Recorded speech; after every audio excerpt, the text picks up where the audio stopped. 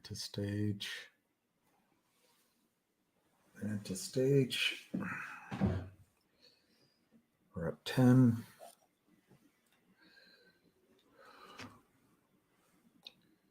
$670, $677. I don't see anybody.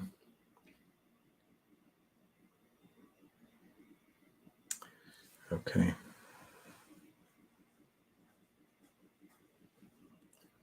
Let's go on.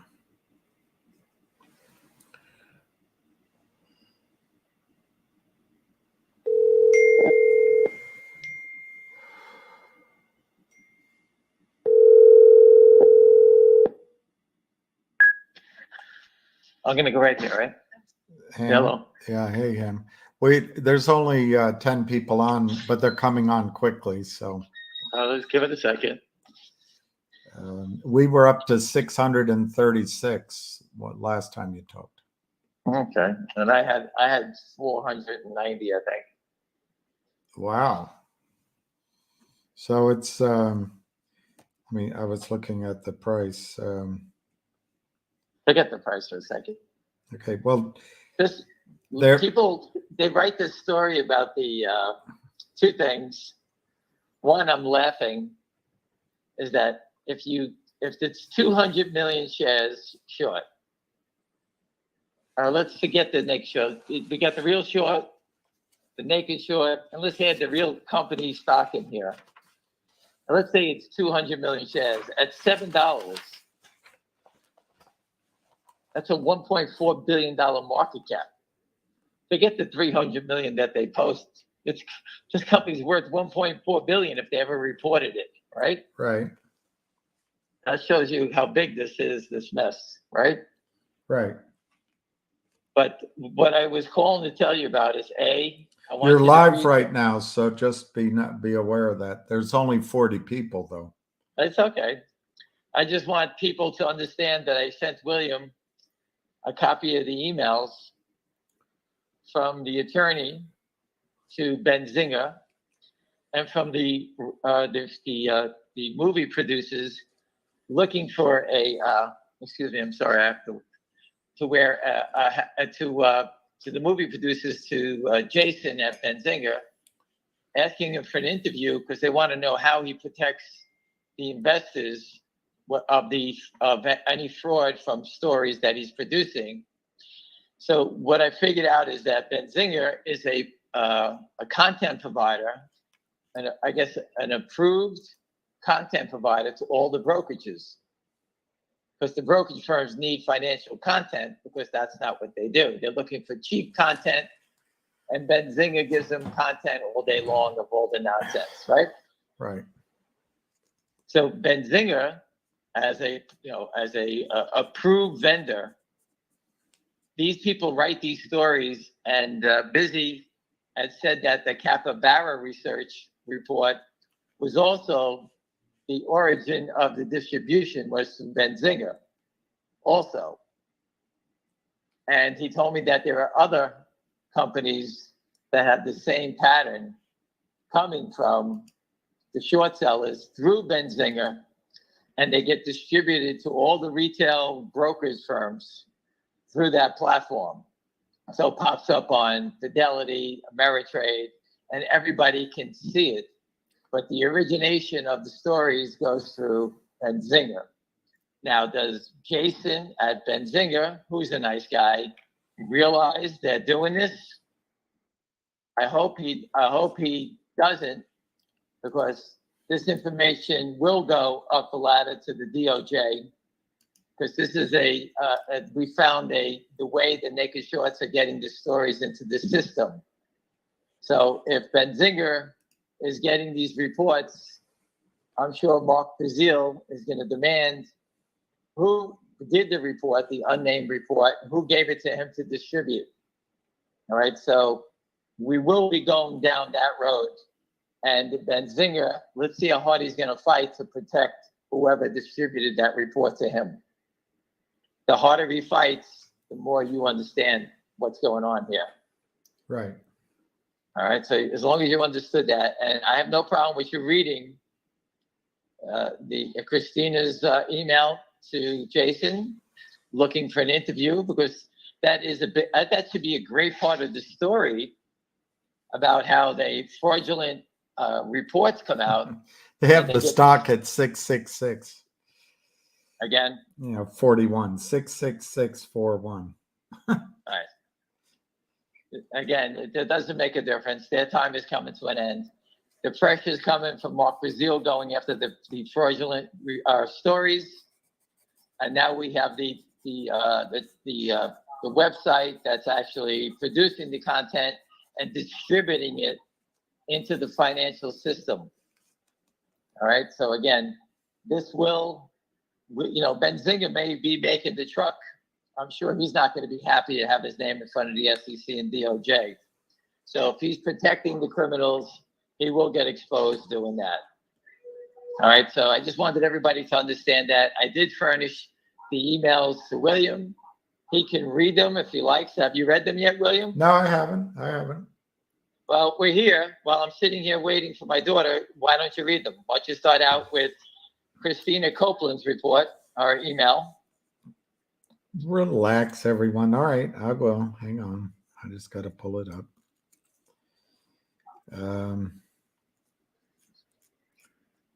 so many emails in my box. Okay. Hang on. Here it is.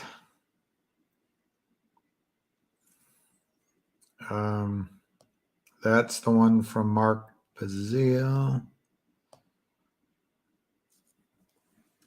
Well, the way Google does it, it takes a second to find. All right, let me see. This is hers. Nope.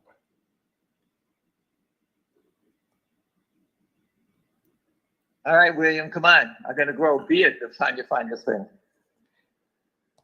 Okay, here. This is from Christina at 2:06 p.m. and you wish you'd grow a beard on the top of your head. Hello, Jason. I'm Christina Lee Copeland. Mark Falk and I are currently producing the sequel of The Wall Street Conspiracy, a documentary film, and would like to interview you. The purpose of the interview is a statement explaining how your website / media publication offers real-time protection for those who are victims of financial fraud. Regards, Christina Lee Copeland. All right, so that is a new avenue, which would be perfect, because how many companies were attacked using fraudulent schemes or reports? Okay, the short and distort publications. Okay, as you've now seen happen to FingerMotion. Now, William, read Mark's email. Okay, so you have permission from Mark? Okay. You have permission. Yeah. I have permission from you. You wrote an email to Jason. I'm not going to read that out, but in response, you copied Mark, and in response, Mark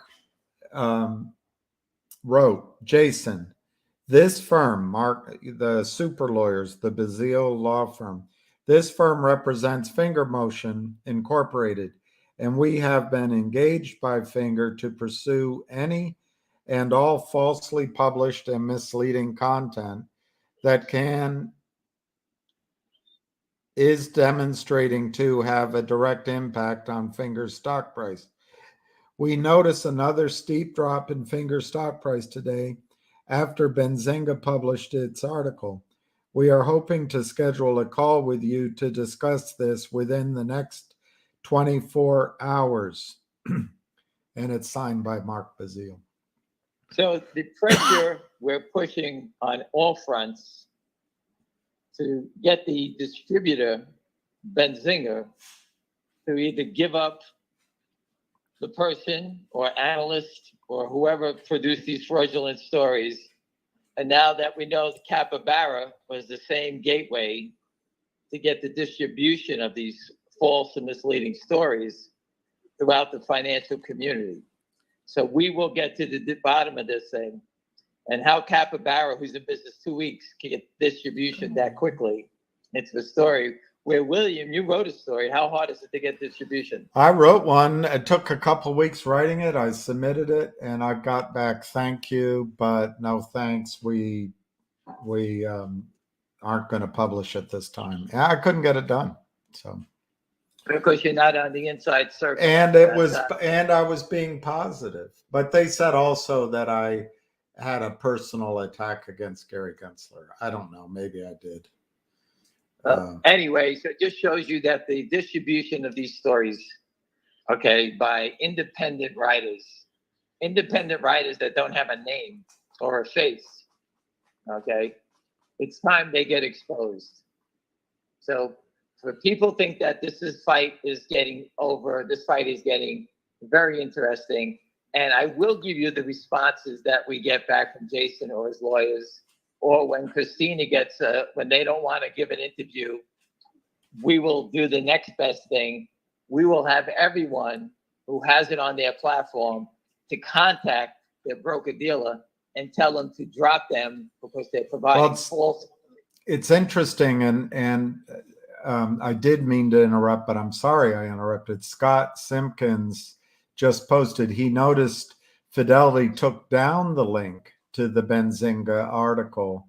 And then he says, now Fidelity says, quote, Finger Motion reported quarterly sales of 9.28 million, which missed the analyst consensus estimate of 14.8 million by 37.30%.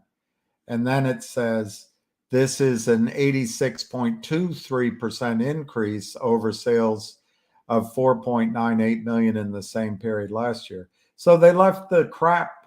They still left the crap headline, but at least they added that it's up. He has taken a screenshot if you need it.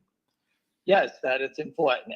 Listen, this is, again, everybody, this is a fight that I'm trying to help protect everybody about. Okay, we're seeing it in Finger Motion, but you don't see it in all the names. You see the attacks. If we didn't rally as a team, can you imagine the destruction that these guys can do? Oh, it would already be $3. They would destroy this company. A company would be standing there scratching their head.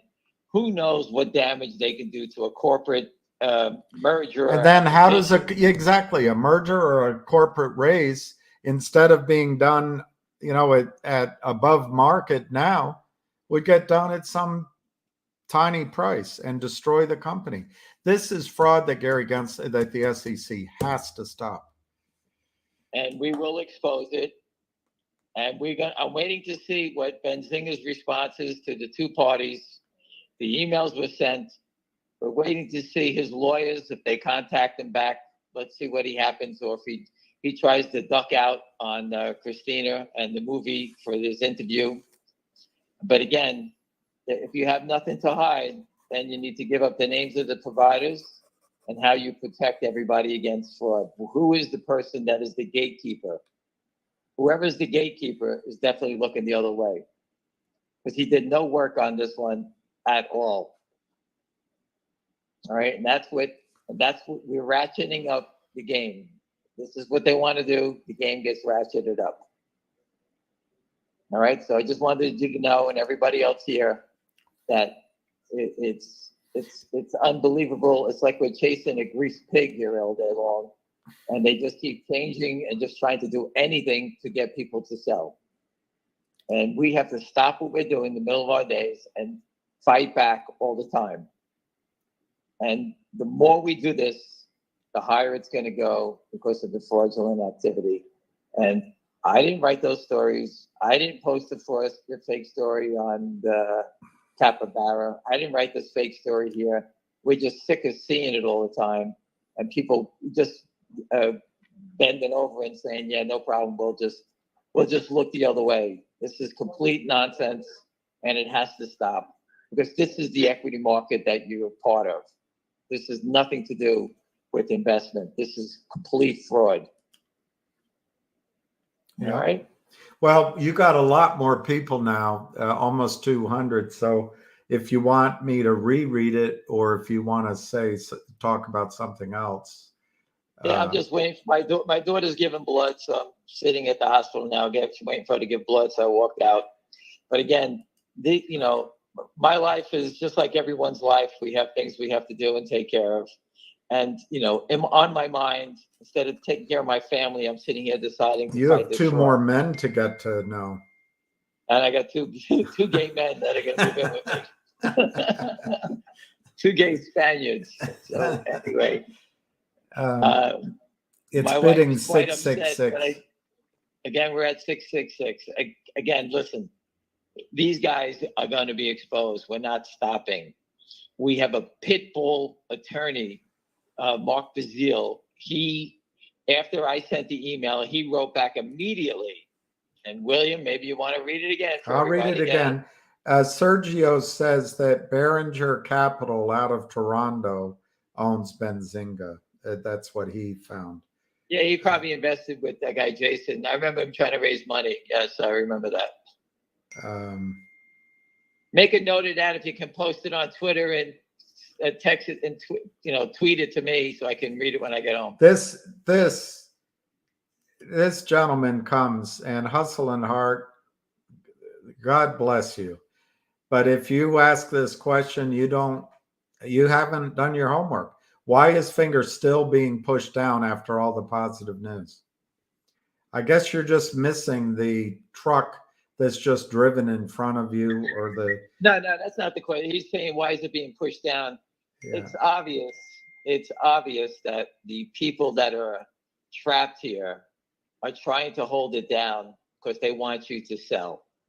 And to make it even more obvious, they're writing fake stories.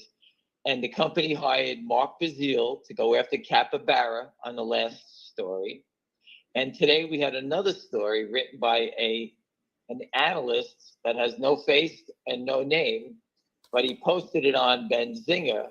And Benzinga has distribution to all the brokerage firms. They cut a deal as a what's the word I keep using? As a content provider, a preferred content provider, meaning that Fidelity or Ameritrade has vetted this guy and saying this information is provided to us by Benzinga, so they don't have any liability. And Benzinga, who probably makes money from the distribution to these characters from that broker, whoever that hedge fund is in Canada that owns a piece of it, all right?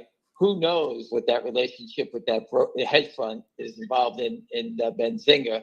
Are they shorting stocks and actually covering the news themselves, writing their own stories? Think about that avenue.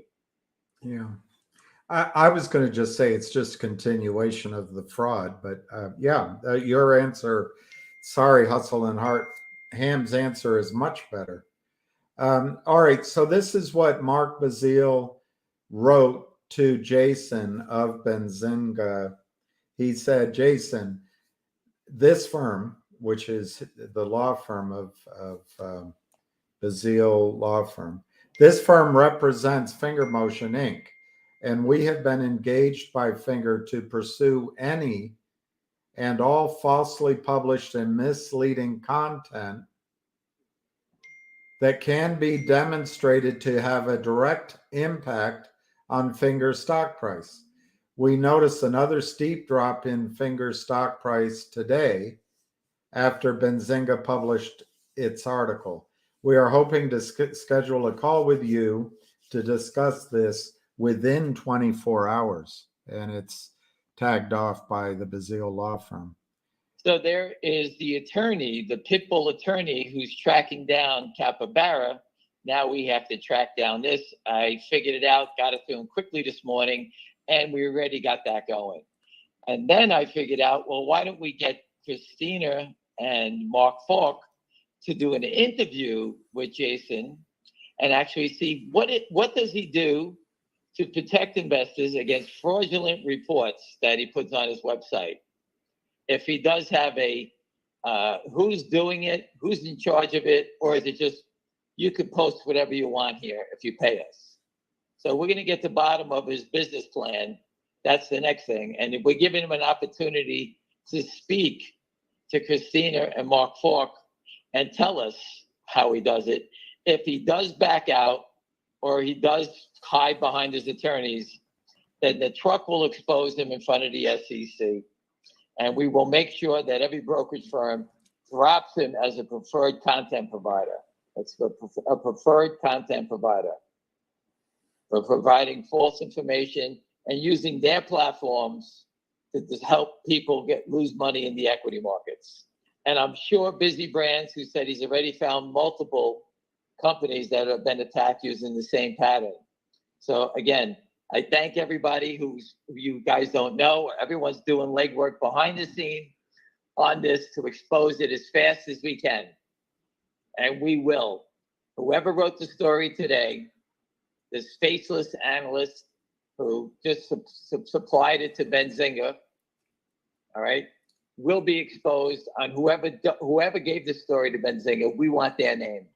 We want the lead who provided that. The email, unless it was sent by carrier pigeon, okay? And it's probably a pay, they probably have to pay to list it. So there'll be a wire. That's the way. So if they paid to have the story up there to be a content provider, if they're charging them, we want to know who paid, and who's doing it. And that brings up racketeering. That brings up fraud across wire manipulation. Fraud. This is what the DOJ is looking for: short and distort. And we will not go away. I promise you, we're going to get to the bottom of this. So either Benzinga, who if he wants to stay in business, will provide it. If he doesn't, then he goes down with the ship. Good luck. Well, and imagine if he sues for the value of the lost market cap during the day. That would be $50-60 million. Yeah, I don't think he wants anything to do with that. You mean no one wants to get Jason. No one wants to have their platform, which he's been working on for a couple of years now, many years, to be shut down because of security fraud. That's great. Right. So again, and it's funny, Ham, you're doing this. You're working hard while you're waiting for your daughter. And this is what the SEC should be doing as a matter of practice. They're here to enforce the rules, but they don't do anything. Right. So you get regular people like us that had enough of this thing, that we've lost money due to security fraud, trying to protect everyone else and educate it. So I don't know how many people are on your call now. 256. So you've for the 256 people that are nice enough to join in and listen, we're trying to teach you, and we welcome any ideas back. Richard Hoffman, he's an attorney. He always comes back with ideas. Tuesday night, Busy Brands has a great call set up with Robert Shapiro at 5:30 New York time, I think Eastern Standard Time. Listen to that call. The only way you're going to win this game and save your ass is to fight back. And it sucks. It doesn't say when you buy a stock that you got to put a helmet on and get in a foxhole and fight every day. And it's not just we investors, it's the companies. Where does it say you raise money and you have to spend 24/7 defending against criminals? Right. So Finger Motion, who's growing, doing the right thing, has to hire an attorney to chase down someone who's writing false and misleading reports against it. Now they have another one, so they have to support these things. So they waste money, corporate money, chasing these ghosts down because the SEC doesn't have the nerve to shut this stuff down. If you're seeing it in this little speck of the market, can you imagine what's going on in the rest of it? Can you just think about that? It's the good old boys club just robbing everybody. Yeah. And you're getting an education on this in real time because we're disgusting animals and we can't help but expose it. Yeah. And that's it. And you heard the emails. We got that going this morning. And Benzinger's already been alerted by an attorney and a TV movie producer looking to get a comment or an interview from him to describe how he protects investors from fraudulent information making it onto his website. I wish I could remember the name of the company that my brother put me into. And I lost all my money in because the guy got out of the nut house. And it's a true story. He got out of the nut house. I'm just going to put you on hold. I'm going to try to call my brother for a second and get that name. It's driving me crazy. Hold on.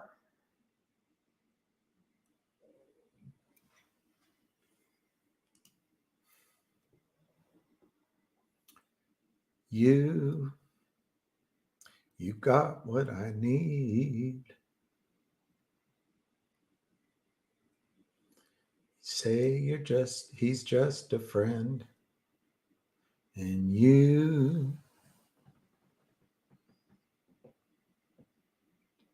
he doesn't care. In the over-the-counter market, Gary Gensler does not care. He's simply disinterested in the over-the-counter market. He doesn't want to get bogged down because he's still dreaming of going higher in life.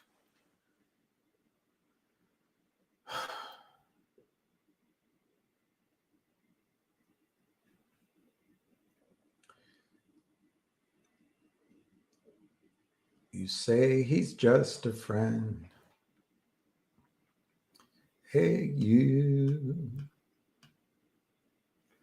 Honey, you are my shine. My brother apologized. He can't remember. He was too busy laughing because he knew he stuck me for $20,000. So he'll call me back. He'll remember it. These are things that you don't remember. It was a retailer out of Ohio, and the guy just got out of the nut house.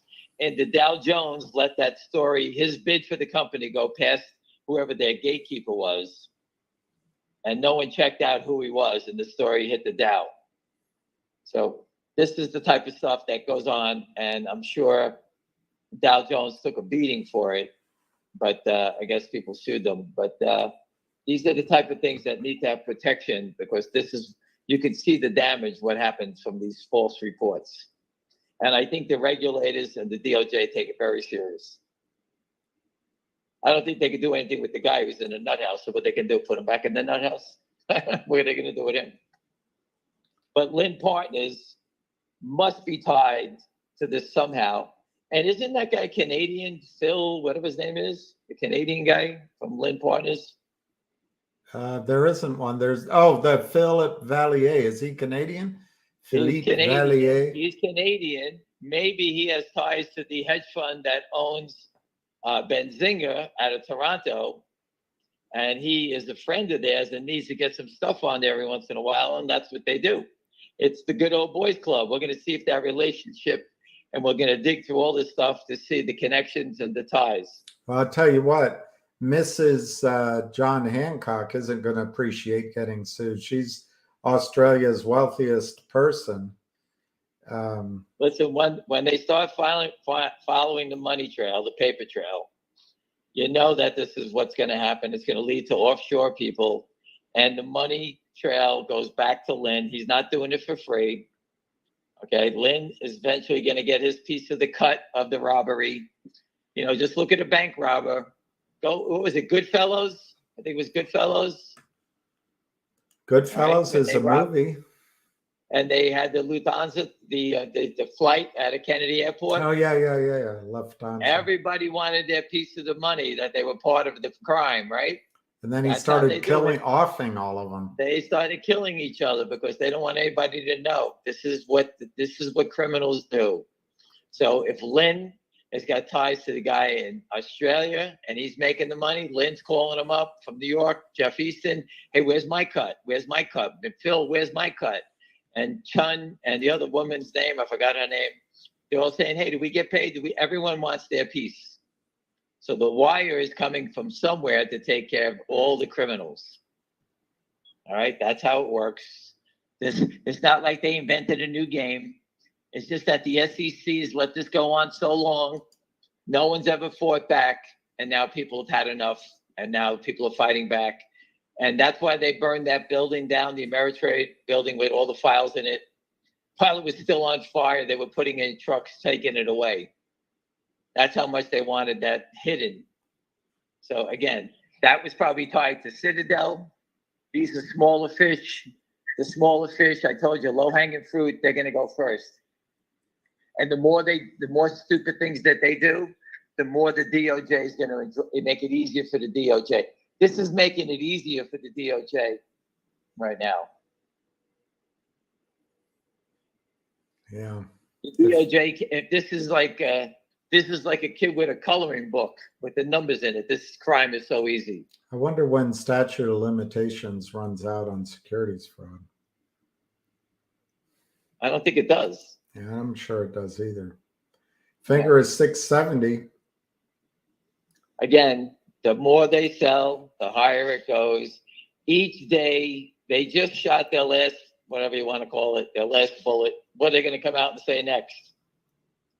I like what you told me this morning. Stop worrying about it. It's over already. Get on with your life. I do believe it's over. All the pieces of the puzzle are falling into place, and the criminals are making mistakes in real time, as you can see. What they did today just shows you, and it shows everybody, and the smart people on Wall Street understand it. Most people on Wall Street are not rookies to these type of crimes. They've seen it before, but now they know that the earnings are right there. They know the stories are fraudulent. They can see it, and no one, everybody understands this. There's no selling, and they put walls up to try to stop momentum. Just like I told you before, once it goes green, they get in a panic. They can't let it go above 7. Is Mickey Mantle's number 7 the magic bullet that kills him? All right. Obviously, they can't let it go up, so they just keep trying to hold it down. But on the close, all the guys that are shorting, the day trading guys that work around the fake story. Okay, remember, it's a premeditated story. We can have 20 guys short 3, 4, 5,000 shares apiece trying to attack it this morning. They all have to cover on the close. They don't want to go home tomorrow or tonight and have a gap open tomorrow at 10 because they'll all be out of business. So look for those guys to start panicking and covering. So when the stock starts to go up towards 690 where that wall is, I expect that wall to come down and just get run over. All right, because pushing it down is not going to work anymore. It's a completely different game now. Are you at the hospital? Yes. My daughter's getting a blood test. So it's, these things happen. Everyone has them in their life. And the more that I have to do things like this to fight for my family and make sure everything's okay, the more I want to go after Lynn Partners and everybody else tied to this stuff. All right? Because I have a family that needs supporting also. I'm not doing this for free. I'm here to save my family from this also. Do you think today's fraud will drive the big buyers, the whales, away, or will it bring them back in? I would argue somebody's here been buying. Listen, the buyers that are here, the big boys, are super educated. Okay? Everyone here is looking for this magic bullet when they just run through like they're like a bull in a china shop. Big play is the more they see this type of fraud, the more accumulation that you're going to see, because they know the end is near also, and they want to have as much stock as possible. They're not here to sit here and have 50,000 shares. They want to have 5 million shares. They want to have 3 million shares. Just go in the bathroom, everybody. Look in the mirror. Put your finger on your tip of your nose and push it back. You look like a pig. That's what Wall Street is about. Everyone's a pig. When you get the inside scoop, if I got the inside scoop, or I think I do, everyone buys as many calls or buys as much stock as they can. The stock's going to gap open tomorrow because it's earnings, but whatever it may be. Everyone tries to use every dollar to get as much as they can. Big players do the same thing. They accumulate and accumulate. They slowly accumulate to get the best prices for themselves. They don't care about you. I keep trying to tell you that. They don't even know you guys even exist. They have no idea these calls go on all day. They have no idea. This is about educating the retail investor so you're on the same playing field as the big boys. You're getting what the big boys know, you now know. William read you the emails from the attorney. He read you the email from the movie producer. You got it before the big boys have it. They don't even know that yet because I haven't had time to even call and tell anybody that. All right, so you're getting it first. William read it. He can read it again later on. He can read it to you whenever he wants. All right, we're not fooling around. We're going to keep pressing the bet and expose the criminals. That's what we do. So until the DOJ grabs them. And if it leads through Benzinger, shame on him for allowing it. One wit is asking you if your daughter is in for the CRTD test. I don't know what that is. He's saying, please save your daughter from CRTD. That's what is that? Vocal, the stock. He's just having fun with you. Oh, she owns the stock. I'm sorry. Yeah, she owns the stock at 80 cents. Yeah, because she listened to some guy named Ham. She listened to him. I told him, go ask him. Don't ask me about it. I had that fight. I told you already. I did that already. M. Casey, I think I made 2 posts today on Twitter and maybe one yesterday. Retweets. I'm not promoting Seeking Alpha, so it's not me. Whoever it is. There are 1,902 October 15 calls sold today. Davis sold?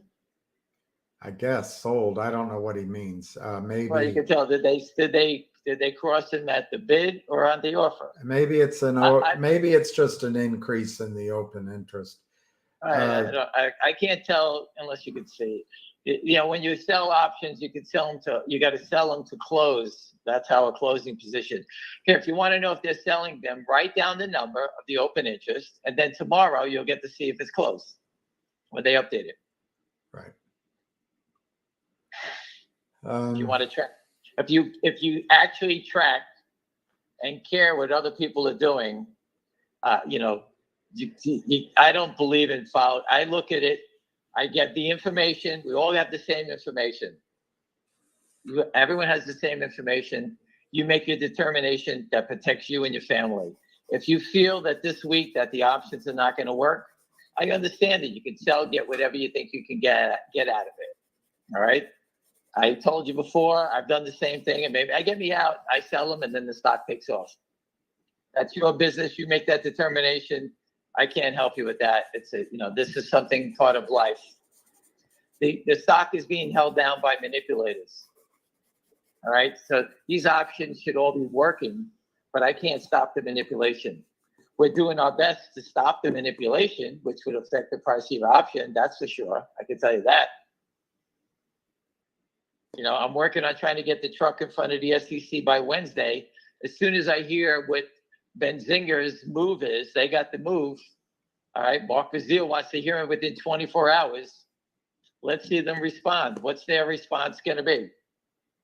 That's what we're waiting for. What's Benzinger's response? If he's going to tell Mark Bazile to pound salt, well, then Benzinger goes right in front of the SEC. They could be part of the racketeering. I'm not saying they are, but they could be. No, just saying that. Let them. We want the regulators to investigate that then. So again, we are doing the legwork of the regulators here. I don't get paid for that, but this is what the regulators should be doing. Why does this gentleman's asking? Why doesn't Univest just end the games? Maybe they have something in mind. We don't know. I don't think they think about us. I don't think again, this is all about people with options, and I got it. All right. People with the stock. I know people who bought more today, and they just, oh, that's what I wanted to talk about. Raymond James. We have a gentleman there that owns 80,000 shares at Raymond James. And for shits and giggles, he told his back office that he wanted to lend out his stock. What was the rate? and they would pay him 150% is the interest rate they would pay him. Is that annualized or is that for a month? I think it's for 2 weeks. I think it said for 2 weeks. I think that's what But it said. the calculation is based on an annualized number, I guess. I don't know what because it doesn't sound, if you break it down to 2 weeks, it's not very much money. So maybe it is 150%. Right, I think it is for 2 weeks. He said 2 weeks, but then he said to them, "Hey, you know what? I want to short the stock, and he has to pay 250% to short it." Wow. So that tells you, what did Pat Burns say? Stock loan. It's all criminal. What's the SEC going after? Stock loan. It's unregulated. They're making up numbers and they're lending out stock that doesn't even exist. They're just making it up. And that's what that's why I got on the call with you, but it led to something else. So I'm just trying to show you that's a shareholder that got two different prices. All right. If he wanted to lend it out or if he wanted to short it, the number, you could drive a truck to that. I'm sure if you call back later on, the numbers would be all different again. But when you see them paying you 150, you know that they're charging somebody else 250 or 300%. It's just amazing today. The volume. They want to make money also. That's the business. One guy's asking, how does that rebate work? How do you get paid on your stock? They just credit it to your account? Yeah, they credit it to your account. And then you're not allowed to sell your stock unless you must have to give them notice. So they you got to tell them when you got to tell them when you sell it because they don't have to deliver it. So they cut you off at that point. Yeah. The $15 calls OI went from 17,457 to 18,001. So that tells you it went up. It's up basically 540 or something. Right. Listen, if these guys would stop the fraudulent activity and be forced to buy back the stock, it would blow past 15 so fast, it would be amazing. They're holding it down like a garbage compactor, just trying to hold it. Don't let it go. Because once it breaks out, Pat Burns said, once they stop selling, it's like taking your foot off a landmine. It's going to blow up. Pretty easy. That's the concept.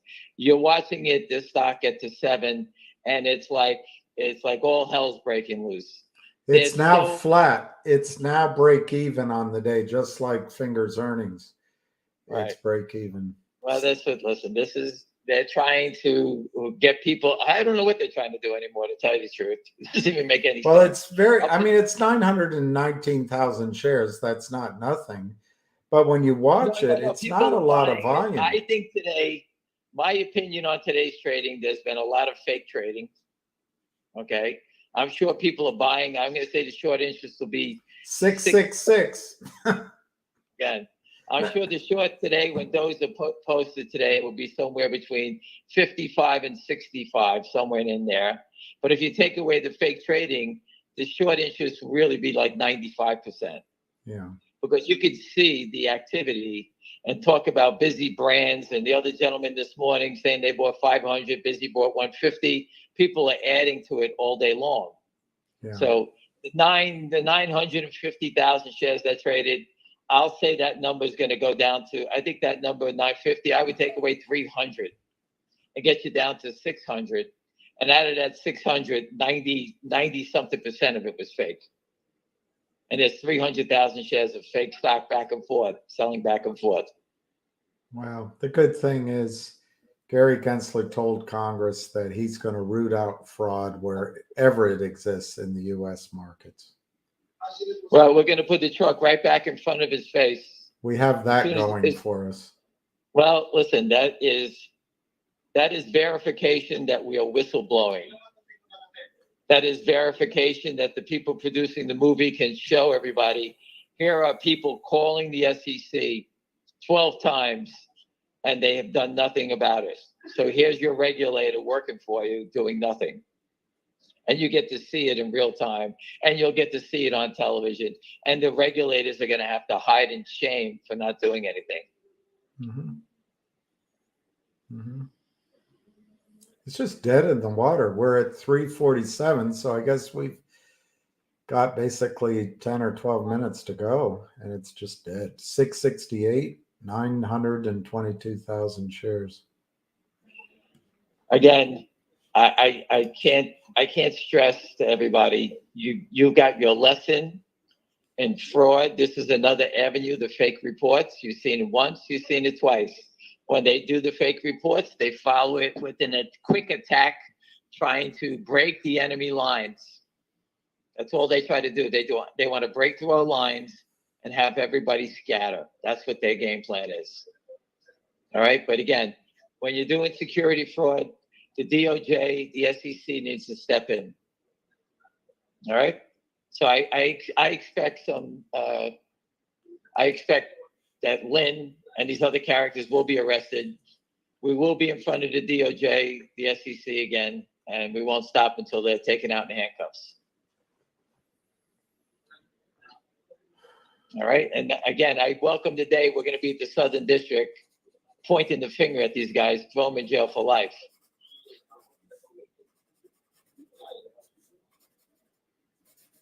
And we do know a lot of people in the that went back to college.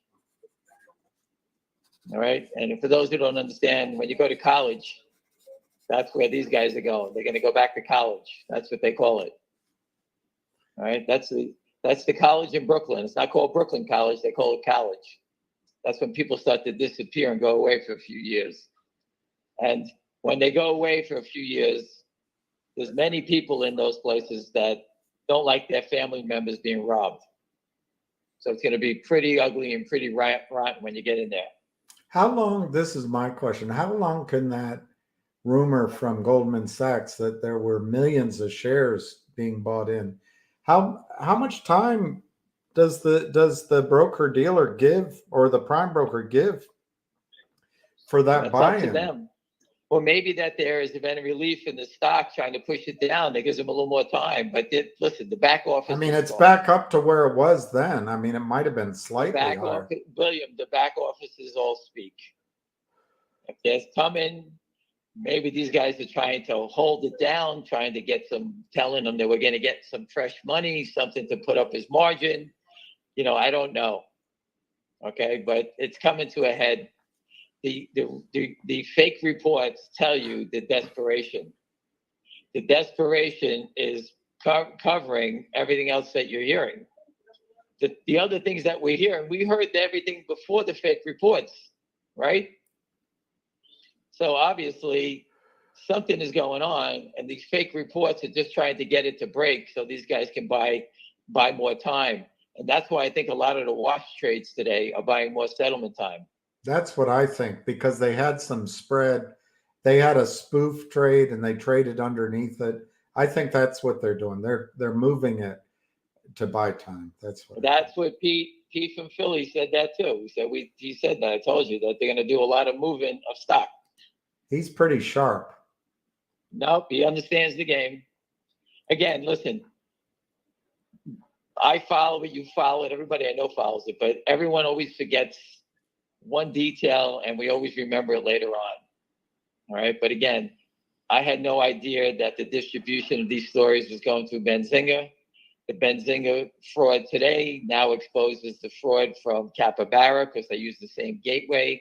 Then it popped up on everyone's platform. So now we know that Benzinga is a preferred content distributor to all these firms because that's how it spreads so fast. All right. So it's like they put it in the system and everyone gets it instantaneously. How could that be possible? Well, Benzinga is obviously the gateway to spreading this news. And when it came out, everyone starts shorting it to knock it down. And then when no one saw it, no one's selling it, then the stock firms up. And they all say the same thing. Whoops, that didn't work. Now what do we do? All right, we're back to 666 again, right? And now it's 668, but the bid is 666. A bunch of people are asking about it, and if you don't want to answer, you don't have to. But what do you think about options by Friday? Can this stock move enough to save the The options by stock was Friday? going to explode today, and they came out with the report to stop the momentum. When this stock gains momentum, people on the street love to play momentum, and they needed to stop that. If you just look at it last night, people are tweeting, it's trending on stock tweets, this, that. People like to play momentum. I'm not a momentum player. I like to accumulate. So there's people that like to go in and chase these things. I don't believe that. I believe that if you believe in the story, you make your bet accordingly. The options are being held down because of the security fraud on the stock. That's just, like I said before, it's the same thing. Do I think it can happen? It can happen this stock can explode at 357 today and go up $20 in 3 minutes. That's how much I believe it can happen. So again, 4 days in options in eternity. Just go look at these other high flying names up and down all day long. All right, this is how options go. It's the stock. Stop the manipulation, force them to cover, okay, and the stock explodes. That's why they don't want it to go up. Remember, the stock is almost 7 and they haven't bought back a share. Not one share. And it's 7. If they just bought back the 3 million that they're, the real short, I'm only saying 3 million because it's an easy number. So don't bash me. It's probably 2.87, 2.81. I don't know what it is exactly. But I'm using 3 to make it easy because we're moving towards 3 anyway. That if they just covered that and there was no selling, this stock would be $12 to $15 in a blur just on that. It'd be going up every day with other people joining the fight, buying the stock. So you think that they could buy 3 million shares and there's going to be other buyers in here. They may be able to buy 30% of it, not the 3 million. 670, 668, 672, 5 minutes to go. The people that are short, the little pirates that need to cover, because guys like Timothy Sykes, all these bandits, they shorted for the day because there was a bear raid planned. They're part of the gang. I'm sure if the SEC ever wanted to really do any work, see who was shorting it today and see if that was the same people that shorted when the Capybara short came out, right? Right. That involves work. I'm sure it's the same people. 667, 672, 670. Oh gosh. It's only 949,089,000 shares. And I'm telling you, 300,000 of those shares are fake trading. Those are wash trades. And that will report a lower naked short number when those are reported later. This naked short today is probably 90%, not 60%. If you take away the wash trades, all right, take away 300,000, that gets you down to 700,000. And that number is going to say tonight, oh, it's going to be 60% or 54%. But that number, if you take away the wash trades, that number goes up to 90%. It's 951,830. Again, William, if you want to read in closing the report, the email from Christina again, read it quickly. From Christina. All right. This is the movie producer. Go. This is the email to Benzinga. Hello, Jason. I'm Christina Leigh Copeland. Mark Falk and I are currently producing the sequel of The Wall Street Conspiracy, a documentary film, and would like to interview you. Purpose of the interview is a statement explaining how your website / media production offers real-time protection for those who are victims of financial fraud. Regards. Let's see what his response is. I expect that he will run and hide. And then Mark Bazile, can you read that again for everybody in closing? Yes, I can read Mark's. Jason, this firm represents Finger Motion Inc., and we have been engaged by Finger to pursue any and all falsely published and misleading content that can be demonstrated to have a direct impact on Finger's stock price. We noticed another steep drop in Finger's stock price today after Benzinga published its article. We are hoping to schedule a call with you to discuss this within the next 24 hours. So we've applied all the pressure we can to the new party that's joined the fight. They wanted to play, and they better stand up and protect themselves, because if they don't, we're going to attack them until they defend themselves. Give us the name of the provider of that financial document, that trash that they posted today, that fraudulent story. If they paid you for it, let us know. Give us the name. We're not letting go until we get the name and the whereabouts where it came from. Once we get that person, that'll lead to the next person, because once that guy gets caught, he's 100% going to give up the next person who told him to write the story, aka Lynn or somebody else, right? 2 minutes to go, minute and a half to go. 672, 961, 674, 961,000. All right. I mean, again, everyone, tomorrow night, if I hear anything back on those emails, I'll let you know.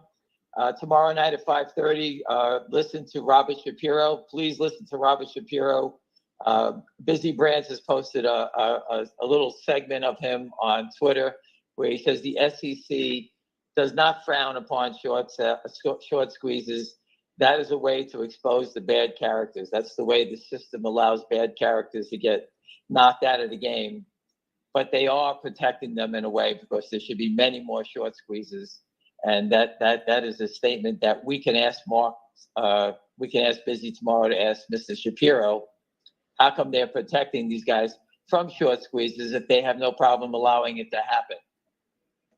All right, so that's tomorrow night at 5:30 Eastern time. Please pay attention. Mr. Shapiro worked on Reg's show with the SEC. Mr. Shapiro was involved in the Clinton administration. He's no slouch. Busy Brands did a great job getting him to come on. All right, where we close, and I'll leave you with that. Well, they dropped the bid after the close to 645, but the close was 674. The volume is 978. What they do after the close is nonsense, guys. The people that play in the aftermarket or pre-market are the hoodlums. So most people don't even pay attention to it. No one's going to sit there and say, "Oh my God, I just traded 674. Let me sell my 1,000 shares at what price is it? 645? You said 674, and the bid though 645 after market. Okay, so I missed the 675 sale. Let me sell it at 645. No one does that. The only people that here are the manipulators. I'm sure you're going to see the next trade in the stock is going to be 200 shares, and the stock will be down 10 or 20 cents. It's the same stupid This pattern. gentleman, I think, is a real person. He says Benzinga senior editor just emailed, wants to know what's incorrect with the article. He just emailed him. Send him the financial to ask him who's the analyst. Where'd he get? Yeah, who's the analyst? Where'd he get the 14 point? Right. What firm does he work with? The headline, the 14.8, and why did they only focus on one data point instead of the fact that revenue was up compared to last year by 86%? Right. They're nearly breaking.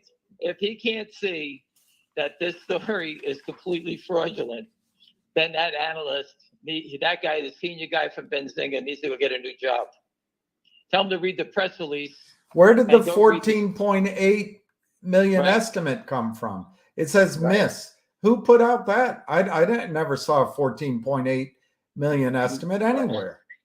No one ever heard of that number. Where is he? Who's the guy who has the 14 million estimate? Is it the man on the It's not in Benchmark's report.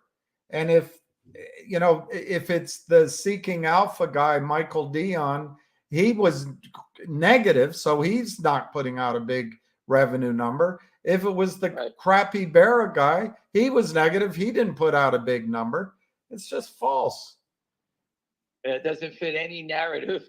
these guys are so all over the place, they can't even keep their own This story is, straight. with all due respect, Ron Pivo, this is an example of how the criminals work. They get you to say what's incorrect with the article. So they look at this very narrow thing. So we all go, oh, well, maybe that's accurate. But the big picture is somebody sold 900,000 shares today that don't exist. Right, because of that story. And they drove it down. They kept it from breaking 7. In the pre-market, it was 736. Right. I mean, this is fraud, and it's not innocent, Ron. It hurts people. It hurts companies.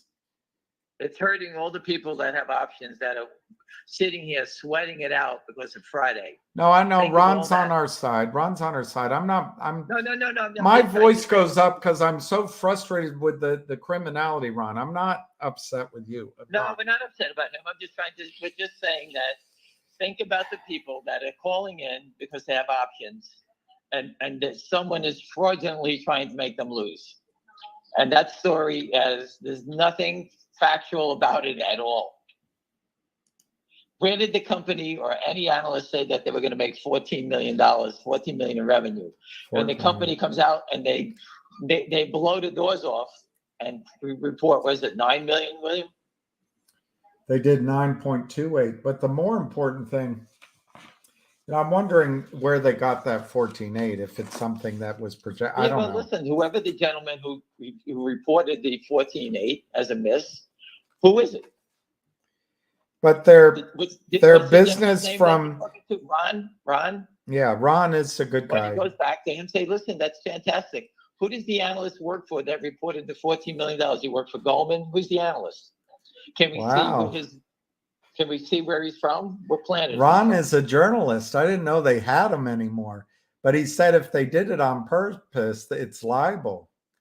Right. And my sister always says that. She's an attorney. If it's in writing, it's libel. And how you remember that? Writing has an I and libel has an I.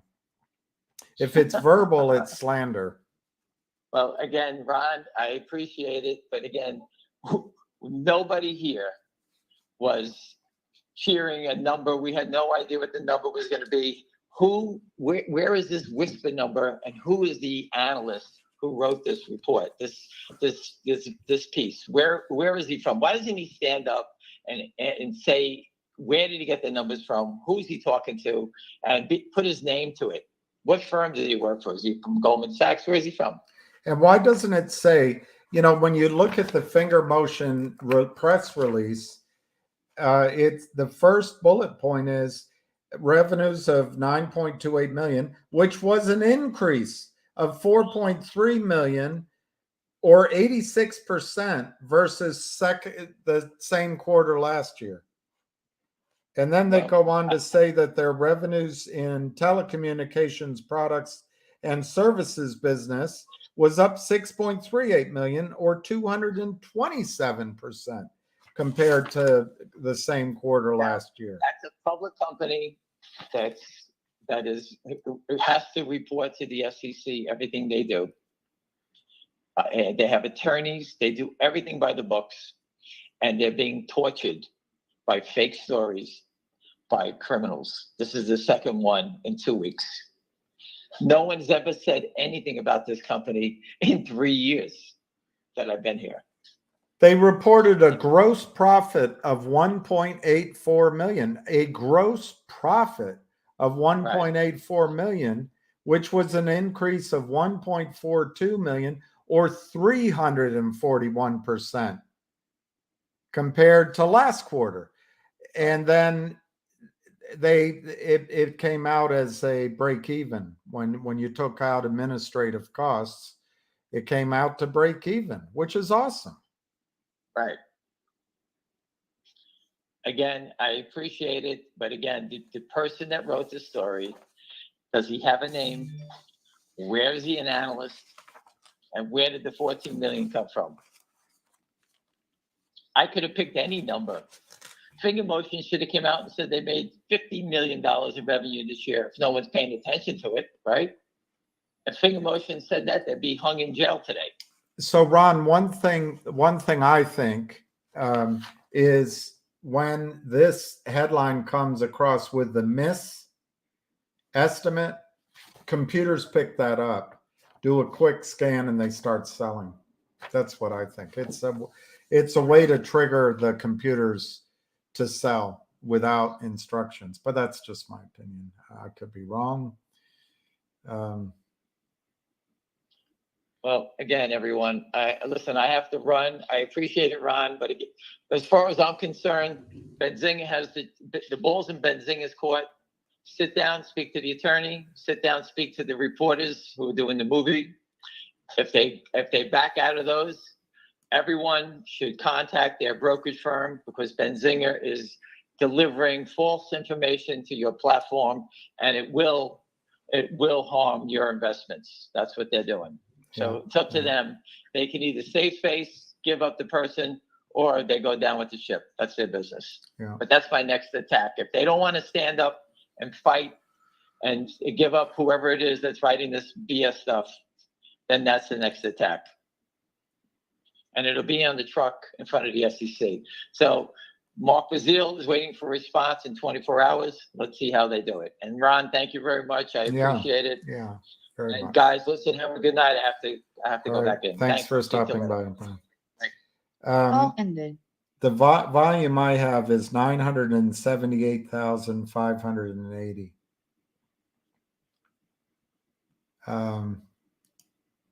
Yeah, thanks, Ron. I didn't mean. I just get so frustrated, and it's not. I don't know. I just don't know what to do.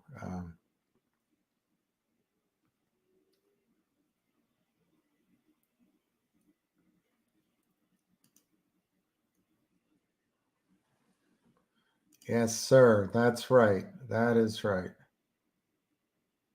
That is right. And we appreciate it. They'll say it's an oversight, and they'll find, I don't know, that 14.8, they'll find it somewhere. But why? It's just interesting. They pick out of all the good news, they pick that. What does this say? Yeah, I know. But I think Mark Bazile can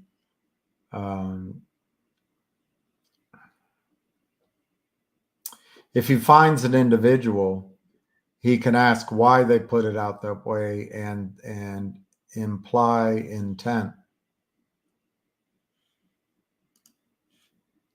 I know. They want me to get frustrated. And my head is pounding a little bit. I don't know why. Tomorrow is a new day, but we only have 4 days until option expiration, which I guess we just have to write off. But Ham, you heard him say it can be up 20 points in 30 seconds. I'm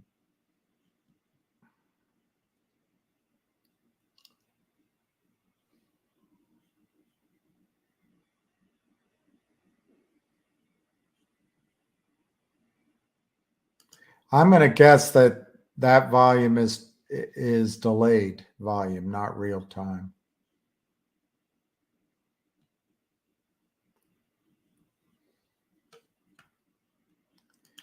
And Ron, there's something about that 14.8 million number that rings a bell. I don't know where.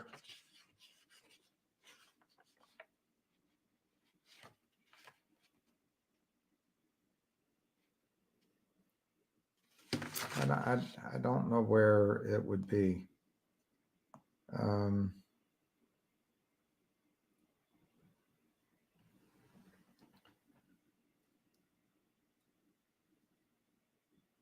Look at that. Look at that on E-Trade. Look how this went out, Ron. Q2 earnings of 000 were announced on 10/13, beating analyst estimates by 0.02. Let me just see if they're using this benchmark report.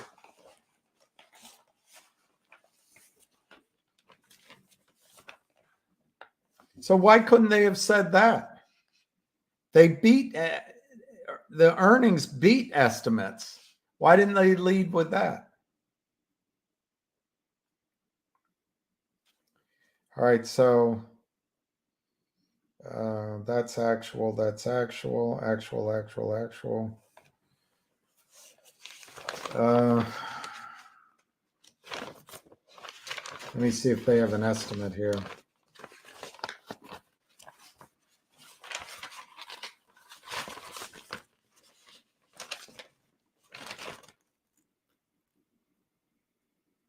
I don't see an estimate in the benchmark.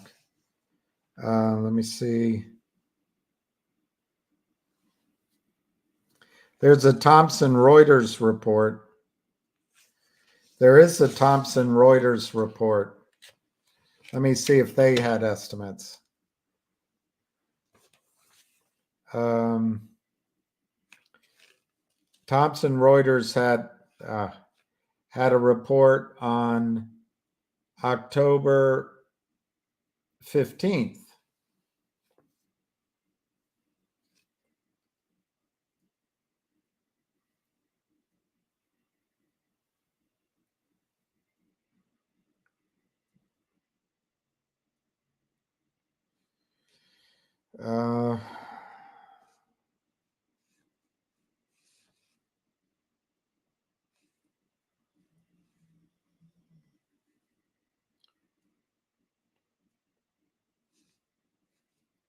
One buy recommendation.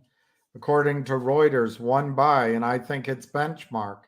And benchmark doesn't have that 14 million number. At least I didn't see it.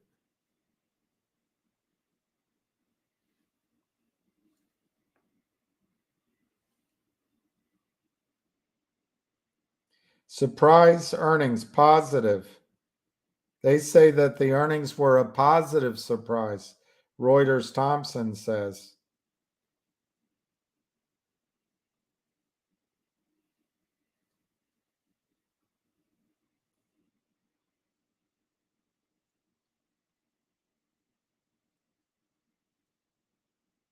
Which is out of Canada, if I remember.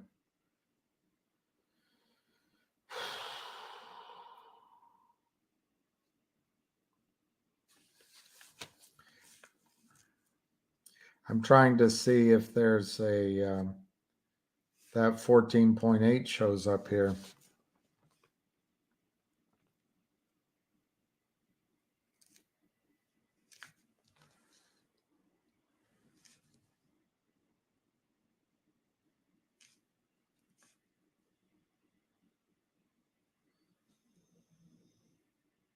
It shows here that the Lind Partners owns 2.5 million shares.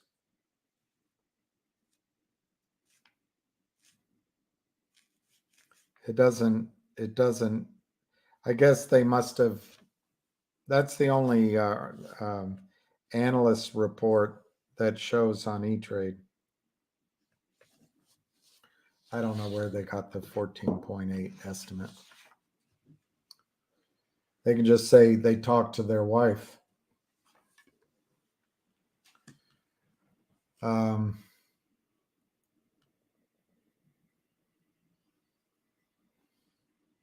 Wow. Wow. I like that.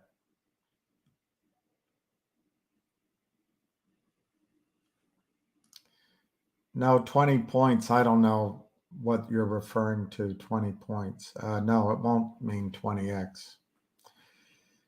20 points could be anything. I don't remember what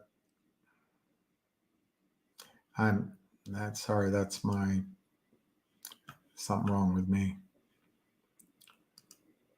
Never are.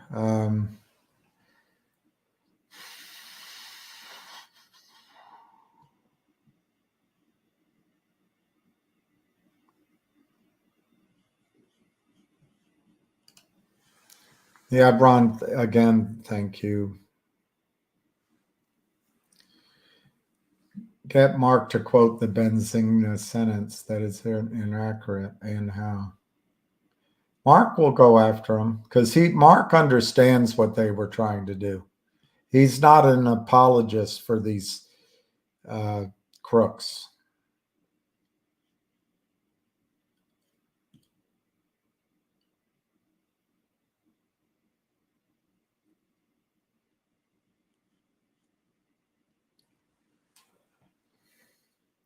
Look, to me, the whole point, Mr. Scott, is to get the computers to start selling automatically. And then then when they go in before the SEC, why did you sell the stock down a point on stock you didn't locate? Oh, the computers just started selling. We're good for it. We're good for it. You know, we went to the same Bones and Cross fraternity as you did, Mr. Gensler. So we're good for it. Don't you worry. We're the good guys.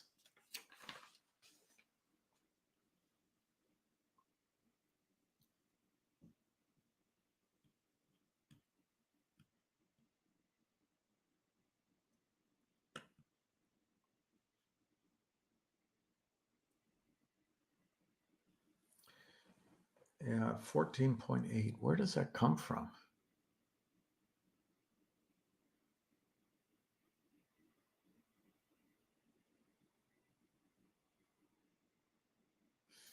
I mean, if I had known better, I would have guessed they could have done 15 million this quarter.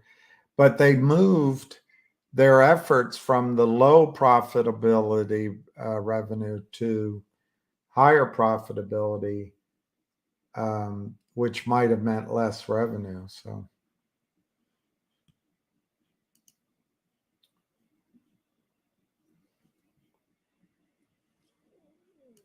great Scott.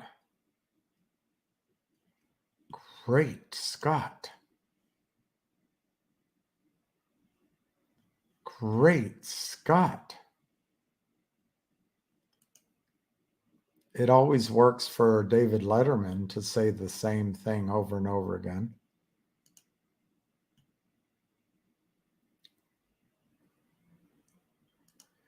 I doubt they would have projected in a filing, but maybe in a presentation, they could have made a forward-looking statement. It's possible.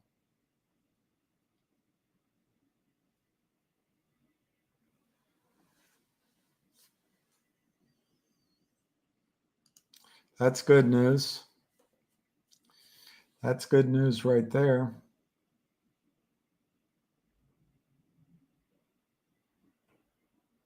We're giving it all we can, Captain.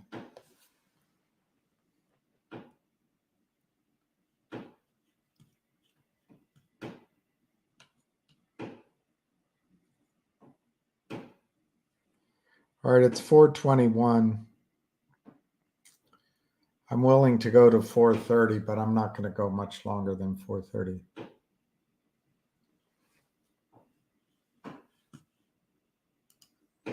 Well, that's true, Don Giovanni. The point is, though, it's Ham's contention that the stock was breaking out this morning, and then they did a coordinated attack on the stock. I did eat, but it wasn't a lot. It was, but I did eat.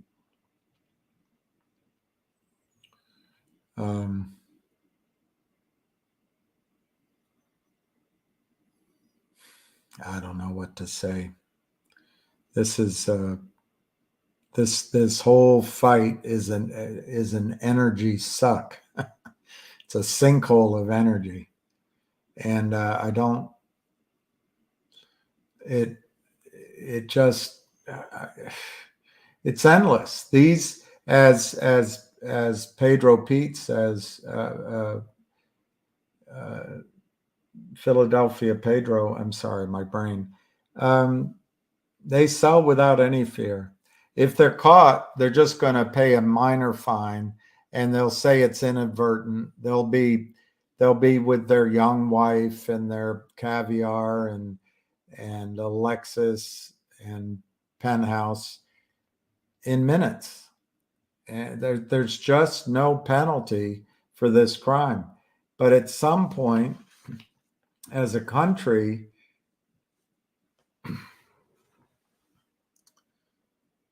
you know that China's making automobiles now, and they sell them into Russia and into the Middle East, into Southeast Asia, and they have all different price points. The automobile industry was one of the backbones of US economic might, and we give it away. What we're doing is just moving money around. That's all we're doing. And it's not even the United States. These banks are international, and they move the money offshore through the UK and Germany and elsewhere, and they don't pay taxes, and we're just letting it happen. And when someone stands up to it, like Anna, with courage, a bunch of organized boo-birds go against her.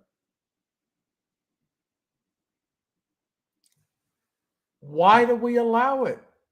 Why do people even listen on space calls to that crap? I don't understand it.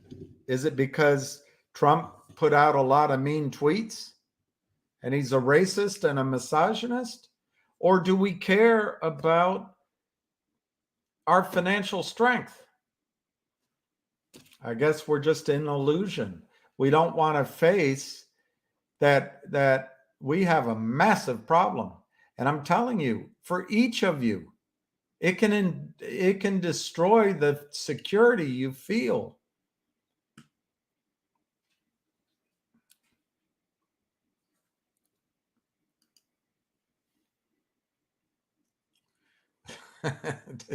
Too exhausted.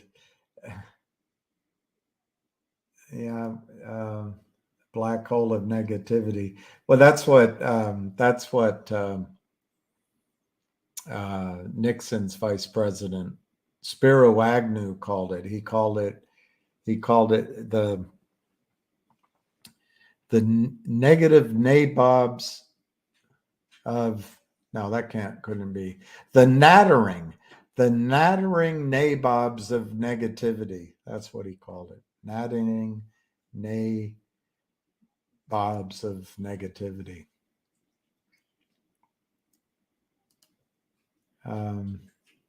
Yeah, I had a sandwich, but it was, it was thin. It was light on the protein. It was light on everything, actually.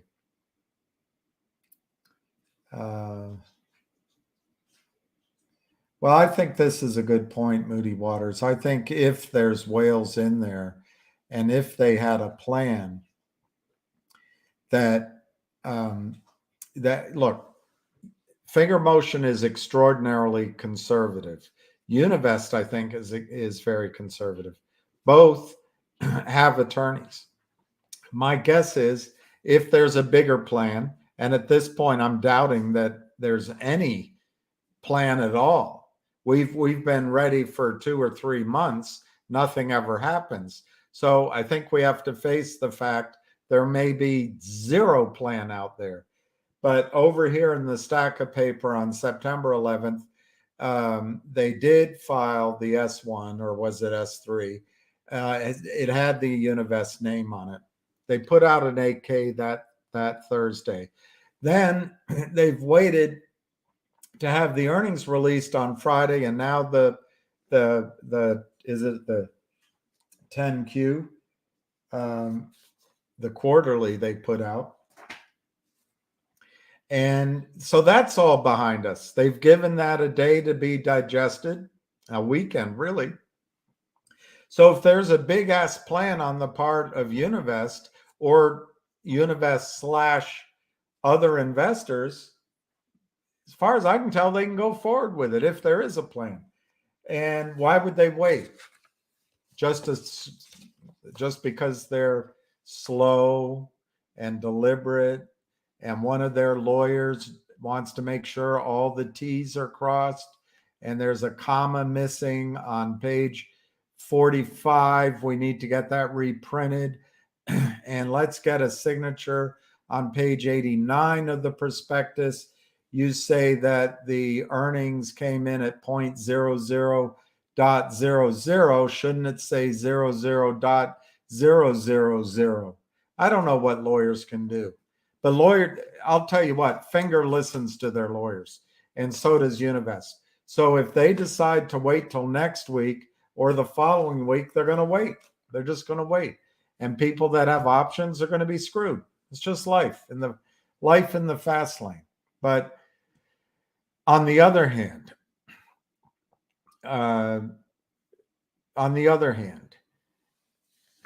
earnings are out. Why wait? I can't think of a reason. To wait. Let me look at my chart I did. See how wrong I was.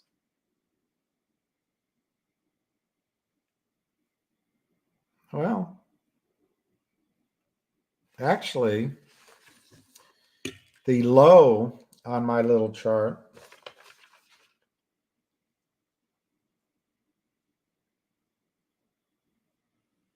it's hard to show you. It's hard to show you on my little chart here, but right here, this is the resistance. It broke out and it pulled back. That amount is right around 6. I think it's even a little bit low. It's lower than 640. It might be around 611 or something. So what this pullback makes sense. And then you have this support line. I would say that's around 620-ish, 610. So today's action just came back to support. And if I'm correct on my little graph, we should bounce off of this. And I hate to tell you, but my number now would be in the 12, 13, 14 range in the next move without waiting for anything else. Maybe a little stumble at 7-ish, little stumble at 8. But I think this is going to go to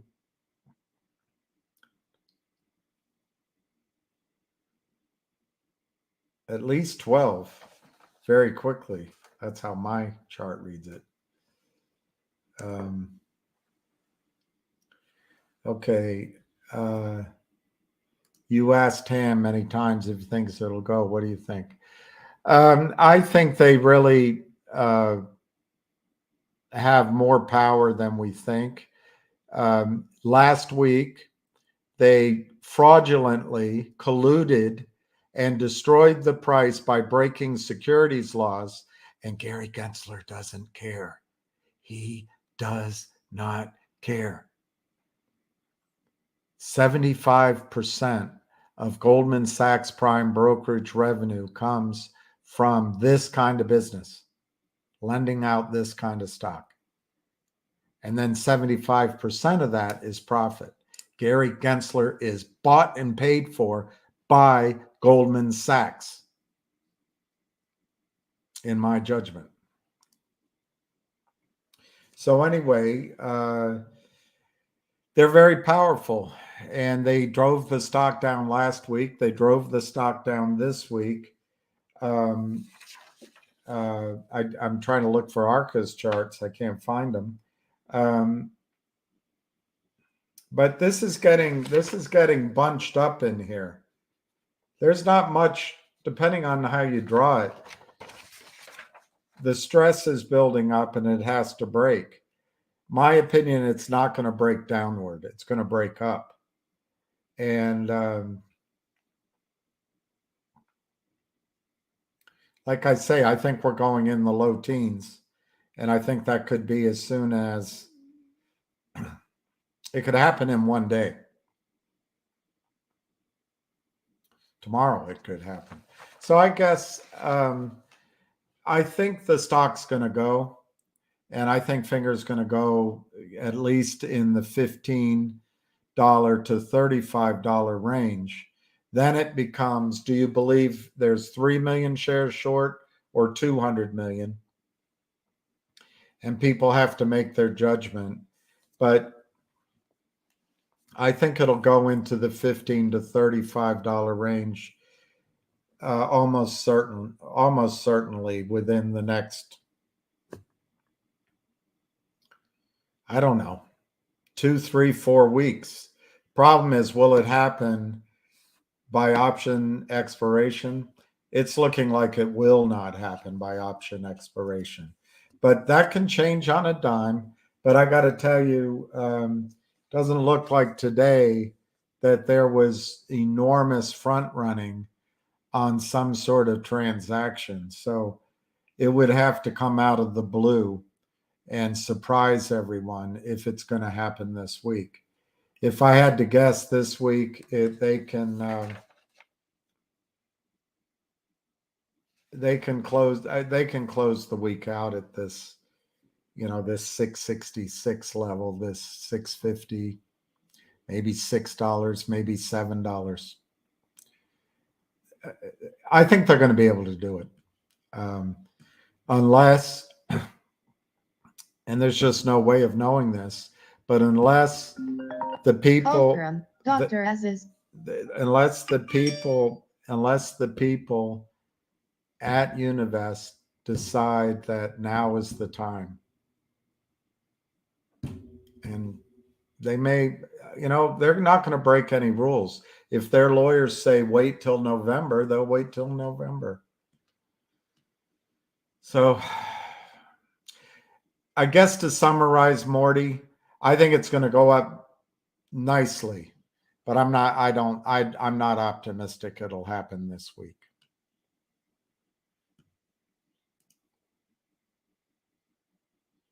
If every month it's next month, nothing changes. Well, that's for sure.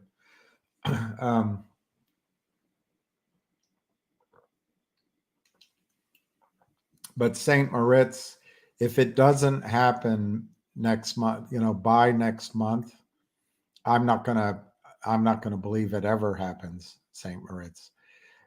You've got a large short position, I think. You've got trap shorts. You've got a rumor of a big margin call. You've got Univest lined up. They had to file the S, whatever the number was. They did the 10K, the 8K. They've done the 10Q on earnings. They've done the press release on earnings. They have a prospectus ready to go for 25 million. There are people buying. There's a huge amount of call options ready for a gamma squeeze. St. Moritz, if it doesn't happen this week, I'm going to be extraordinarily skeptical they had any intention ever to do it. It's like a girl that's always nice when you call her. She's there to help you. She responds right away. She says, let's meet for dinner. And then she's not available. Something came up. Her father had to go to the hospital, or the next time her son had to be rushed to a soccer game. And, but then at some point you realize it's never going to happen. So St. Moritz, if it doesn't happen this week, call me skeptical that it's ever going to happen. The setup is all there. But if they're just saying the nice things and they don't do it this week, whatever it is, I'm not going to believe it's ever going to happen. But St. Moritz, the problem is culturally, but also very intelligently, very, very successfully, management at Finger Motion follows exactly what the attorneys tell them to do. I have never met an attorney, ever met an attorney that worries about stock price, worries about options expiration, worries about, hey, you're going to lose the deal if you don't get this out in time. Attorneys know everything. They're smarter than anyone. And if getting the legal work done takes time. It takes time. If you miss a deal, you miss a deal. Hey, just so, St. Moritz, I think it should happen this week. If it doesn't happen and it's because of some legal reason, like, oh, we had to file this or we had to redo this, you'll have my interest. Hey, I really wanted to meet you for dinner, but on the way over, I hit an ice patch and my car fell off a cliff and I barely survived. Oh, well, that's a believable story. Did you go to the hospital? Yeah, I was in there for a day, but I'm okay now. We can get together next week. All right, there's a real reason. So if there's a lawyer, St. Moritz, I'll buy it one more time. But I won't be in the play, by the way. I'll be out of the play. But I'll buy it for the following week or the following couple of weeks. But if it doesn't happen then, I don't believe anything's ever going to happen. And then the shorts will go to work. Finger is a great fundamental story. But if they don't defend their stock price now, the shorts will go to work, and every deal they try to do to acquire, to raise money, to grow will be at under $1 a share. That's the stakes, gentlemen. That's the stakes. But so St. Moritz, if it's every month, it's next month, nothing changes, I will go on the record right now. If it's not done this week, depending on why, I'll give it some credence that it might happen in the next 2 or 3 weeks. If it doesn't happen then, I'm out. You won't hear me talking about Finger again. So there you go, St. Moritz. For me, it's now or never. And cheers.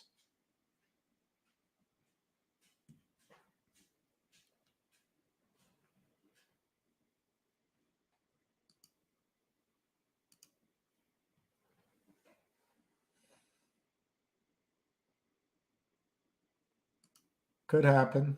Could happen. Took me so long to say it. How could you already say you agree? I'm doing a creepy Biden whisper. Oh, I wasn't that's not something I want to imitate.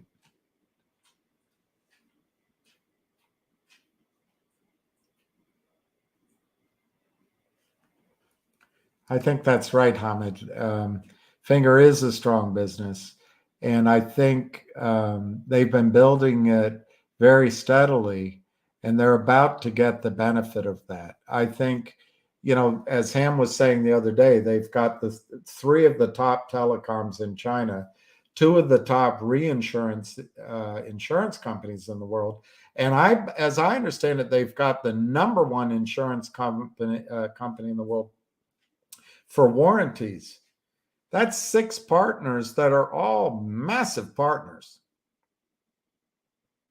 I don't even think you have to draw the conclusion that Ham drew, that what if one of them invests in the company? Ignore that. You've got 6 blue chip of blue chip, conservative of conservative, revenue of revenue, billions of dollars companies that are partners with Finger Motion. So I think it's tremendous. And they're going to get that benefit, I think, soon. Do I know? Look, I don't want to speak politically because there's too many emotions going down. But I think Benjamin Netanyahu is a dishonest man. That's separate from whatever's going on in Israel. I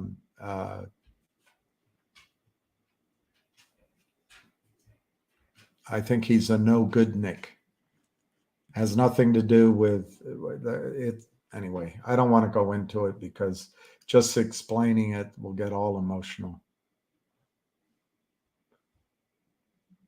Wait until Wednesday or Thursday when all the deep in the money options Yeah, it could be. What you could get is a gamma squeeze. If this climbs the ladder, as Sam calls it, and goes to 7 tomorrow, it would have been great if it happened today. You're going to get options in the money, and they're going to have to, it starts to feed on itself. The options makers, whatever, they have to buy a certain percentage of stock to reduce their risk.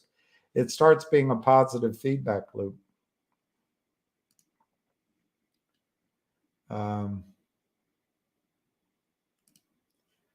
If Ryan Cohen was AMC, yeah. Actually, I'm just looking for Nub in all the wrong places. What was that he said on that show? I I I don't need upgraded girlfriends. I just, I don't know. It's weird. Um, I just, anyway, I'm not looking for upgraded girlfriends.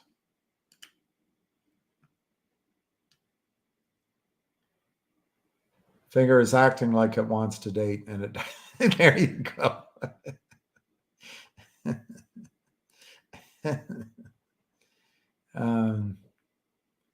I think that's right, M. Echo. Cold hard facts. You want the truth? You can't handle the truth. Who's this? Joseph Kurtz.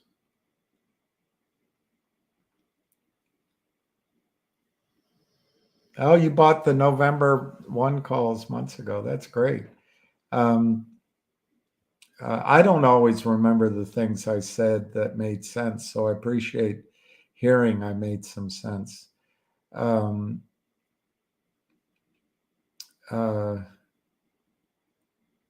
It may be that November calls are a better thing to do as we get closer and closer to the expiration date.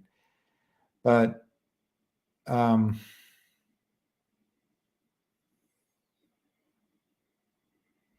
this is like a close call in a spy movie or a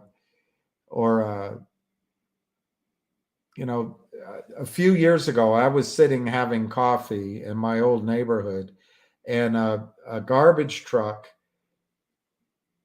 started backing in to the alley, and there's a steel fence and a concrete wall with a steel corner on it, and the garbage truck barely fits in this space.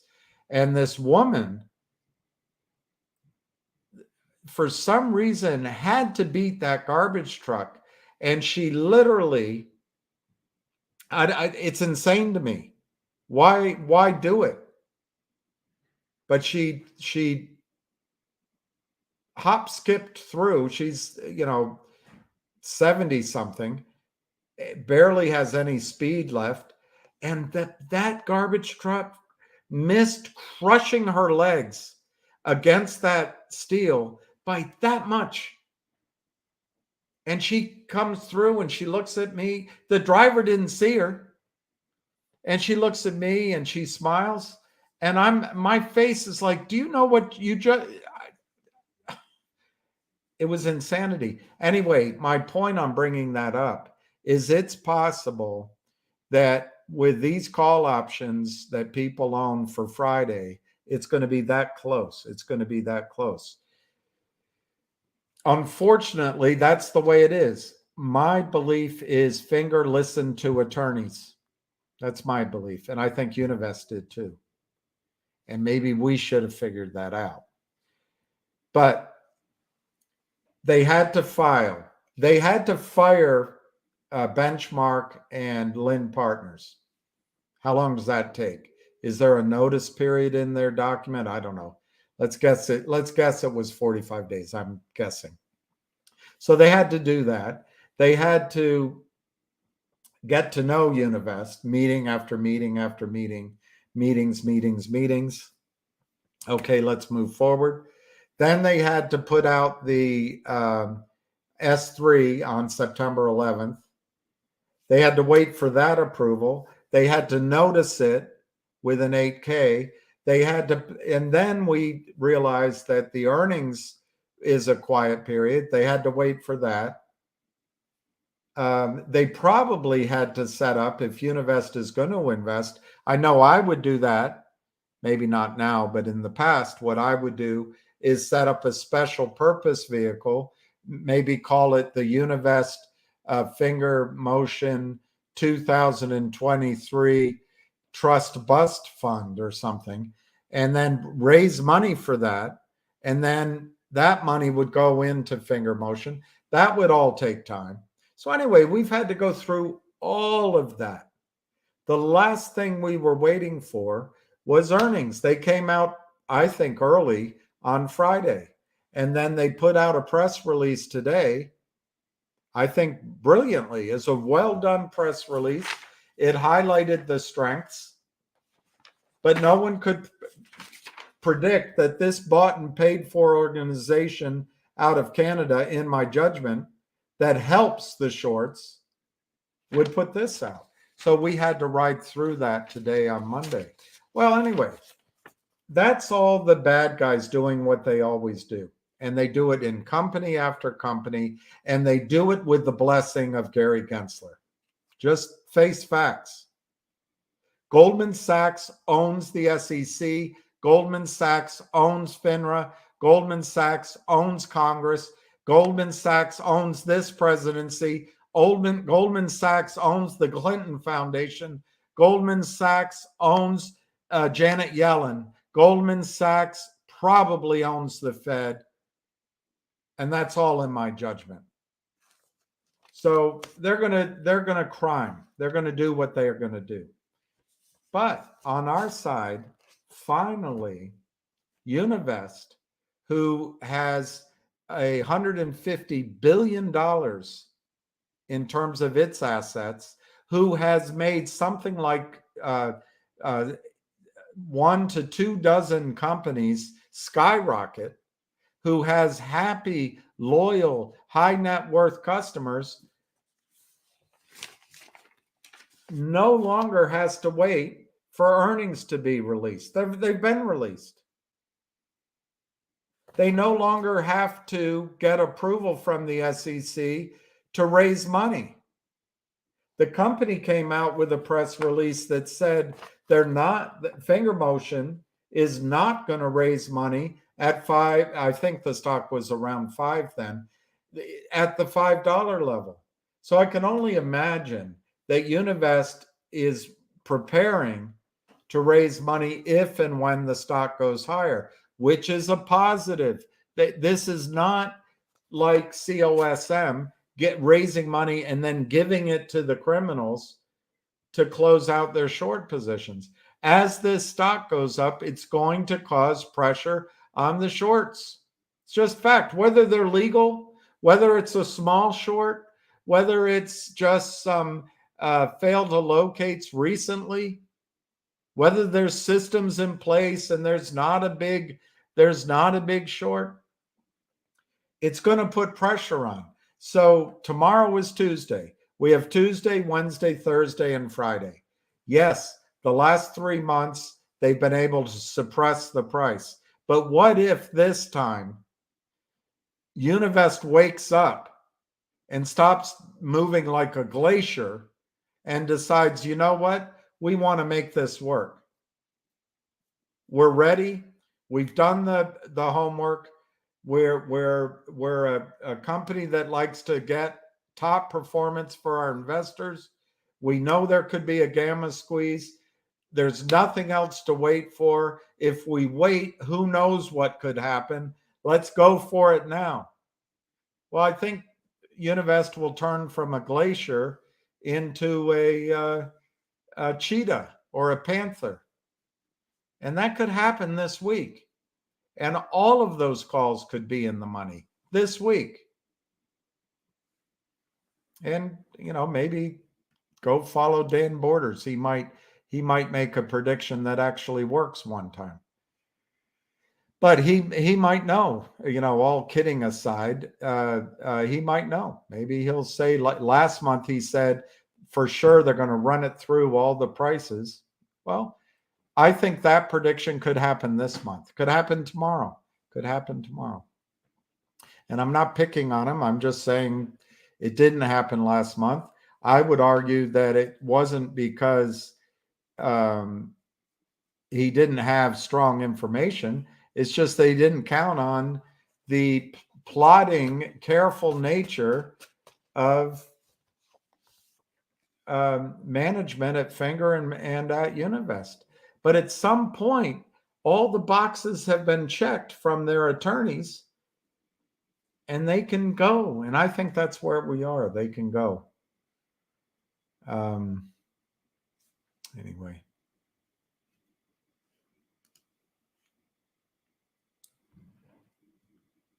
That's nice. That's very nice, Joe. That's great. That's the best way to do it.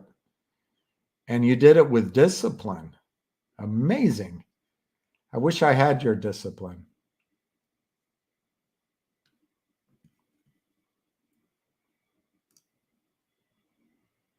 Well, Will, this Ryan Cohen guy, I don't know a lot about, but this Bed Bath and Beyond, I fought it, but I'm starting to think that the skill this guy has and the strategy they have might be an effective way to catch out the shorts.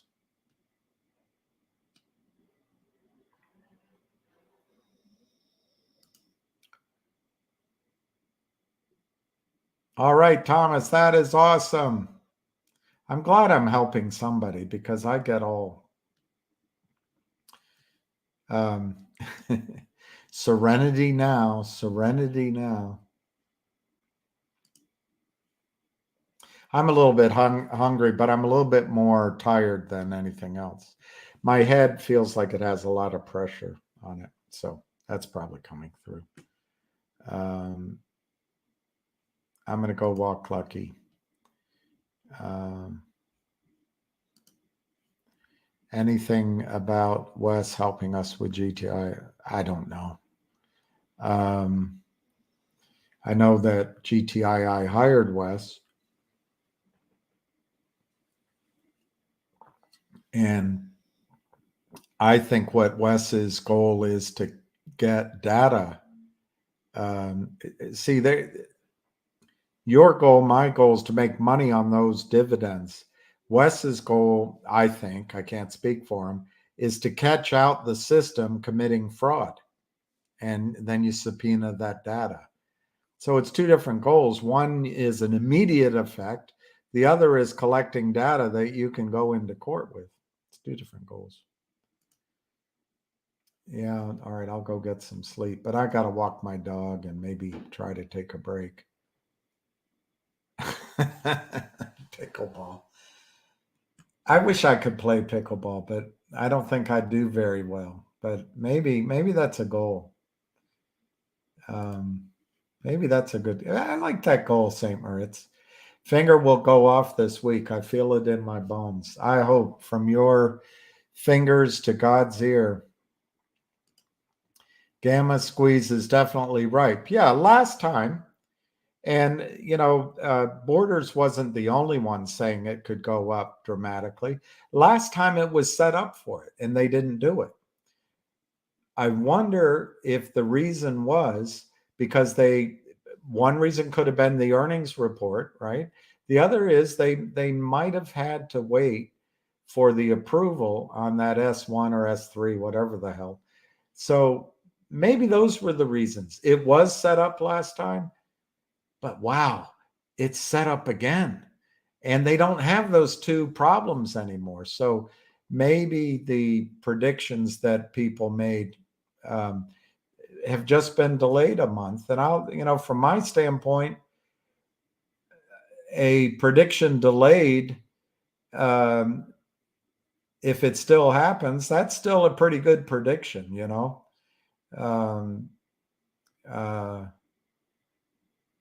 in other words, if Finger runs this week, and Borders called it for option expiration last month, but it happens this month, That's good enough for government work as far as I'm concerned. That's still a pretty good call. Yeah, Wookin Nub in all the wrong places. That guy was a funny guy. Ah, Black Russian.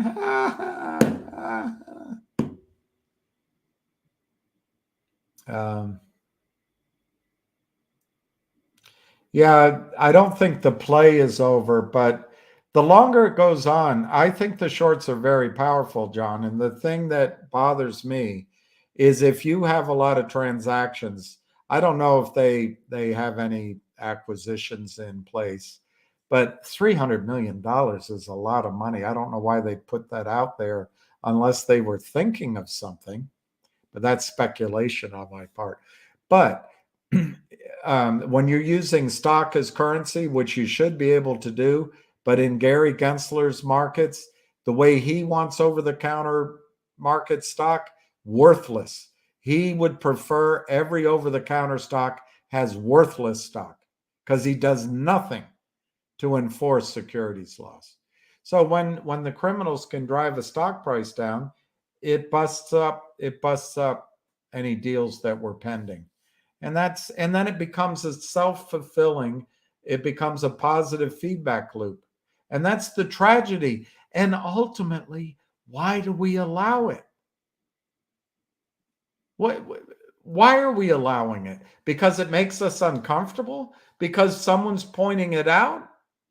And so you have boo birds paid by the hedge funds, probably in a big way, to attack. But why?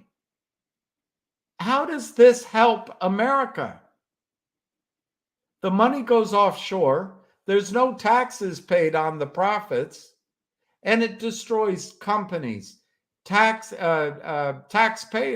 It destroys investors, retirement funds, cities, the counties, the revenue base of local governments, state governments, federal governments. It destroys. All it does is it's a killing field, and we, out of some sense that we better not upset the apple cart.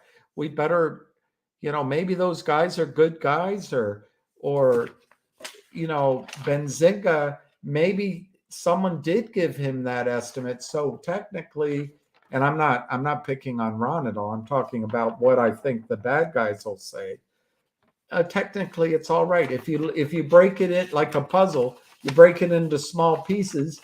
You can get everyone to doubt their sanity on a small piece of it, and then the guy bringing it out, he's a gentleman, just making a living, just has a family to feed. But when you piece it all together, the big puzzle is just fraud writ large. Writ large. Our financial system can't take it anymore. But unfortunately, I think we're headed to where it has to fall apart, and there'll be history books written about it, but there'll be two generations of Americans that pay the price. So the goal here for me is so that each of you can make enough money to avoid that tsunami, to avoid that hurricane, to avoid that panic when it happens. I like the waiting and owning shares. I wish I had bought shares earlier in the year.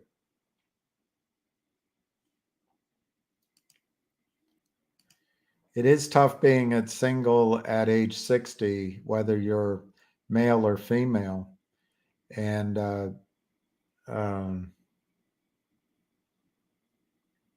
don't know. Maybe women at 60 need to have money, but I think if you're going to change your situation at 60, you need to have money. It's just the facts. There's no such thing as love. It's just money. That's exactly right. Goldman Sachs is a revolving door. Well, what did Matt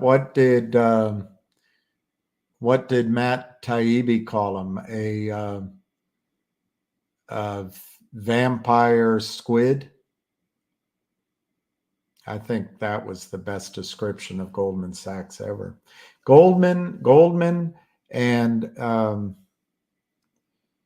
it was either Morgan Stanley or J.P. Morgan got the information from the White House. Remember that bald guy went into George Bush?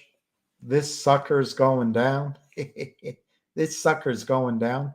They went in the White House. They got the data from Lehman Brothers, from Bear Stearns, and the other markets. They had it first. Goldman Sachs cheats. Don't you ever forget it.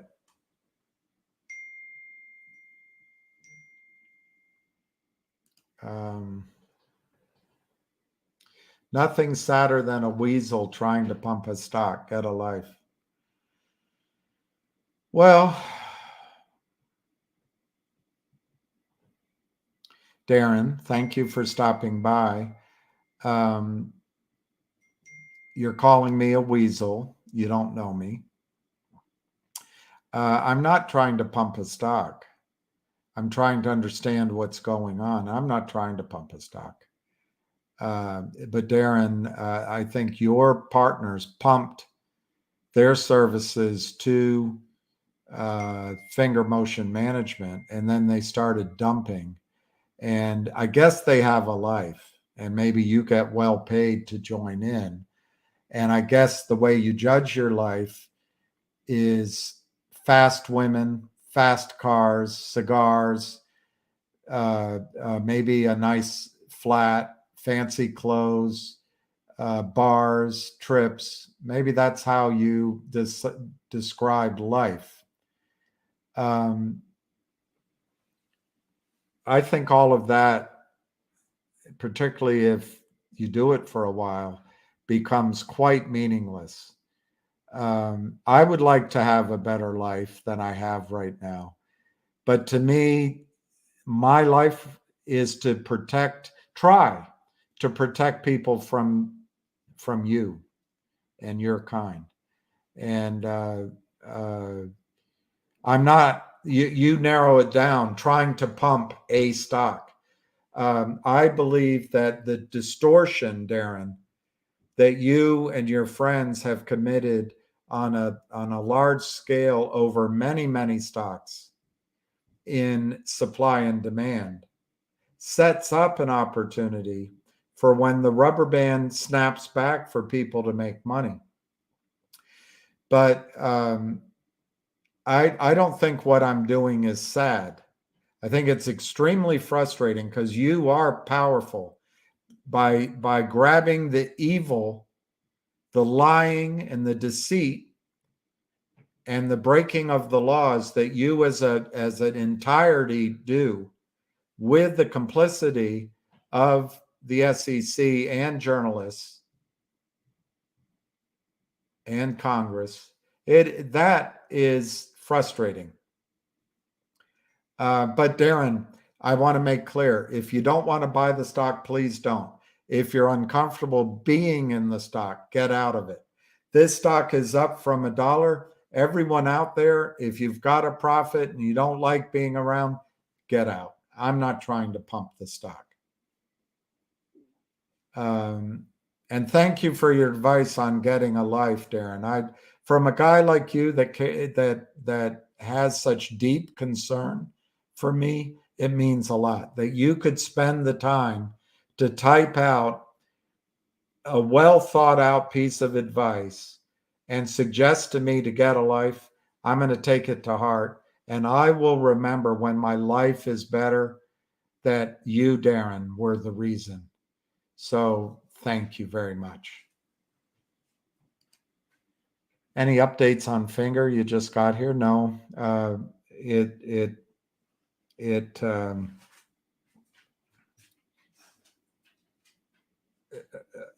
barely, it didn't make 1 million shares today. It traded up to 735. It was subject to a fraudulent manipulation again, and they drove it down by selling stock that doesn't exist, that they hadn't located, and all with the hope that someday time will go by and they can cover it. I mean, it's just a racket. But the stock closed at 674. And, frankly, we only have 4 more days this week. So for people in the calls, I wouldn't even give it 50-50. I would give it 25% chance that it's gonna run before Friday. The Chinese at FNGR and at Univest are slow. They just are very deliberate. There's a strength in that. They've both built magnificent businesses. FNGR is a tremendous company because they're deliberate. Univest is a absolutely huge investment bank because they're deliberate. But we might run out of time on the calls this week. That's just a fact. In terms of the stock going up, earnings, they came in break even on earnings. Gross profit was up. And Martin Shen said, it's easy to see our trajectory toward positive earnings and to see how our proactive approach to the management of our resources is materializing. One of the highlights of the quarter is the progress we are making towards break even. Well, they did it. And so this is huge news.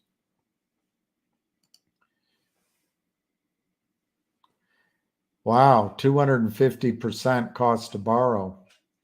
That's pretty, nothing sadder to see than a brokerage firm helping to drive a stock up.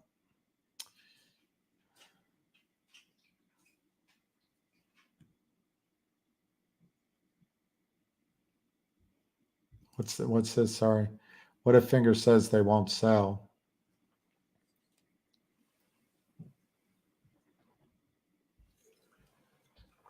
I don't know what price FNGR will do a deal at, if they do a deal.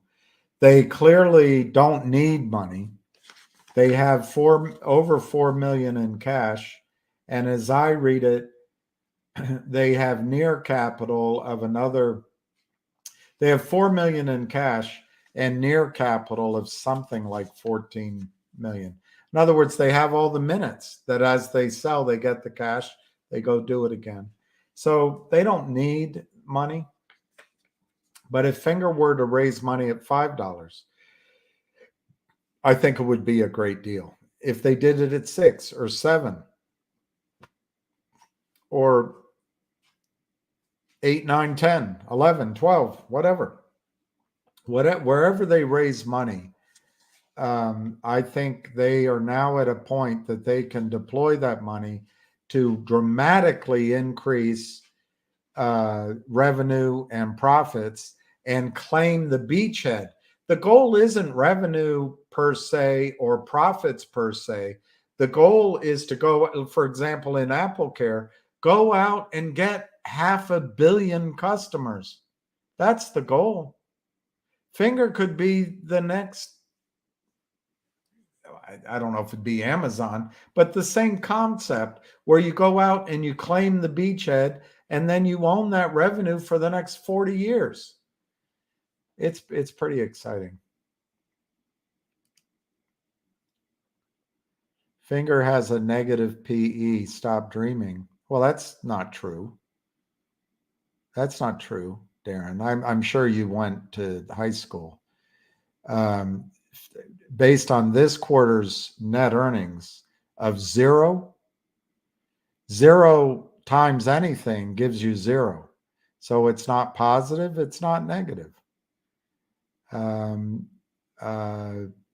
Facebook, Amazon, Microsoft, Apple, Ford, AT&T back when, who's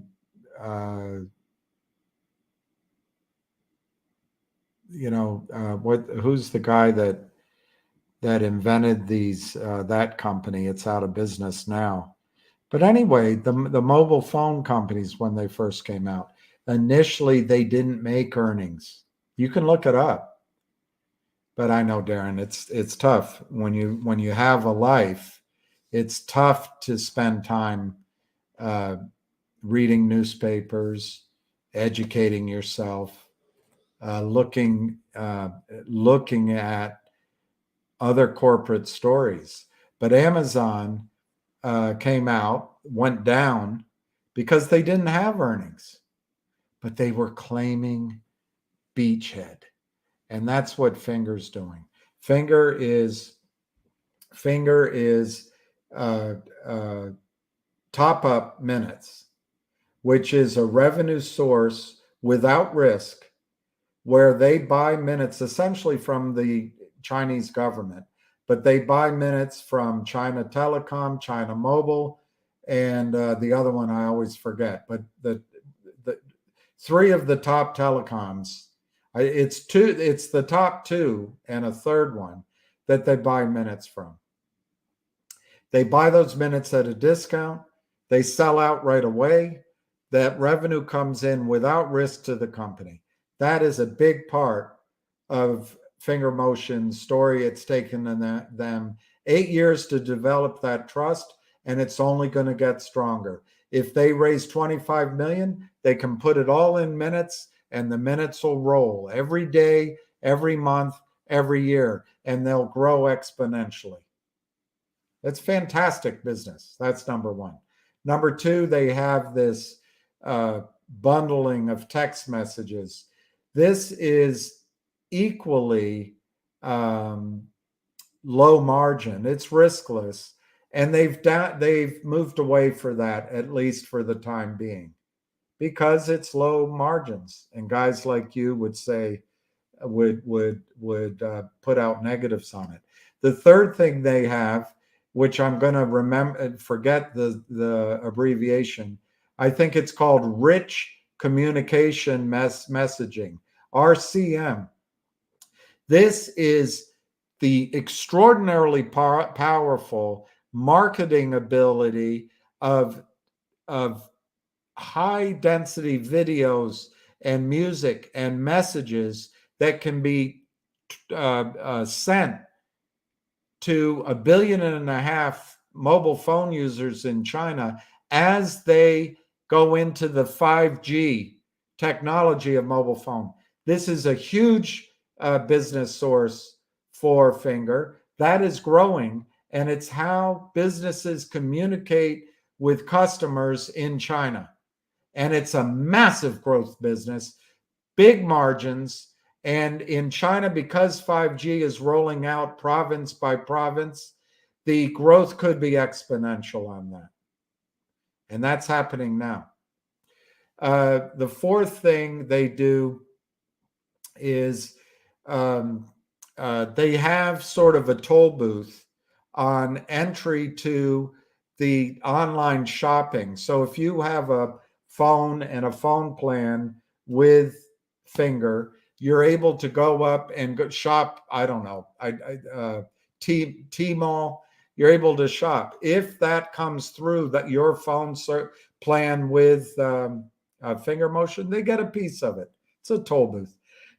It's risk-free, and it's probably not the most exciting business in the world, but it's a business, and it's serious when you talk about 1.5 billion phones in China.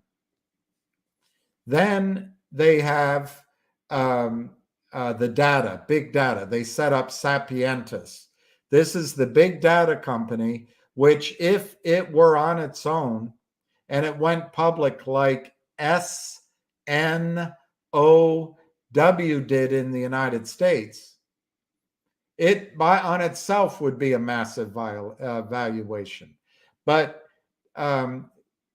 what they do is collect data from the phone users. They can measure the location of a kitten if it purrs at 60 yards. They're able to watch if a gentleman drives home. They do it in aggregate, but if men drive home from a certain factory and they all peel off to the local watering hole at 6:30 and then weave their way home at 11, they have it.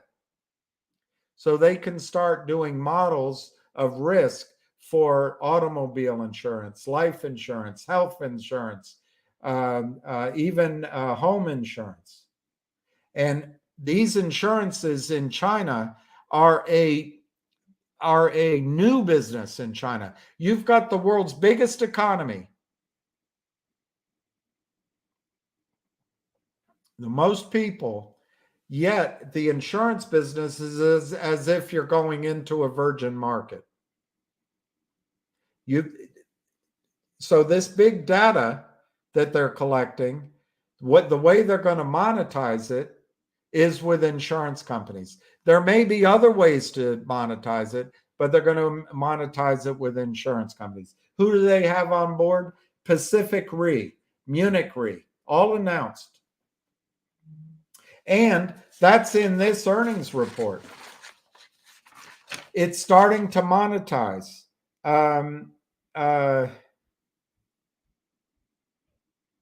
Reported quarterly big data, that's Sapienas, big data revenue of $750,000, up from 600,000.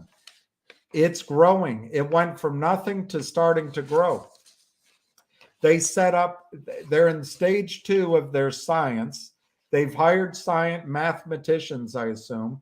They've set up a laboratory to study the data, and they are going to start monetizing the insurance business. Like I said, automobile, life, health, fire, all of it, with 2 of the biggest reinsurance companies in the world. And that's going to come to their bottom line. That's massive, Darren. It's massive. It's massive.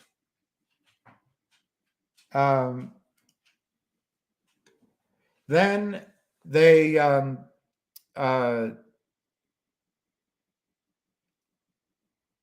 trying to remember. There's one I'm forgetting. But the next most exciting thing coming on is the most exciting thing that's coming on is Apple Care. As 5G rolls out in China, which they're already way ahead of us, while we've been bombing deserts and assaulting mountains and leaving 85 billion in military aid behind, and waiving student loans and printing money, China has been building out its infrastructure. They have 5G going in province after province. And one of the requirements by law, as you upgrade your phone to a 5G phone, you have to buy Apple Care. You have to buy a warranty on the phone. My understanding, it's going to cost $100, $120 a year. It's mandatory. It has to be bought. And Finger gets $25 out of 100, 25%, just for being in between on that trade. So the other thing they bought the Zhejiang Technologies.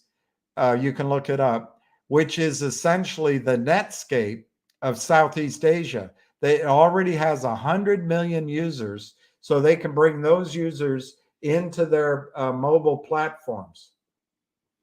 So Darren, I'm actually really excited, and I'm not dreaming, excited for each of these sources of revenue to start having a growth like a hockey stick. And over the next 5 to 10 years, Finger could be one of the great technology success stories in both China and the United States. Doesn't have to, but man, they have an exciting story to tell. And it's all revenue that makes sense. It's all high margin revenue, other than rolling the minutes, which is your safe revenue. And it's pretty exciting. So I don't agree with your assessment, but I do appreciate that you took the time to study Finger's earnings. You've taken the time to do a calculation. Number one, it's not negative PE right now. And number two, negative PE doesn't make any sense as it's just a statement. What you want to see is growth in customers, growth in eyeballs, growth in revenue. And as revenue gets beyond administrative costs, you want to see growth in profit margins. And by the way, here it is for this quarter. Reported gross profit of 1.84 million. That's profit margins going up, which was an increase of 1.42 million or 341% compared to last quarter. So Darren, I'm pretty excited about the fundamental story at Finger, and I think it's terrific that you've stopped by to give your points of view and your advice. I'm quite heartened that you've taken the time to bring to my attention that I shouldn't dream, that I should give a careful analysis to a stock story rather than dreaming. That touches me very, very much, Darren. 15 calls are getting popular. Well, you're Josie Wales. You're a wanted man. I reckon I'm right popular.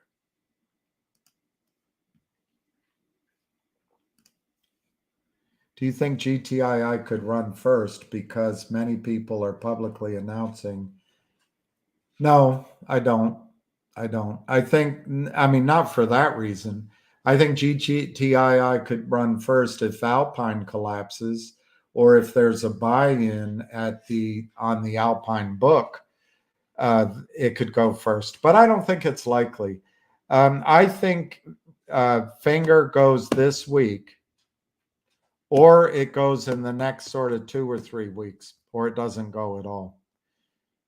Everything's lined up here. If Univest doesn't want to go now, they have their reasons. They'll have their reasons, but I don't think it'll wait. The setup won't wait until December. Now is the time. If Univest wants to use the momentum of the market, the large failure to deliver positions potentially in Finger, or just the small real short to try to cause a run up in the price. That's my opinion. Hey, Frank Zaro. I will.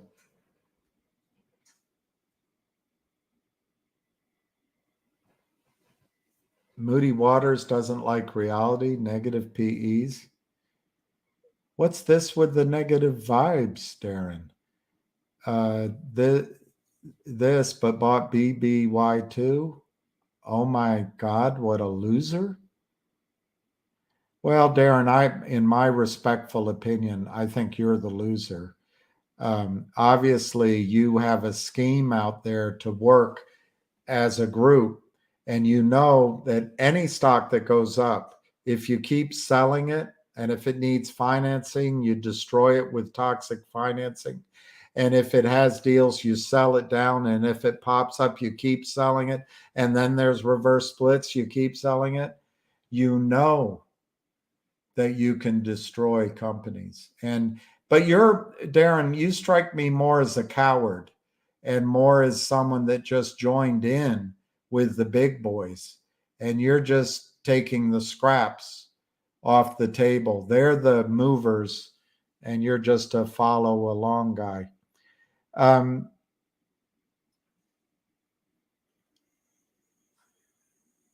don't totally believe in that what goes round comes round. I think maybe you'll get away with it all. I do appreciate that you stop by and you give your seasoned advice to us, but I don't think anyone on this call is a loser, with the possible exception of you. Stop buying junk stocks and you'll feel better. I agree with that. Agree with that. But Darren, what would your business model be if we didn't buy? You wouldn't be able to short. I I actually agree with that, Darren. And if one or two of these works, or then we can maybe go after several more. My strongest recommendation to everyone is going to be to stay out of the over the counter markets, stay out of the stock market, stay out of the 100% fraud that you and your friends have caused in the markets. And I think Gary Gensler and the SEC should hang their head in shame. Unfortunately, history will, the truth will get out.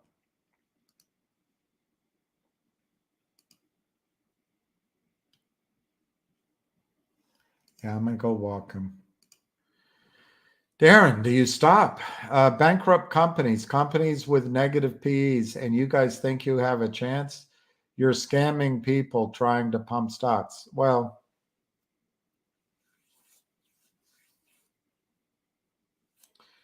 thank you for your assessment. You know what, Darren? You're right. I must be scamming, so I'll just stop. I'll just leave and let you go on with your scheme. My opinion is you bankrupt the companies and you destroy the ability to use stock as currency to grow companies. I don't think we have very much of a chance. No, I think you guys have locked up the regulators. You've locked up the prime brokers. You have the market maker exemption in Reg Show. FINRA's on your side. Over the counter markets are on your side. You communicate with each other, which is racketeering. You're able to break securities laws without any concern. Most of you are white men, some of you even more specific subset, and the lawyers protect you, the legal court system protects you. You're not going to go to jail. No, and you guys make a lot of money. I don't think we have much of a chance. But you know what? I'd rather be here fighting with the few people who are trying, one, legitimately, in the case of Finger, for example, to invest in a fundamentally sound story, but two, legitimately trying to take advantage of the imbalance in supply and demand, which you all have taken advantage of in the near term, but maybe over a longer period of time by counterfeiting shares, not locating shares, spoofing, crossing, not delivering, all of this, and then you don't pay taxes. There's going to be a high cost to pay because Darren, you're not that smart, and your scheme isn't that genius. So if Congress looks at it, if you had a head of the SEC who wasn't bought and paid for by Goldman Sachs prime brokerage and Ken Griffin, you all would be out of business. And then you wouldn't have a chance. Your criminality continues because the regulatory system is a self-regulatory organization put in place by Bill Clinton, whose wife is bought and paid for by Goldman Sachs and the banking systems. That's got to stop. And guess what, Darren? After the market crashes, it will stop. You may be a wealthy man, and I'm sure you're going to enjoy your purloined riches and sleep tight at night. You have no conscience. But I'm not trying to scam anyone. And I'll be quite upfront. I think all the advantages are in your court, all of them, until they're not anymore. And you wouldn't be here putting out this FUD unless you didn't believe me that you're at risk.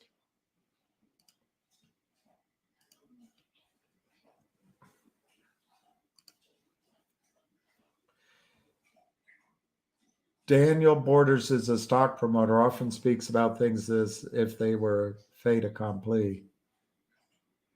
Well, I mean, it's okay. I mean, I assume he's paid to uh, talk about some stocks. How are companies going to fight back if they don't hire people to help them do that?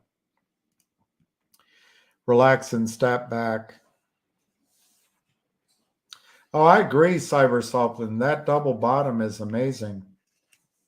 I think Finger will blow out the shorts. I just don't know if it'll be this week. I think the Chinese uh, uh, at Univest will go very slowly, so it may not happen this week. So people's options might not work. Darren, sorry if you don't like reality, but somebody needs to wake you guys up. You are buying junk and trying to scam people. You need to be investigated by the SEC. Darren, I'll take you up on that. I'm available all of October, all of November, all of December. Come into town. Bring me, I'll go with you. You can bring your data into the SEC and they start a file on me and they can investigate me. But the flip side, you bring the sell tickets, bring your pay stubs, you bring your wires, you bring your collusion, you bring your WhatsApp, you bring your trading history, all of it.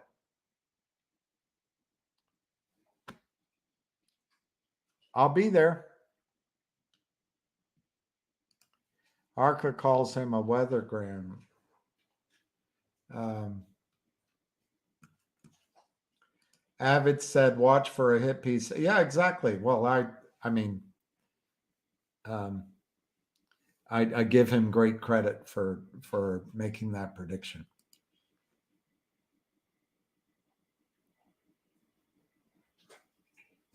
What's this? Gamma squeezes mostly only happen when fundamentals are in your favor.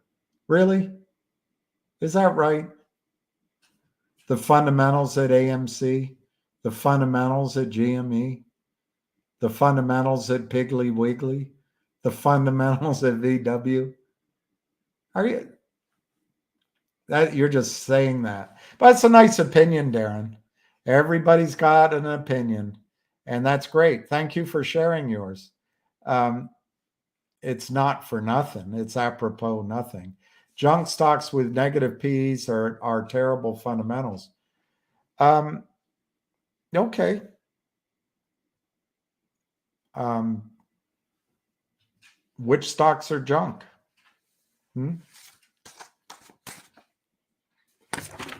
Which stocks are junk?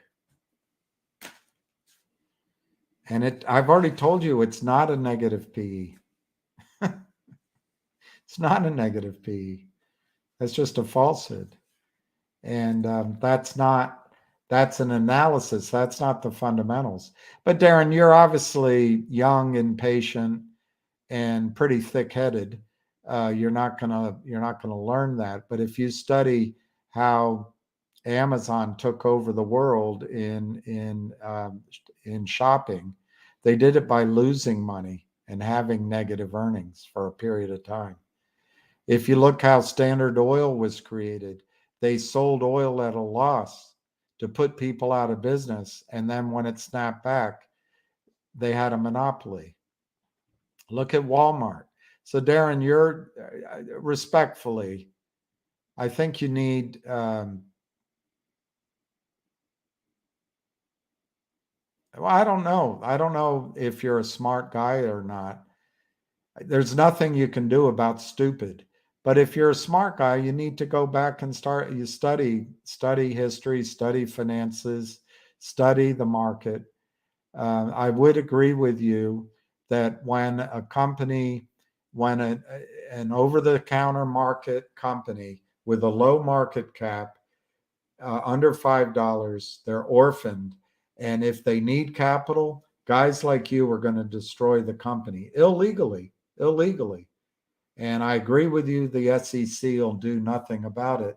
And I would guess that it's more likely thousands of companies will go out of business and people will lose money, like in HPIL, VNUE, DBMM, BBBY, although they might have a trick up their sleeve with you, Torchlight, MMAT, MULN, CLNV. The list goes on and on. You guys have a brilliantly, dastardly criminal enterprise. And it strips trillions of dollars out of the markets illegally. It's fraud and it's stealing. But you're happy with yourself. I couldn't live with myself, but hey, takes all kinds.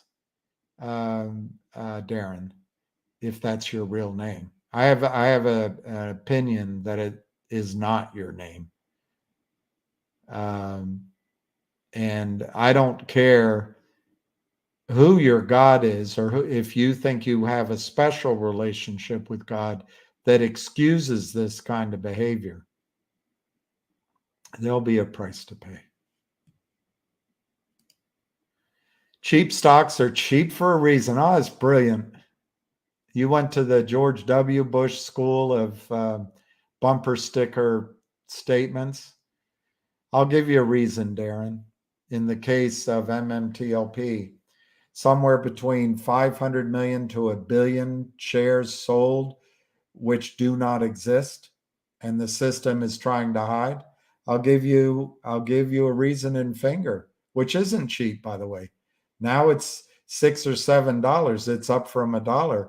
It's cheap compared to where it's going to go, boy. It's going to go a lot higher. I think that's opinion, but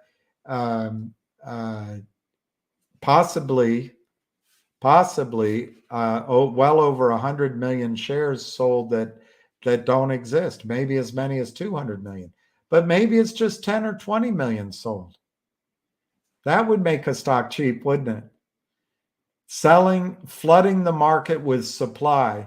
If you have a toxic convertible note as your hedge with a formula that destroys the company, that'd be a reason.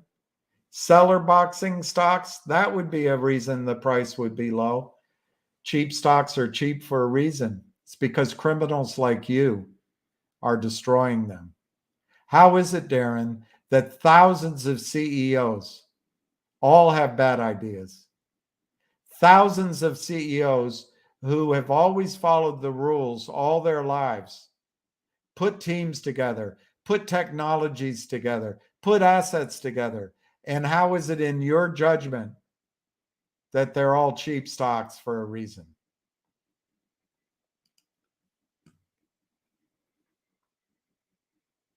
Hey, Wolfie.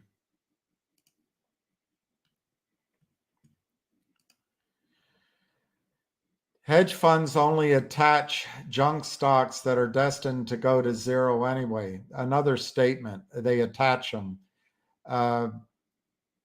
That's you can go tell Congress that. That's your line. You're going to stick to it.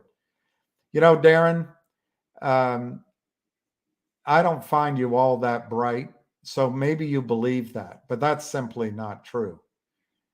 They just make it happen faster. Oh, they're doing us a favor, and they get rid of those companies. I should have known. Oh, thank you, Darren. Thank you. And thank you for your hedge fund. So you just clean up the detritus of the markets more quickly than otherwise. And they make some money off of it. Well, Darren, that's tremendous. You know what? That public service you provide, you deserve all the money you make, the trillions, and you don't pay taxes on it.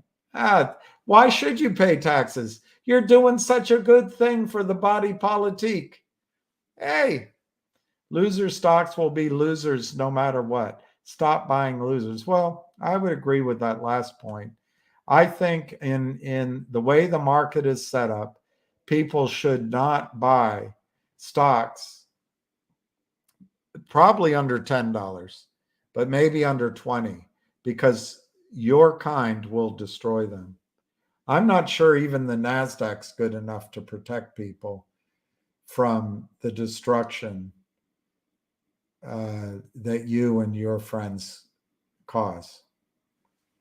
So I don't think it's a bad idea, but um, uh, it's also an idiotic statement. Stop buying losers. All right, everybody buys losers. Hey, here looks like a stock I'm going to buy. It's a loser. I'm going to buy it. Thanks for your advice, Daniel. It couldn't be more appreciated. There's a lot of inexperienced investors that have been strongly encouraged to buy options. Well, I don't know who you're directing that at. If you're directing that at me,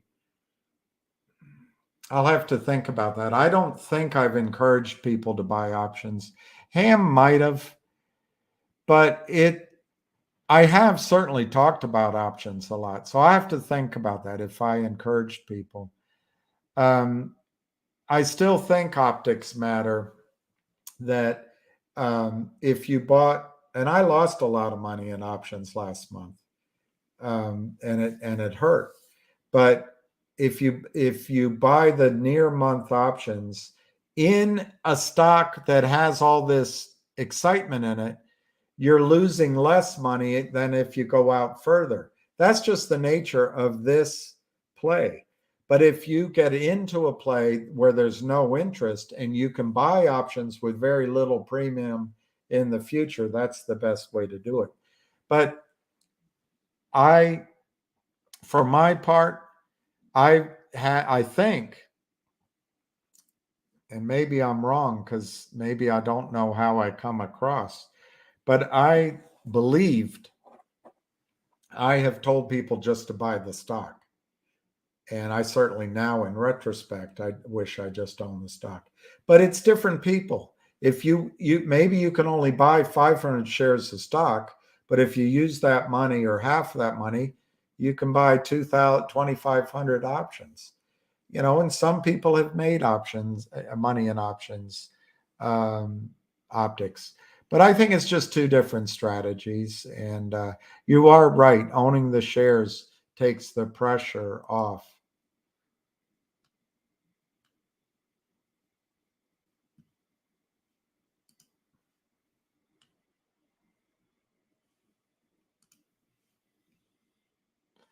Maybe you'd have more money if you stopped waiting it on junk stocks. Well, Darren, I actually think people here are going to make money on the finger trade. Maybe not this week, but later. And if it's not, by the way, it's not we who are putting upward pressure on the stock, it's bigger people. So I think there's going to be a lot of money in the finger trade. Otherwise, I wouldn't be focused on it. And I think it's going to come out of your pockets. I think that there will be investigations, and I think you're enough of a greedy person and an arrogant person. It looks like. I could be wrong. You might be a sweetheart, but I think the trail of money will lead to you. So I hope you don't lose your money. Enjoy it while it lasts. More than money, enjoy your freedom.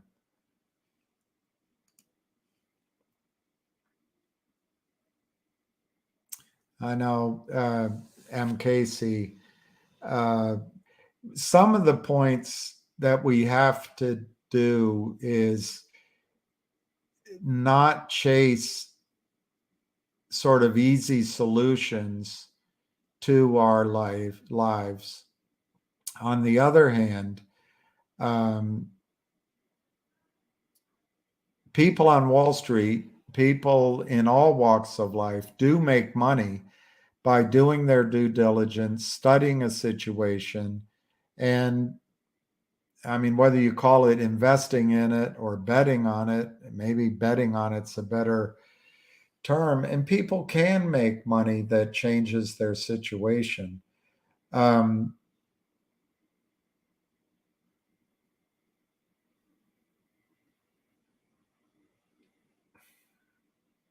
I don't know what to say. I mean, I'm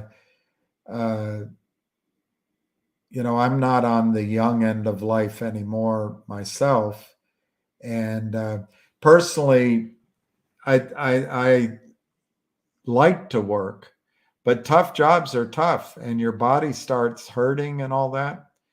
Anyway, MKC, I hope we can make some money here and then be independent and get away from investments that are ruled by these people who are captured by evil forces.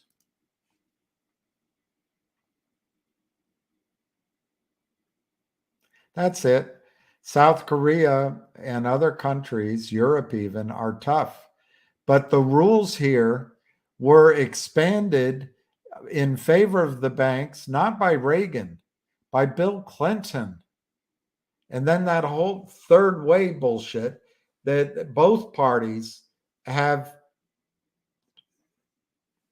helped allow this to happen.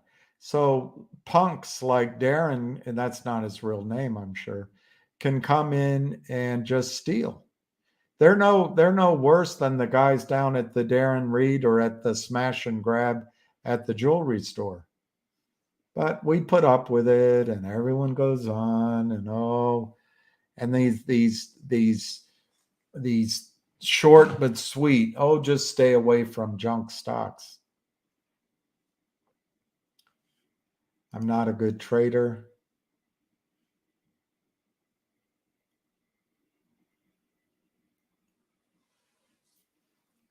It's pretty good.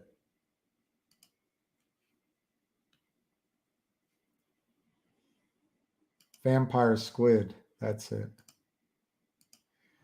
Oh God, J.P. Morgan is the worst. Was caught funding Epstein with $1 billion, paid a fee, and walked away. Literally caught human trafficking. Block him. I don't know how to make a mod. I'll find out how to make a mod. Good Lord. So funny how you think everyone who disagree with is getting paid to be a shill. No, that's not true. You just make statements. That's not true. I've actually had arguments with people and come to their side of it. And by the way, that's the standard meaning of argument, to debate. And I don't think everyone is a shill. I think you are a shill. You're just a small time investor, and you know this is a scam. Well, I don't believe you. I don't believe you. I don't believe a thing you said in that statement. I don't think you're a small time investor at all. I think you're a day trader, and you get paid to publish this, and then you get paid to join in the selling on the downside. That's what I think.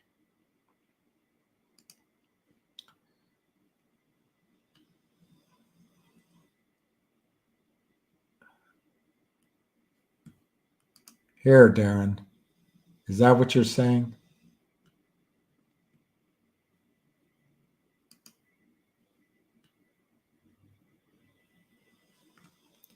Yeah, I don't like that you got blocked, Lalicia, and I said so. I'm not all about blocking people, but uh,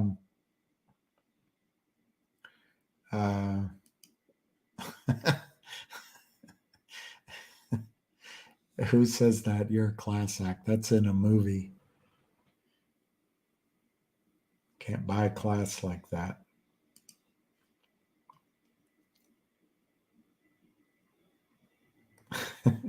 I wonder, Hamid, what is in his shorts? It's probably not very nice to be stuck in his shorts.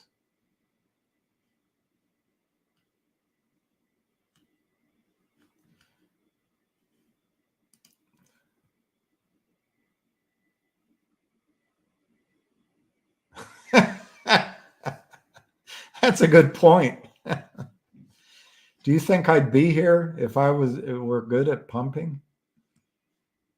Well, what's this, Billy Mack? Let me see what it's doing after hours. Yeah, a little bit. 668. That's pretty good. Um, yeah, they could be. They could be. I don't know what they're doing. I have no idea. My feeling is now that it's Tuesday, basically, whatever they're doing isn't going to happen this week. All right. To finish this, I have to go use.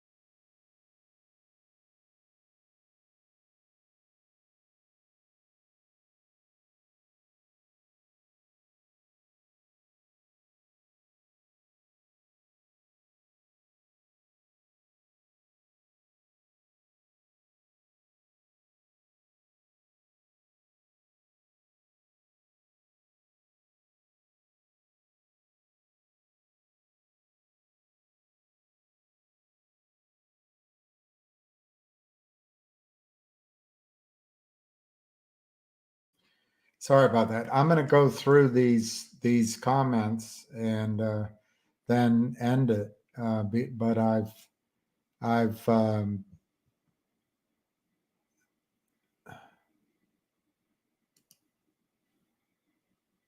well, okay. You're not short. You're not long. So you're just getting paid to do this. Anyway, Darren, that means I don't know what that means. You're not in the trade, is what it means. And I guess from your perspective, you can see everything more clearly than everyone else. And you know it's a scam. So I give you great credit for having that kind of perceptiveness. It's really good. You know it's a scam.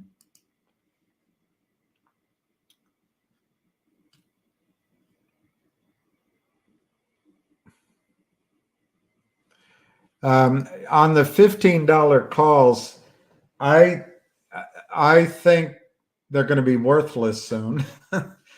um, but if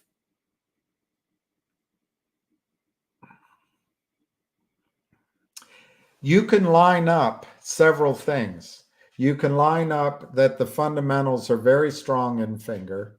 You can line up that they've made it this far and they've proved their concept. So what they really need is capital, and they can take finger motion to a whole new level. And of course, the criminals try to get the stock price down in these stocks so that when they raise capital, companies raise capital, they destroy the per share valuations. That's their whole model.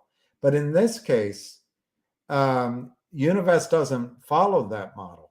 So you're in a situation where capital could be deployed magnificently. Thirdly, all the preparatory work has happened as we've discussed. And fourth, you're out of any kind of quiet period. So it's possible that this week, finger motion acts. It's possible that Univest acts. It's possible there's other parties out there who act. And so my feeling on the $15 calls is they could be worth $10 by the end of the week or nothing. 0 or 10. Maybe higher. 0 or 10.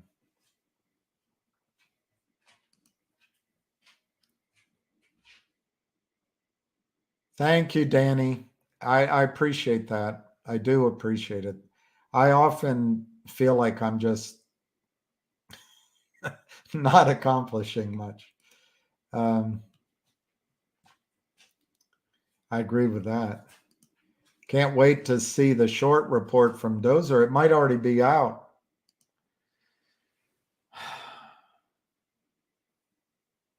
Well, Darren, I was on your side on the BBQ argument, BBYQ, and I'm persuaded now that because the creditors joined equity and they bought the NOL, they have a new co that the judge allowed to pass through that apparently has cash. It has like 200 million. It has 1.7 billion in NOLs. And I'm not saying it's going to work, but they're going to catch you guys out. If the judge requires that in order to qualify for NewCo, you have to deliver your shares to the bankruptcy trustee and then back out, they might be on something that catches you guys out. I don't know. But I do think that BBYQ, in normally when a company goes bankrupt, the equity gets wiped out. But I'm telling you, I fought about an hour and a half on the phone. People got mad at me, but I was listening. And when you look it up, the judge approved the plan, which allowed equity to survive because the creditors went along with it. The creditors were still owed something like $1.5 billion. Bankruptcies for creditors, not for equity. But somehow they got a plan through. Anyway, it's worth watching. I mean, odds are it's not going to work, but I really am intrigued that they might have caught out the shorts and there might be a viable company, although crammed down. 50-50 is how I remember the split on BBYQ. So, you know, it must be great just always being negative on every stock that's down. You must be a genius. Your wife must be just in awe of you. Must be in awe. To always be correct.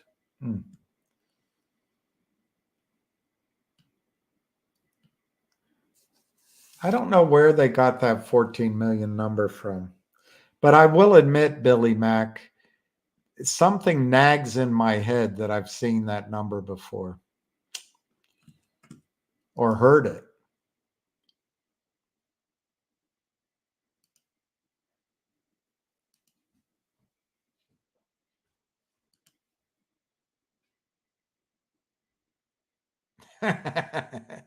I like that lyrical. Would you say it lyrically?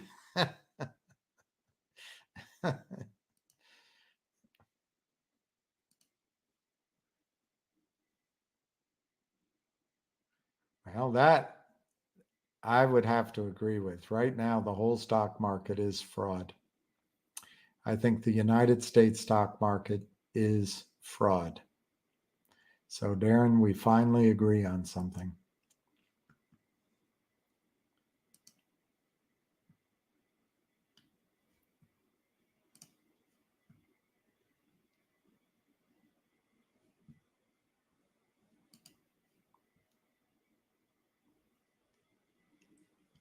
That's a good observation.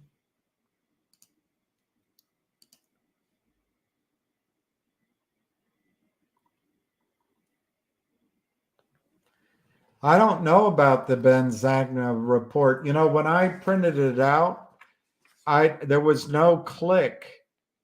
So all I saw was a headline. I don't even know there is a report, but that would be interesting.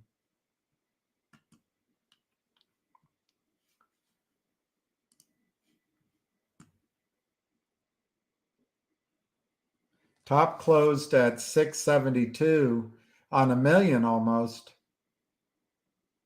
That's interesting. It's so similar. I wonder if it's the same shorts. You're right. That's almost a mirror, like you say.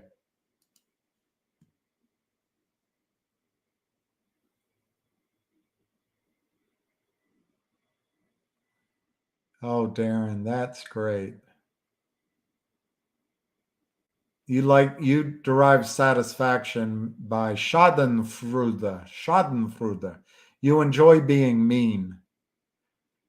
You like to call out losers, buying loser stocks, and losing their money while you make 6% in T-bills.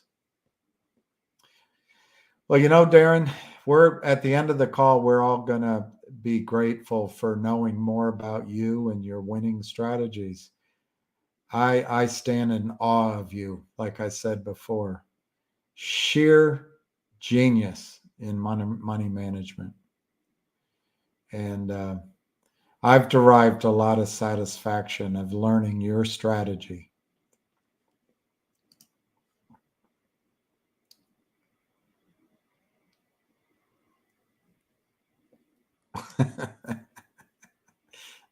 I like that statement.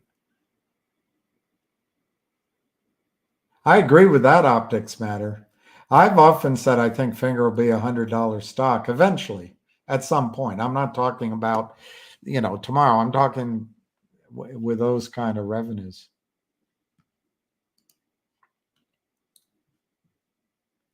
I'm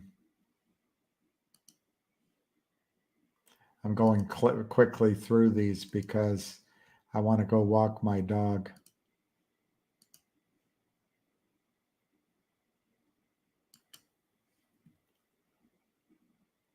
I like this, rosy glasses. I like this, rosy gray glasses. I'm not going to read it out. Well, I'll read it out loud in case people aren't watching. Darren is winning so much, he hangs out here to earn debit cards so he can eat. I love that. That is great. And I agree, Hamid. Arby's gift cards. Where's the meat? Boom, boom. Where's the meat? Wow. Where is that guy up here? This guy up here. It had a great name. Lyrical Assassin. Lyrical Assassin, wouldn't you agree that this is poetry? This is lyrical. Absolutely lyrical. Just genius. I feel so much better getting to know a guy that can use the English language so effectively. I wonder what would happen if he used verbs.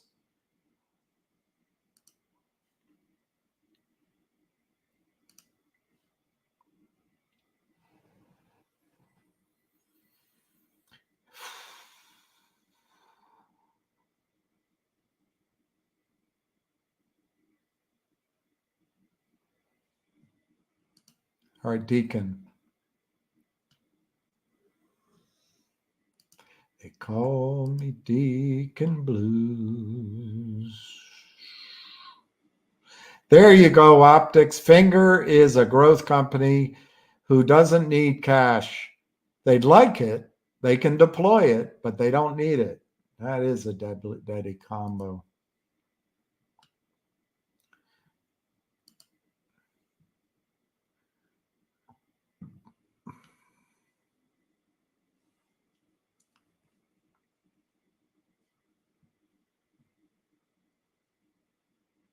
I agree with that, Matt. We do try to let everybody say their piece. And I try to answer even the hard questions, but a cuppa. Thank you very much, Lalija. I'll get a cuppa at maybe I'll save it for the weekend. There's a deli down there. It's called Call Your Mother, and it says a Jewish deli. But when you go in, it's all modern and clean. But I tell you, the bagels are amazing. The coffee is amazing. The service is amazing. And it's always packed. Maybe I'll go down there.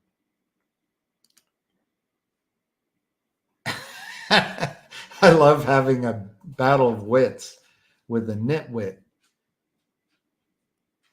You say nitwit. I nitwit?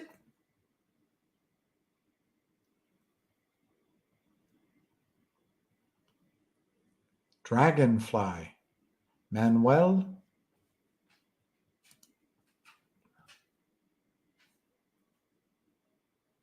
Hold.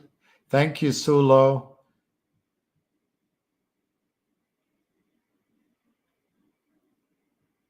That's a good point. They trash squeeze stocks, but when you ask them where to invest, they say, I put it in T-bills and I get almost 6%, which isn't true. It's 5%, but whatever. Thank you. Talk facts only. How does it go? Let's go, Brandon. Let's go, Darren. Let's go, Darren.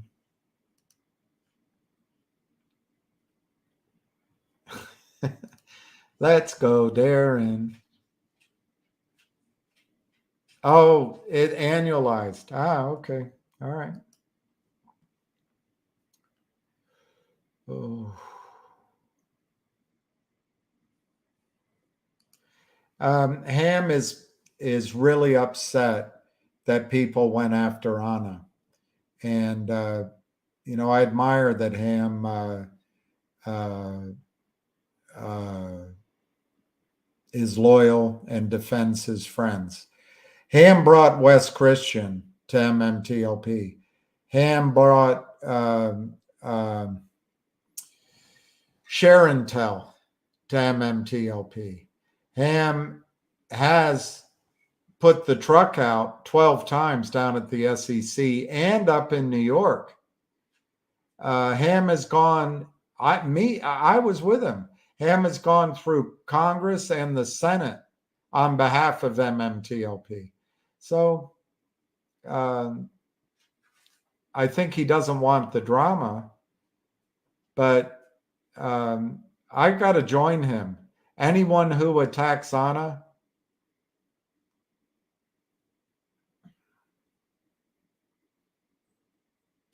if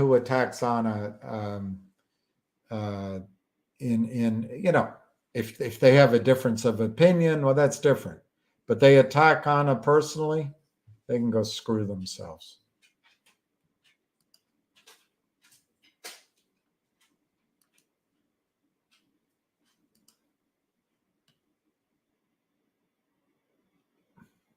I know I'm tired. I've got to.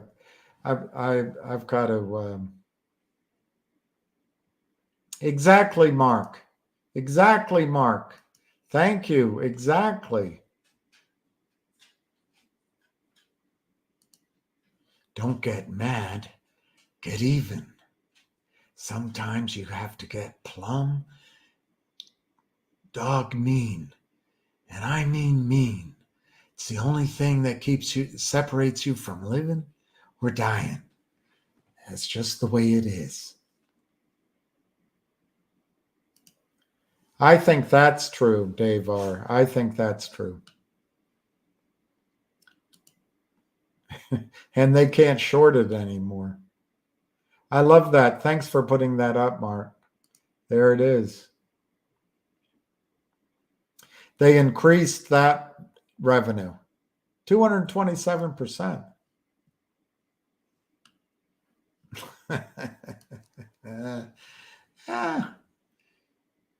Gross profit. Look at that.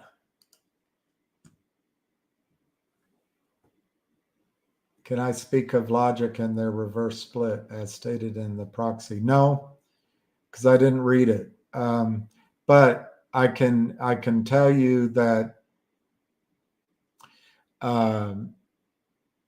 it had to happen because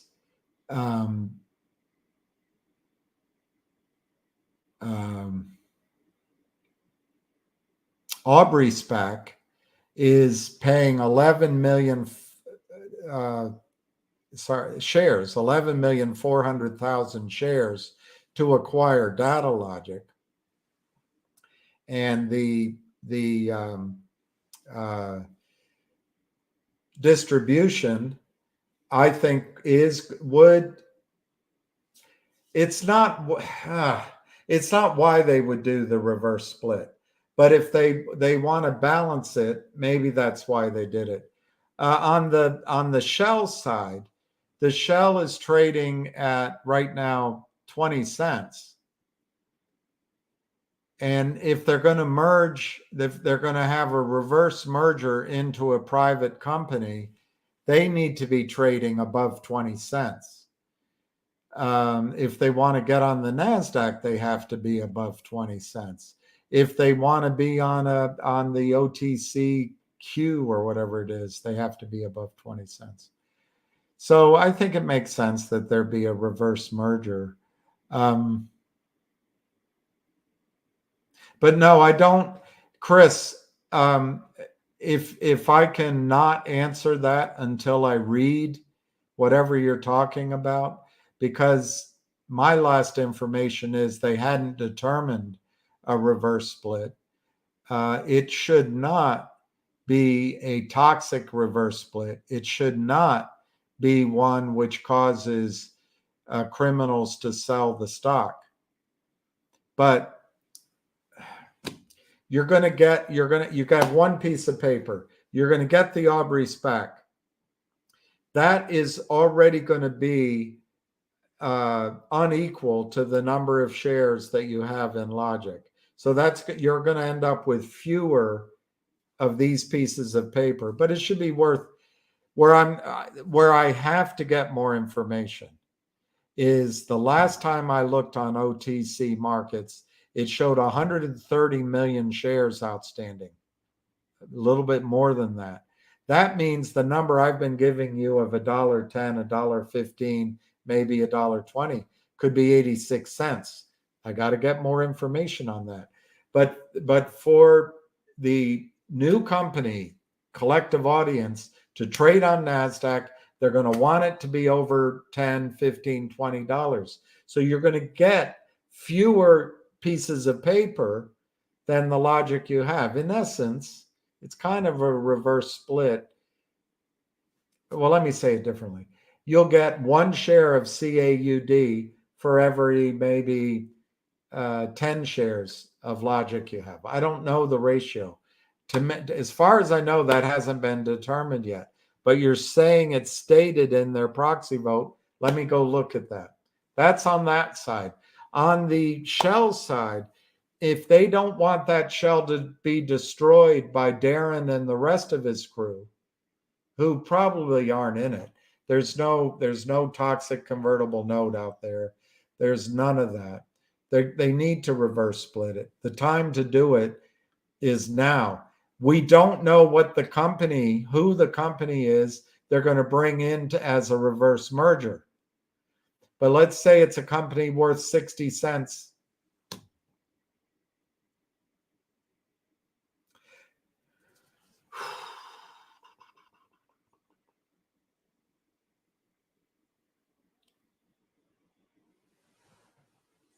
I might have to end it here. I don't even know if you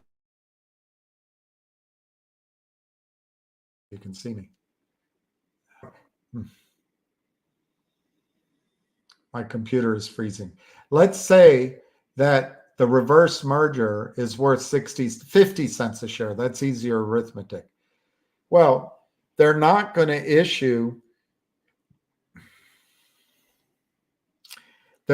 do a reverse merger and leave the stock naked at 50. That's the wrong word. Vulnerable at 50 cents a share. They just be asking for Darren and his buddies to destroy the company. They need to get the stock up to, I don't know, if I were they, I'd get it up to $5 or $10. But Chris, I don't know the data. So if I can beg off on that for an evening, I'll try to find it out by tomorrow. I think it's a good thing. Not all reverse splits are negative. They don't do much if the company is in trouble, but in this case, it would make sense. Where reverse splits are toxic is when people that Darren works for might have shorted, for example, 10 million shares of Finger at $10 at $5. They've got $50 million sitting in an account. They probably have to have 100 million at that account to hold it if they legitimately shorted it. Well, assuming they could drive Finger down to 10 cents or 20 cents in the documents, in the notes, and right now the note's gone, but in the toxic convertible notes, it will say you're in default, and the only way to get back in default, the smiling face says, well, you got to get your stock back up over $1. So they would do a 10 for 1, a 1 for 10 reverse split. All of a sudden, Darren and his buddies can take 95% of the money of the 100 million out of the account. They can take 95 million out. That's where the reverse, and they short it back down again. Not content to walk away with 95 million, they want to get the remaining 5 million. That's how it works. Thank you. That's great. See that 00? It's great. I'm going to buy a new computer. I've just got to get a new computer. I've just got to, oh God, just got to get a new computer.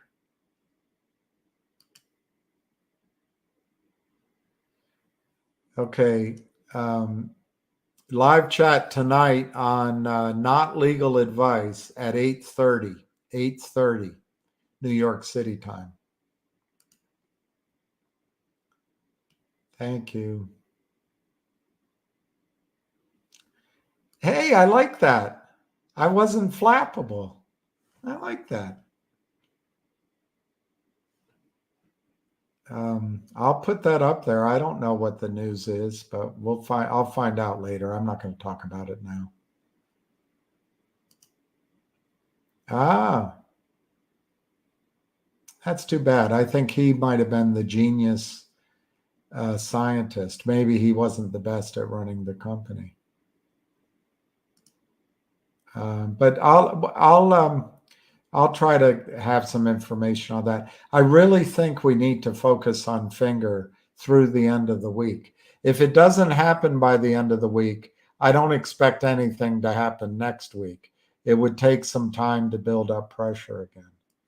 And if Finger doesn't work this week, there'll be plenty of other stocks to talk about.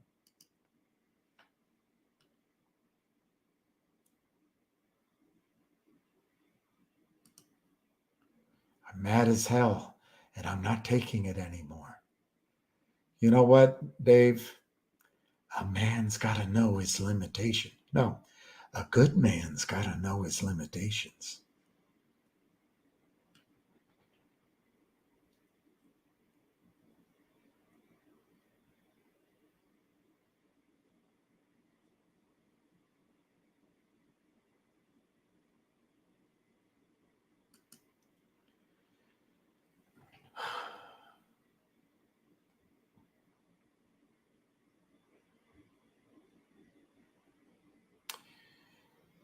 This space, this whatever it is, I'm not going to have that kind of vitriol, and I'm not going to have that kind of drama.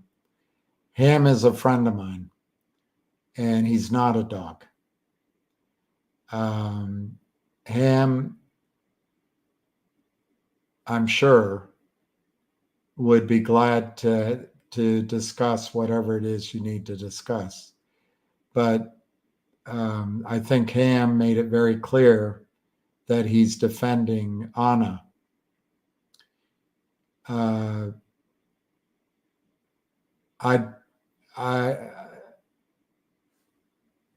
don't like your choice of words that my dog crossed the line. Number one, he's not mine. He is my friend. And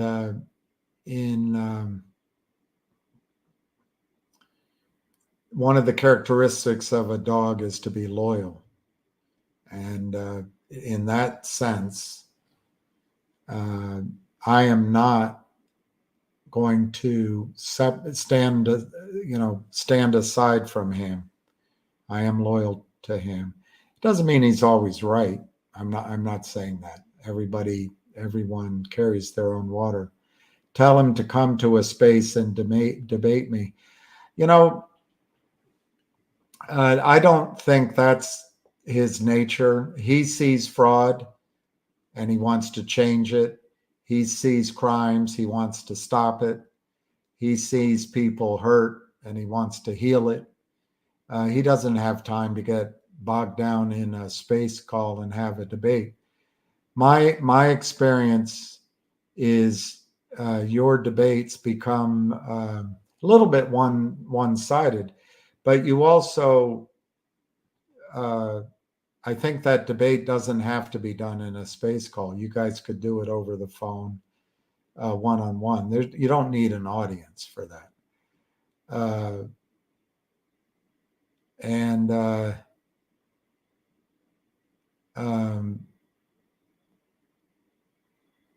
I'm not going to relay these comments to Ham.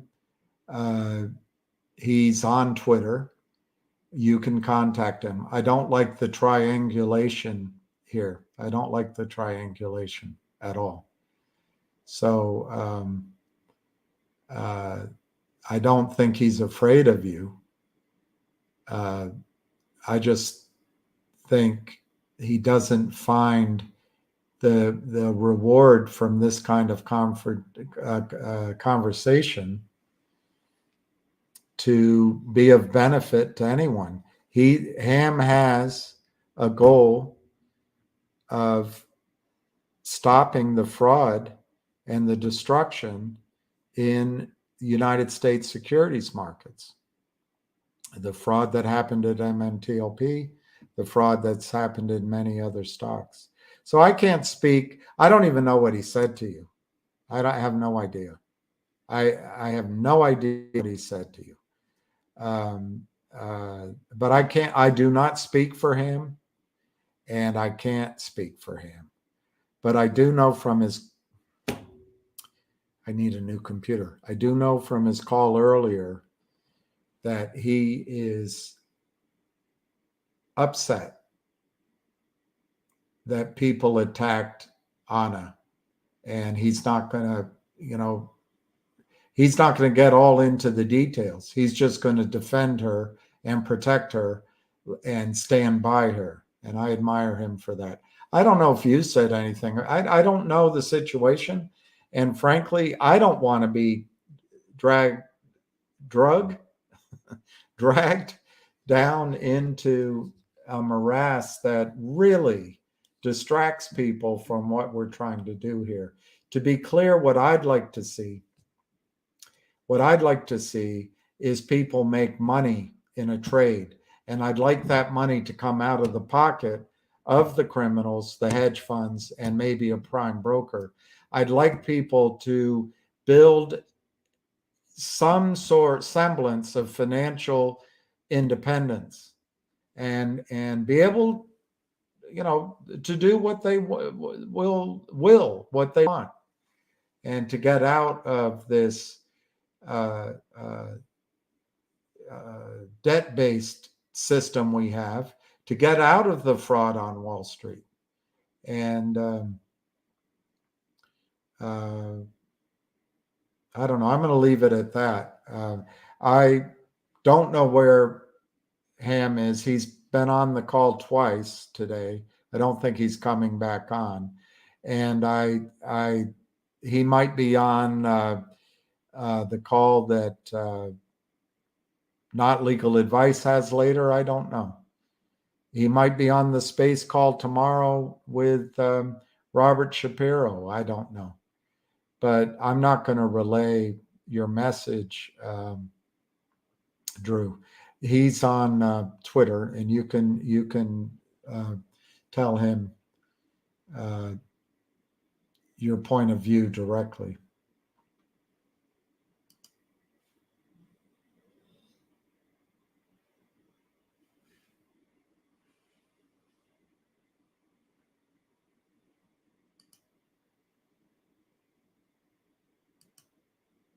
I'm just going down these one by one.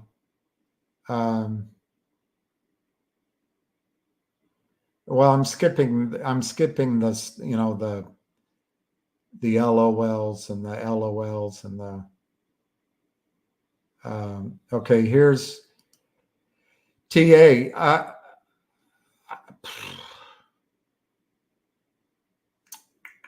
I would guess, and I don't know, but I would guess the note that God,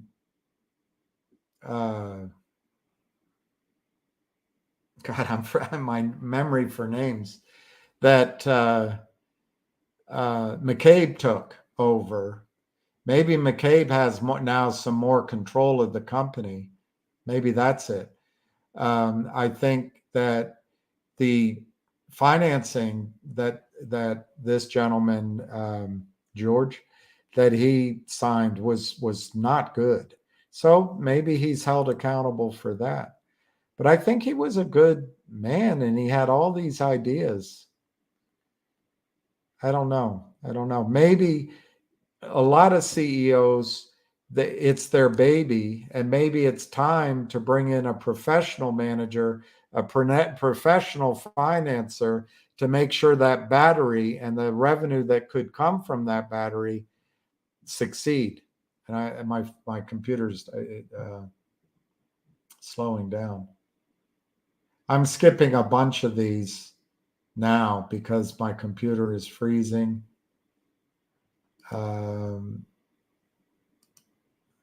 Dave R. I like Drew and William and Lucky.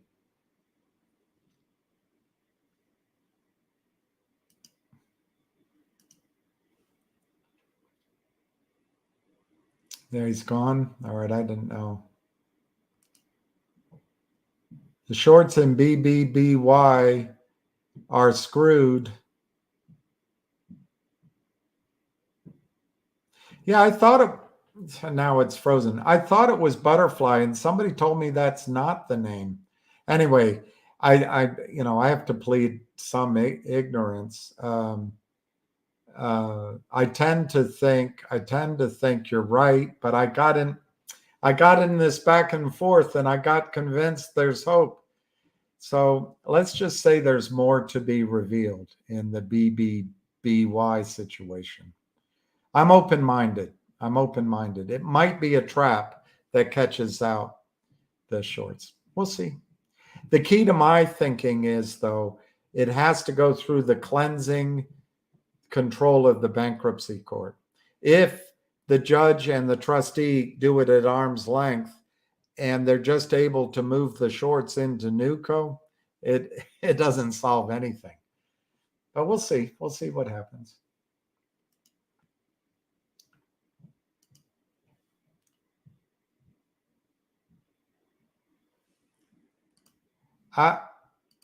This has always been my view, but like I've said a couple of times tonight, I got convinced by about 5 people, and I was going toe to toe with them.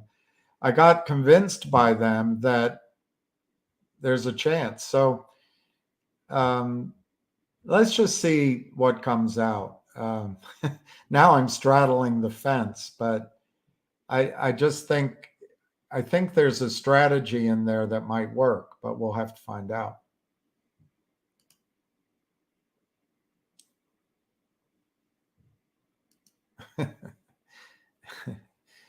I don't blame you. I did rant.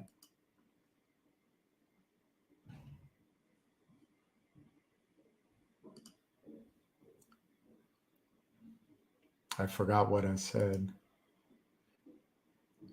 Gap earnings 000 revenue. Beautiful, Mark. Beautiful.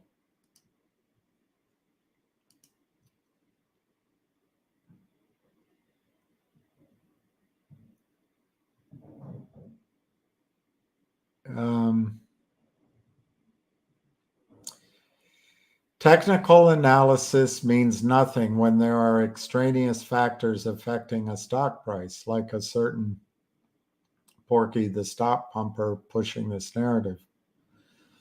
Well, I guess You're saying Porky is the extraneous factor. Maybe. I mean, it's there's a bit of duking it out going on. I tend to think there's a buyer out there or some buyers out there that have nothing to do with Porky the stop pumper. But I don't know. We'll find out. I do agree that stock charts really don't matter, although it's strange how accurate ARCA's points were. And Avid's good at it too.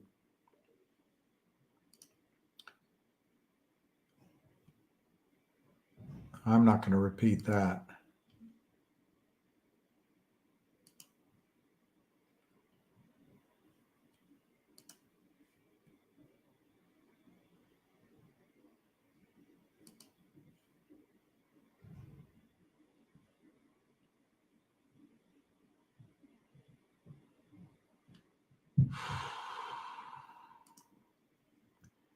Hi, Farouk.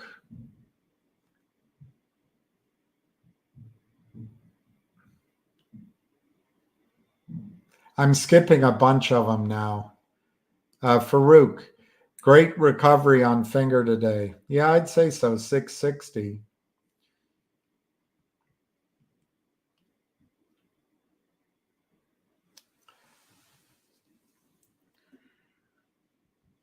I like. Hi, Mr. Garcia. Who is making my man?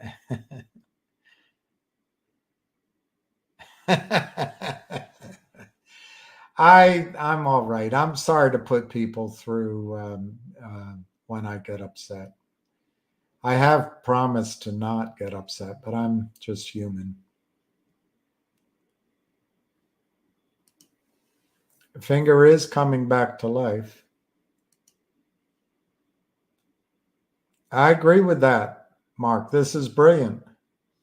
Up 86% versus last quarter.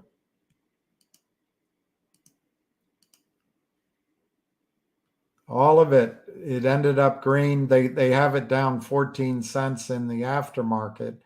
But let me see what the volume is. I really don't know the exact number, but it's, I don't know, less than 30,000 shares in the aftermarket. 674 close, 660 in the aftermarket. Thank you, Matt K. I don't know how to do a moderator. I like that. I don't, yeah, I know, Mark. I don't see that 14.8. And I'm wondering, though, when I look at it, if I'm just recognizing it from reading it this morning or if I saw it. I don't know. We'll find out.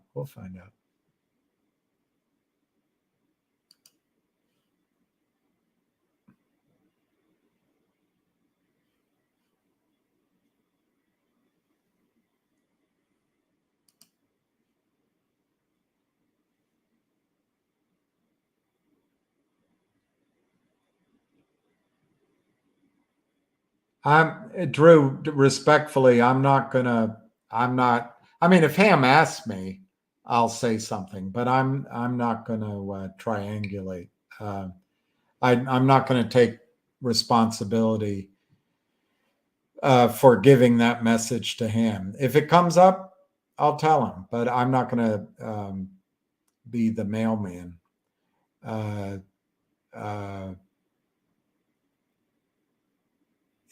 I mean, his Twitter's right there. It's at Ham Short Killer.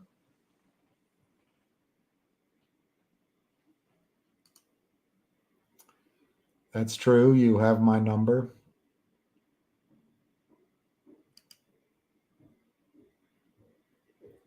That's a good point, Vin Man.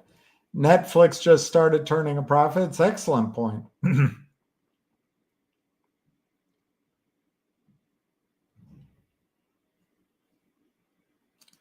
All right, dogs back to back.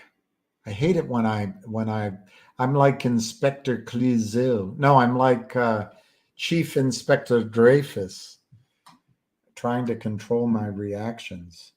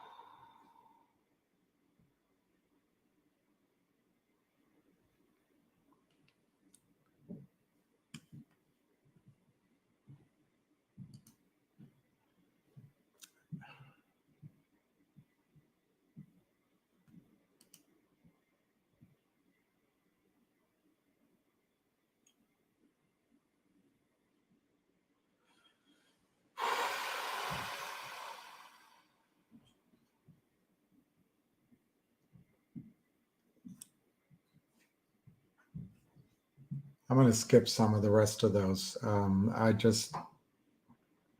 There's a couple of compliments on me, and I don't need to be complimented.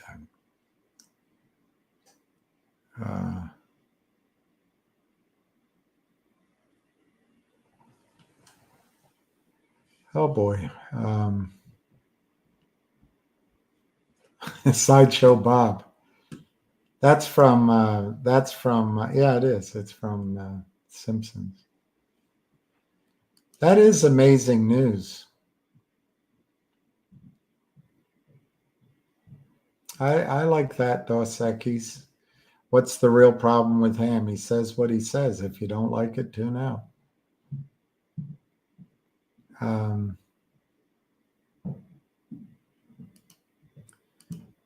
I'm not directing it at anyone. I'm just saying that playing options is not for the, absolutely. It's not for the faint of heart. And I'll go even further, optics matter. I think most people that play options lose their money. They lose their money, including me. I mean, sometimes I make money and I go, oh, I can do this. Next time, I agree with you. By the way, optics. I think the stock, particularly when you're buying a $5 or $6 or $4 stock, it's so cheap anyway. I mean, I can see using options when you're talking about an $80 stock. So I agree with you.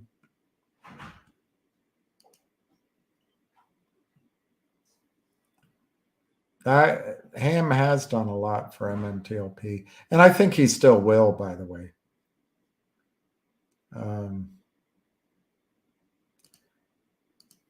I do talk options daily because a lot of people are invested in them. I get a lot of questions. And Stony, two things I learned from him about options that I think are brilliant. One is you play the short month because the premium is left. So let's say your choice is October calls versus November calls. If you buy the Octobers, maybe they're 50 cents. If you buy the Novembers right now, I'm making it up, maybe they're $1.25.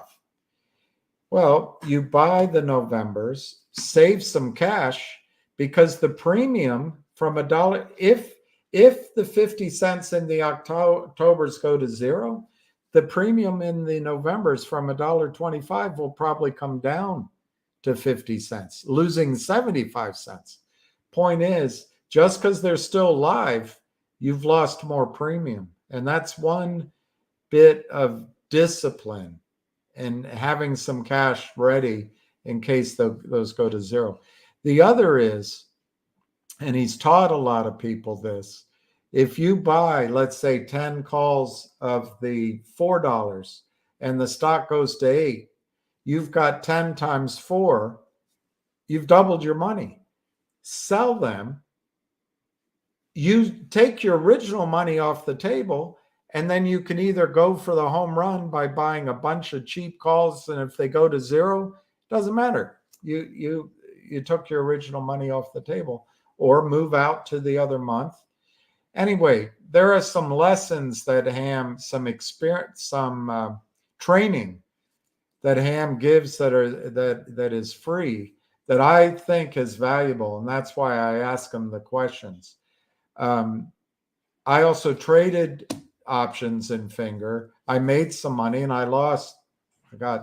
I lost money last month.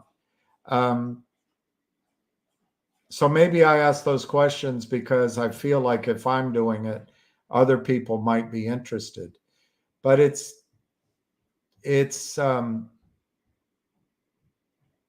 I'm not, and I'll be clear, I'm not saying people should buy options. I agree with Optics Matter, that the stock is a better place to be. But I did, and I still believe Ham was teaching some strategies with options that are brilliant for anybody's trading in other situations. That's mainly why I've asked a lot of questions. And I talk about it every day, not daily, not every day, but most of them, most of the days. Anyway.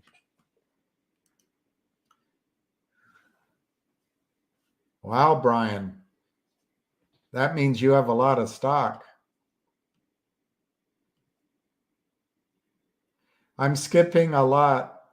I'm skipping a lot now. Nag.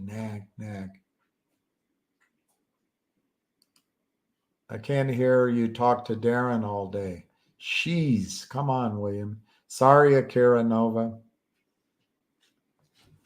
Sorry, Akira Nova. Sorry, Akira Nova.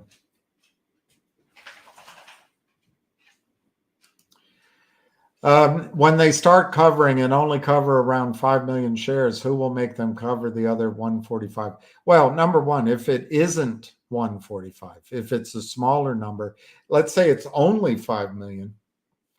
If they have to cover, they're not going to do it themselves. A margin clerk or a compliance officer is going to do it, or the prime broker. That would imply that they're unable to sell any more stock anywhere. So you're going to have the combination of no shares being sold. At the same time, buying is happening, and it'll bring the price up just on 5 million shares. The other 145, if it exists, will be bought in by the prime broker. They won't do it. They'll have run away from the LLC. They'll be gone. They'll just be gone.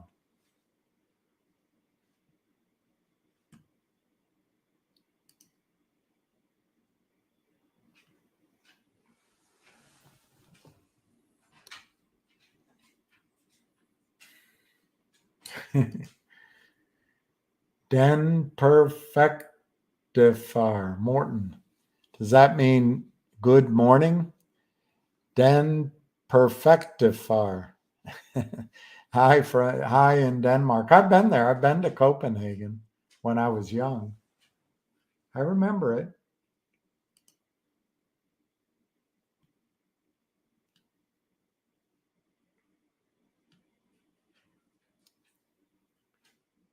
Pecos Bill. I'm sorry if it got off track, but it's good to see you, Pecos Bill. I can't wait till we get out of this morass and we can get to maybe doing some oil deals or building a company or something. I just can't wait. But I feel like the job's not done here.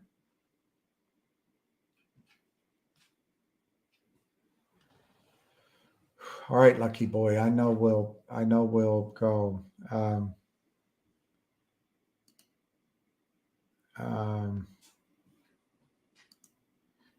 Well, that wasn't true. And it's not particularly a polite thing to say.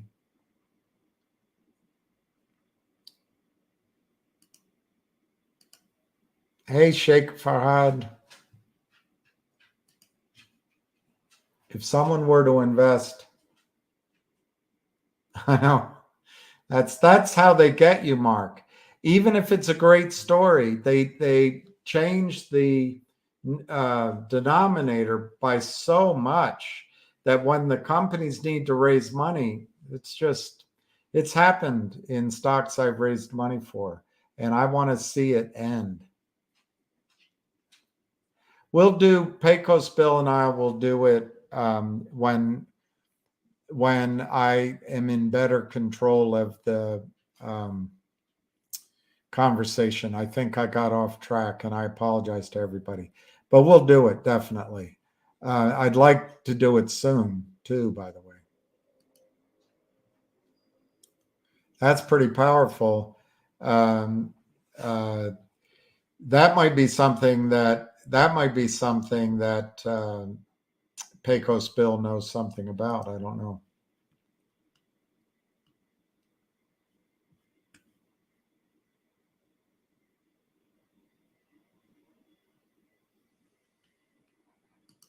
Um, I know the answer because Ham said it on the call earlier today.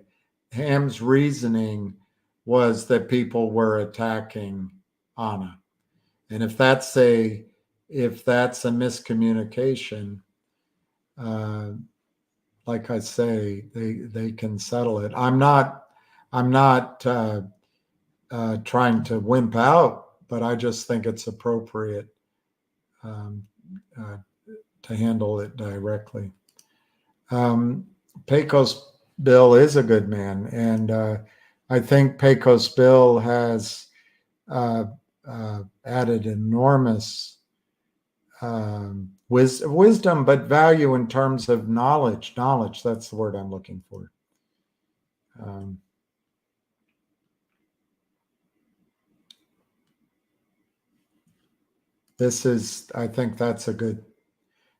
I think that's a good description, Rosie Great Gases.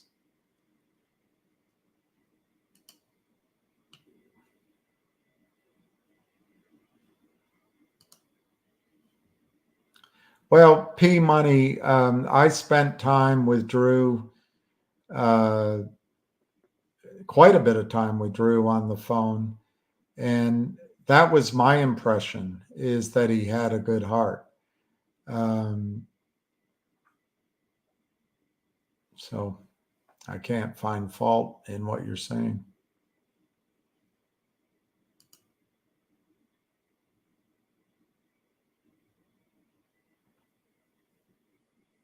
I don't know, Sam, I wasn't there and I'm not there and I have no idea. I have no idea. I've gotten a little bit of input, and so I feel completely unable to make an assessment.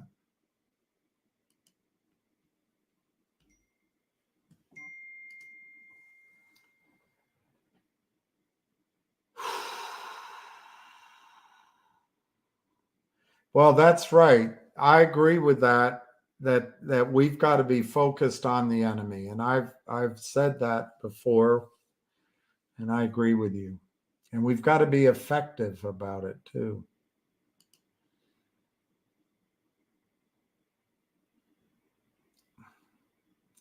Hey, JC, did you notice back when there were a lot of JCs in the public space back when it was Jimmy Carter, Jimmy Connors, Jesus Christ? There was one other one back then. I can't remember. It's good initials you have.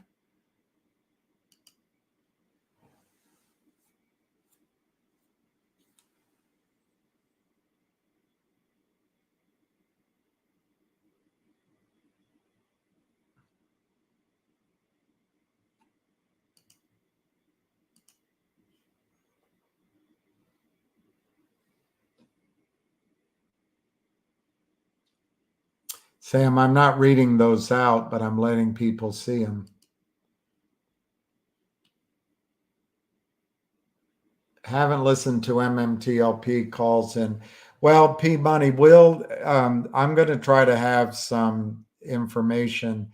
The thing is, this finger takes on so much energy right now. I forget who I was answering, but I really believe that if Univest wants to do something, they should do it this week. I have no idea what's on their mind. If they don't do it this week, perhaps they should do it this month, which means options will get wiped out. But I'm kind of at the end of the road with, hey, Univest is going to do something. If it doesn't happen in the next few weeks, it'll be time to go talk about other stories and let Finger be, and it'll come up at some point out of the blue. But I don't want to babysit Finger much longer unless something happens, because there's other stories out there. And I think MMTLP, from my own perspective, is a terrific story, only getting better. So I'd like to talk about it.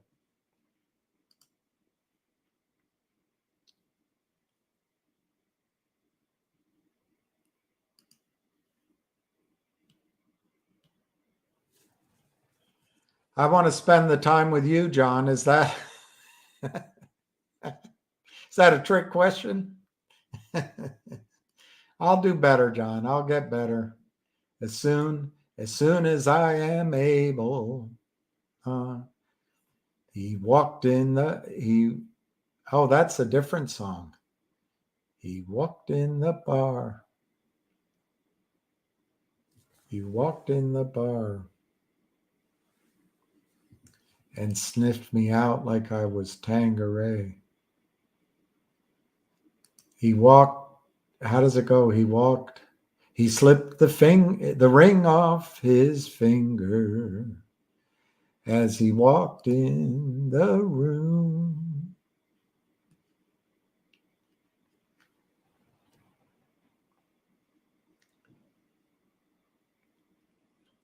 And I forget now.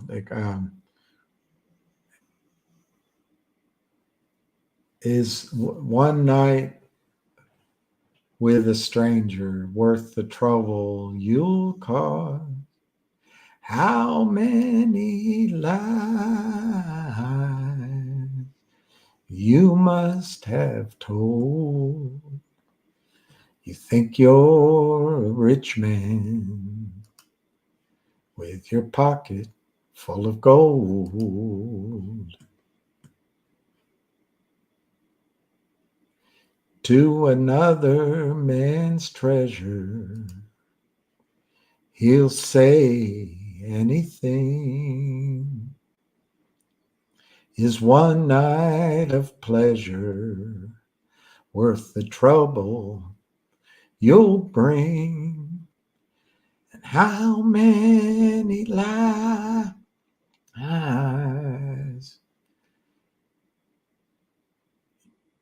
you must have told? You think you're a rich man with your pocket full of gold.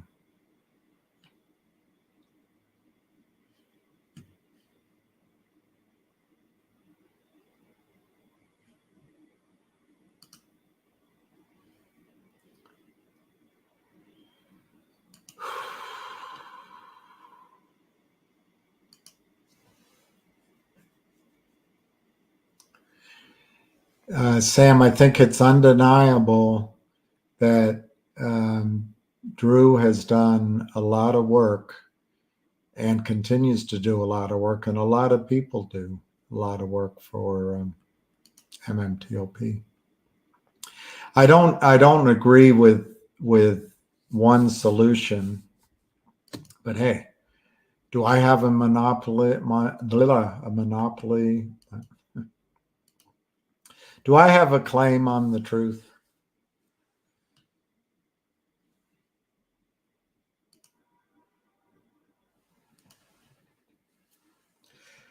Sam, I'm not reading these out, but I am putting them up.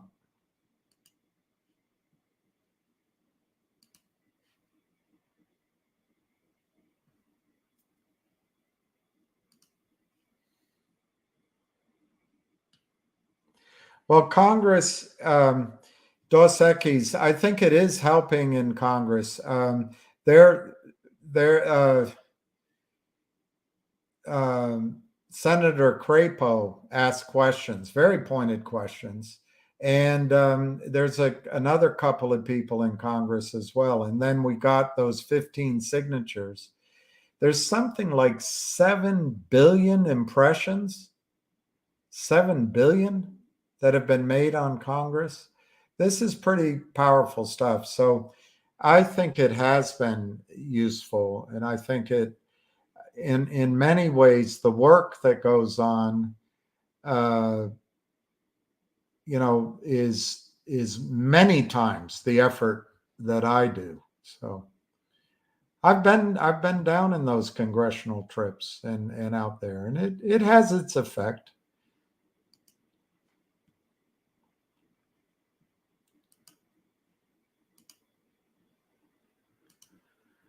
Anna attacked Congress. What did she expect people were going to do? Um, I wasn't there. I didn't hear what she said, but I would imagine Anna is an honest person.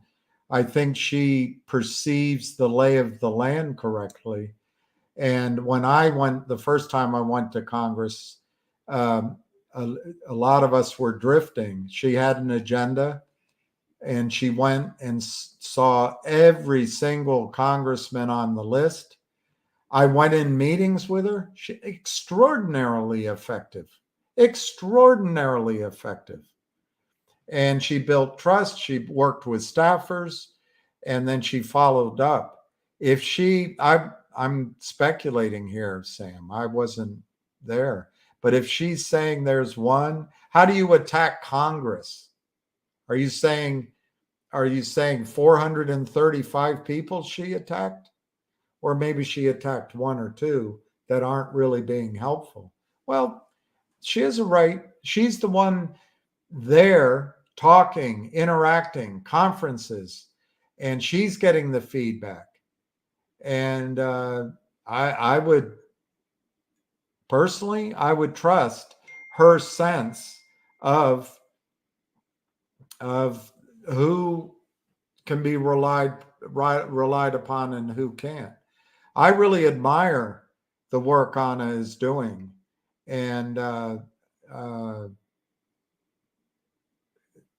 and I support her 100%, 100%. If I can't believe she attacked Congress, I can't believe it. She may have said so and so. Oh, that guy, you can't. I mean, I can tell you a story about one guy. Um, uh, I had a meeting with him. Ham and I went, and it was because of Anna, and also because of uh, uh, I always, the Statue of Liberty. She's great. I always forget her name, but her handle. But she was there, and a few others. And anyway, we went back, I don't know, 2 days later and had I would say, an hour-long meeting. And this guy listened to him. I took a couple of pictures, so I know it happened.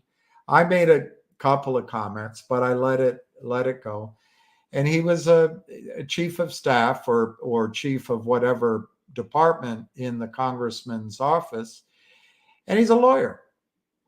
And I thought he really got it. Well, um, the following week or shortly thereafter, not the same day, maybe the next week, Ham and I were going through Congress again, door to door, and we went into, I can almost remember what state it was. But anyway, we went into an unrelated congressman's office. And as we were there, this gentleman is there. So I said hello. And I remembered his name somehow. And he immediately turned, talked to someone. He said hi. And then he turned, talked to someone and said, "Excuse me, I need to talk to you." And then he ducked out the back door. So That guy, and I'm not using his name, that guy, I would say, would not be helpful, would not be helpful, Gary. would not be helpful in a uh, uh, um, further in a pursuit of recompense for MMTLP. But that's not attacking Congress. That's one guy.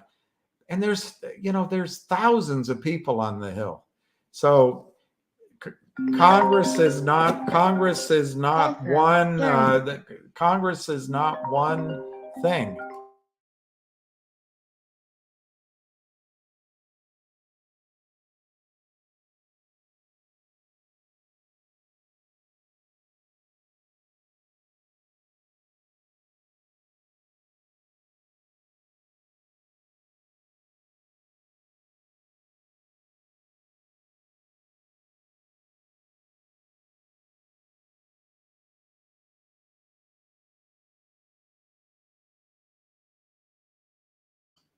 All right, everyone.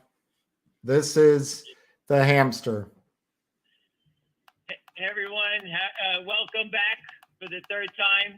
Can you hear me, William? Yeah, I can hear you. I was trying to make it louder, but it's pretty good. Okay, I'm sorry. Hold on. How's that? Better? Oh, much better. That's Okay. like night and All day. right. So a shareholder has reached out to another shareholder that told me that they have a connection to someone at the DOJ in the fraud department, and they're going to pass the fraudulent stories about Benzinger and all this stuff up the ladder, and hopefully we get an at-bat there. I think that's fantastic news. And another shareholder digging deep, reaching out to somebody. I don't know who they are, but again, thank you again. If you're on this call, thank you again, and we all say thank you. Second, I'm hearing the guy Drew from MMTLP is working with his team to get me kicked off of Twitter. He does realize that if he kicks me off Twitter, I could just open up a new name. Ham Short Keller 2, Ham Bone, Hammy, Ham, whatever you want to call it, ham and eggs, whatever, ham and cheese. And that's what just shows you what an idiot this guy is. The MMTLP community, they should be ashamed of themselves for following this idiot. Okay? So anyway, I'm not here to attack and play games with him, but I really could give a rat's ass what he does. All right? And I will go out of my way every time he says something stupid. I will definitely remove it from the television series. And all the great videos that are being formed and being done, trying to help the MMTL community, I will definitely squash it. All right, because I helped fund the movie, and these idiots have nothing. They can't even donate $5. That crowd of bullshit artists. But anyway, I will remove it, and that's my thank you for that idiot Drew. So anyone who wants to relay it back to Drew, the more he talks, the more stupid things he does, the more I will squash MMTLP from anybody even knowing they exist. Let them go stand on a corner. I'm sorry, but that's how I feel. Anyway, back to us. I'm working on it. I'm waiting to hear more information from the attorney when I get home to see if Benzinger has reached back out. Maybe their counsel has. We'll get that game going. And even after all the big attack again, fake story number 2, the stock is still up on the day. All right. They were spoofing at 690, not to let it go up to gain any real momentum. But again, the only way out is up. And I just wanted to touch base. Someone said William was finishing up, and I just jumped in. I'm getting home now, and everything is great. My wife's coming home tomorrow, and hopefully she didn't bring home the 2 gay boyfriends with her. Do you need some help from the community on how to be comfortable with gay men? Yes, no, I don't. They'll teach me how to dance. I'll always hang out. I'll have guys I can play pickleball with. Bring them home, baby. I could care less. Anyway, listen, everyone. Have a great night. William, go have dinner, relax, take a breath, and we're going to get him tomorrow. I'll be home, and hopefully Drew and his friends didn't get me kicked off of Twitter. Look, I will be. I was asked, but Drew came on here and asked me listen, to call I you don't- out. listen, I told him Tell I that wouldn't. guy, tell that fucking guy go fuck himself. Don't dare bring his name up. Okay. I don't give a shit about him. Tell him to go fuck himself. Get out of my face. If he has any balls, come to New York, Drew. Bring you and your fucking crew to New York, Drew. Come here and talk shit. Don't do it from a distance like a big mouth. All right? Now that I heard he's yapping more, I'm calling up the fucking movie people down. Fuck you. John Birdie was going to get interviewed. Fuck him. You're not getting anything now. That's what I would feel. I raised the money for the fucking movie. Fuck you all. Anyway, listen, everyone. Have a great night, and thank you very much. See you tomorrow. All right. Bye. Call ended. See, this is the effectiveness of what I think happens, and I don't know who does it, but if they break us apart, they get us angry at each other, then we don't achieve what we're trying to achieve. They know they have a very practiced scheme. They have a very practiced criminal plan, and they just execute it, and they can outwait all of us. They can wait. And, you know, I was when Mark Bazile came on my call very kindly a few days ago, he wasn't speaking of a specific group, although I think I know who he's talking about, but he didn't mention a specific group. But he said they make $100 million, $200 million. This is real money.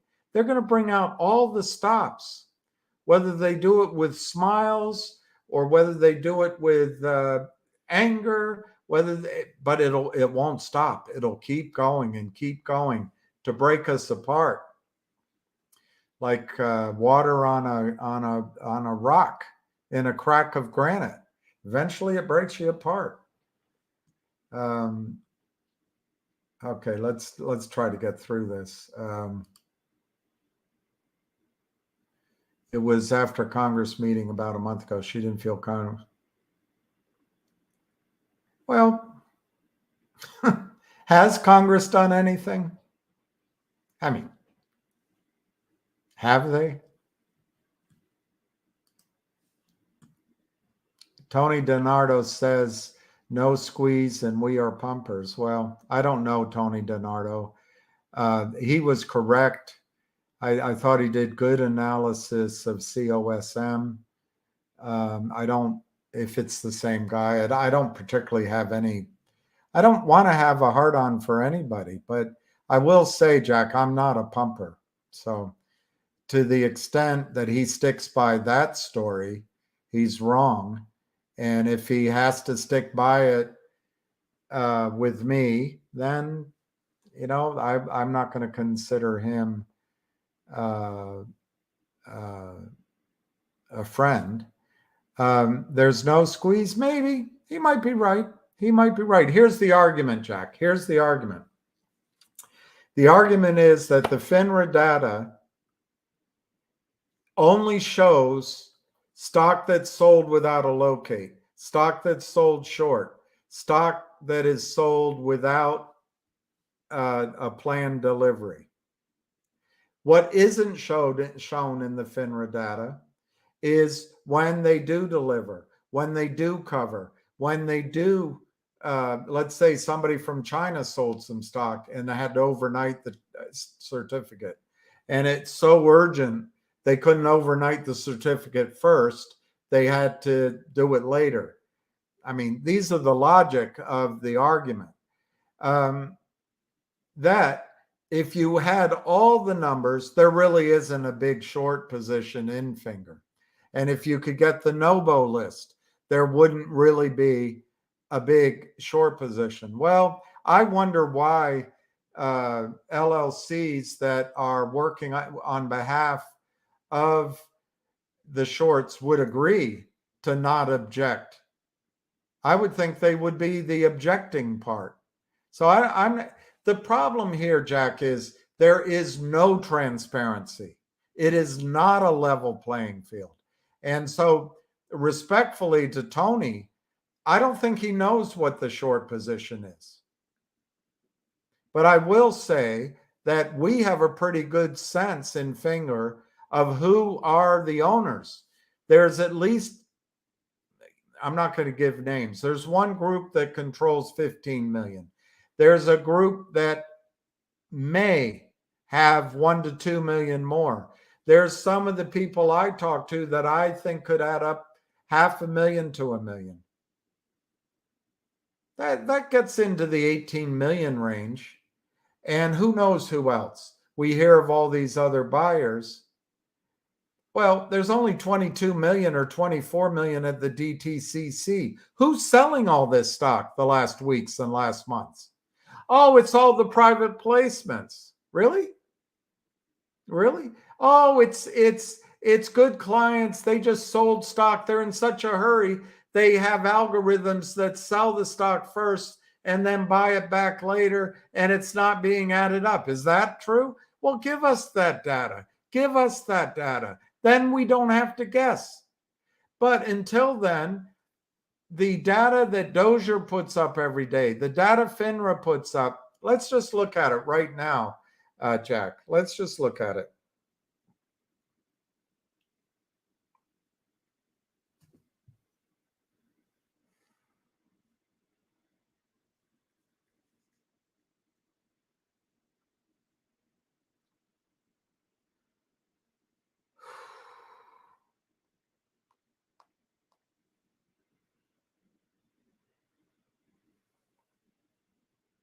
Oh, you have to go by I can't get it. You have to go by Dozier's data. So I'll have to, let's look at Dozier's right now, if I can find it.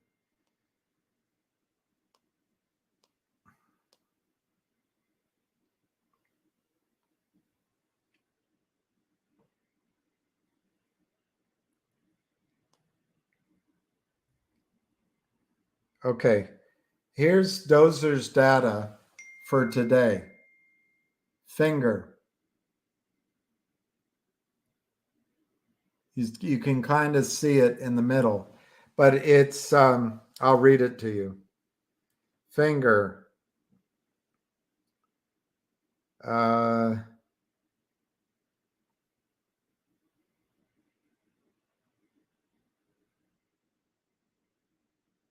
Actually, I don't know which numbers to read to you.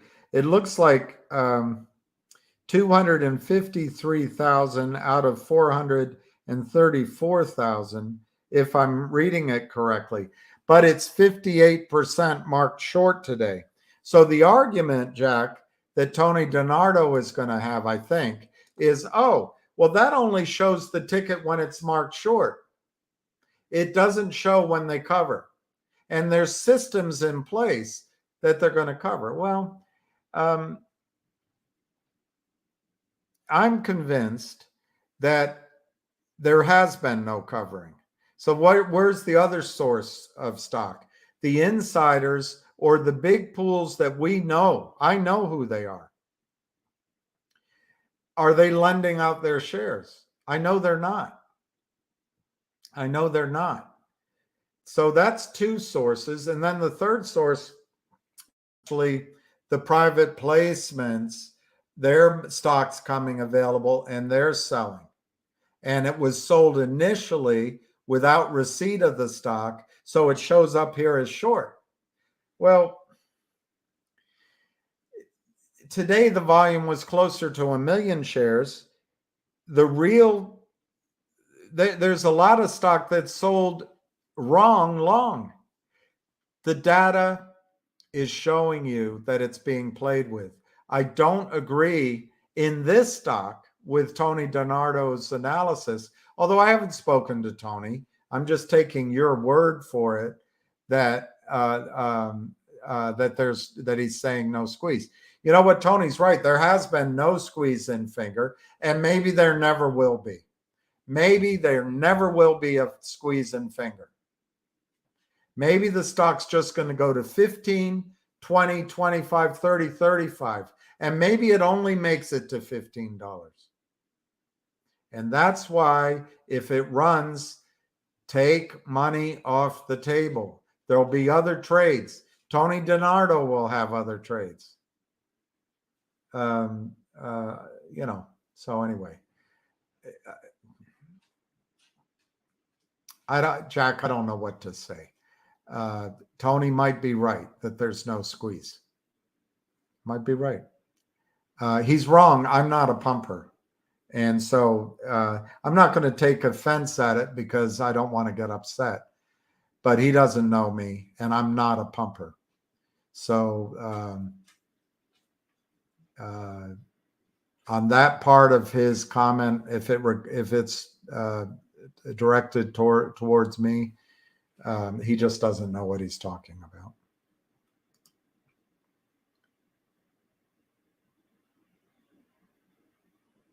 Well, all right.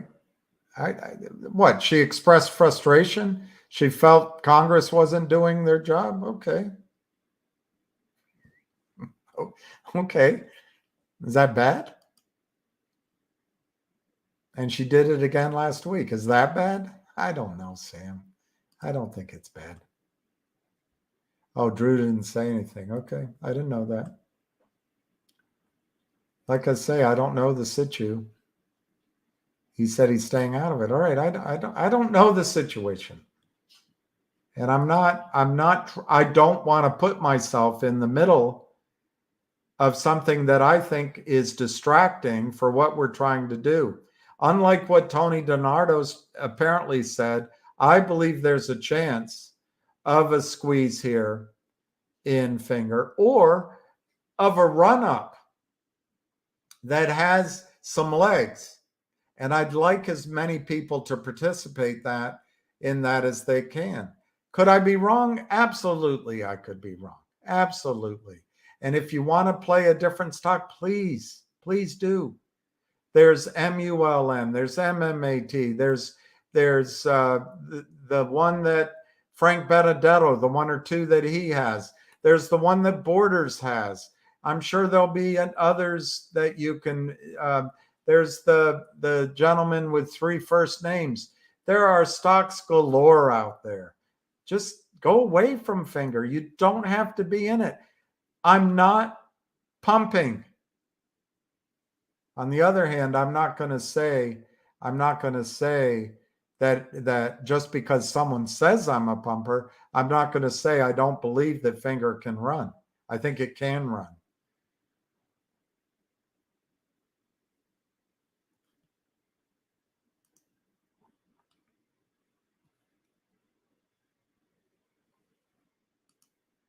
Ham should understand the entire story. I don't know about that, Dave R. I don't understand the entire story.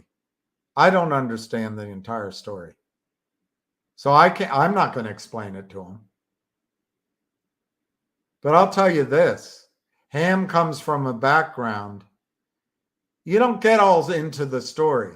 You stand by your friends. You stand by somebody that's working hard on the team.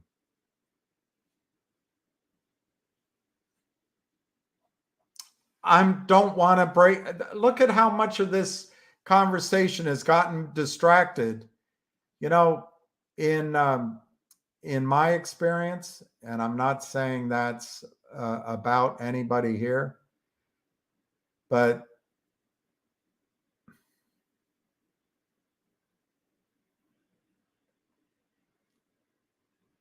I'm not going to say it. But a lot of attention has gone away from what is positive and what's going on in the stock. We'll see if Tony DiNardo is right. I can give you a list of people that I respect that tell me there's no way Finger has the number of shares that short that Ham says. There's no way that Tom Ronk is correct.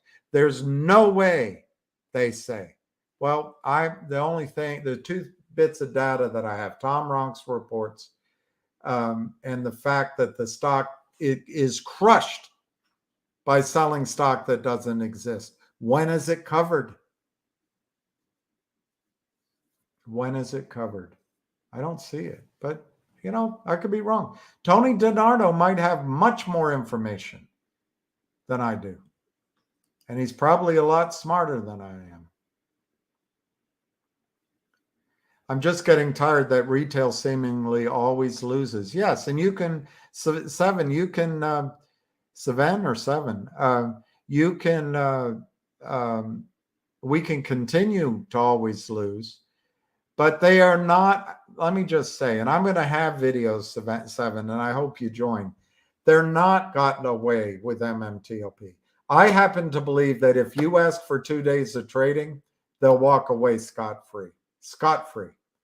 But if you stick with the five guys inside and they're not going to walk away from MMTLP. They're not. They're trapped. You're trapped. They're trapped. The movement is dying out. Absolutely. Maybe it is. But that's what a lot of the boo birds want to happen. You know, most human beings don't like conflict. They don't like the back. They walk away. And you don't think there's a lot of psychology going on here? Hey, get in there, break it up, have fights. People will drift away. That's just nature. So you're right, Seven. But at the core, why should people have to even be doing this? This is Gary Gensler's job. This is the SEC's job. This is OTC Markets' job. This is your broker-dealer's job. This is FINRA's job. This is ultimately Congress's job. They're all bought and paid for. And where do they get paid for? The hedge funds and the prime brokers.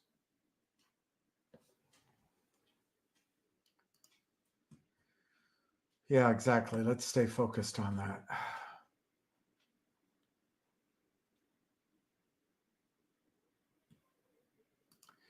I like that. Anna is entitled to her opinion, and I think Anna makes her opinion clear to get help and to move things forward. I don't think she tears people down just to do it.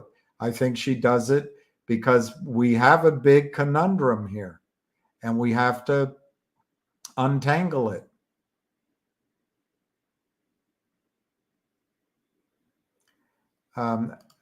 We'll cover finger, but I'm just going to try to get through the comments and then be done for today. I hate shorts keep saying they don't have to close, and FINRA saying they didn't have to close. That's true.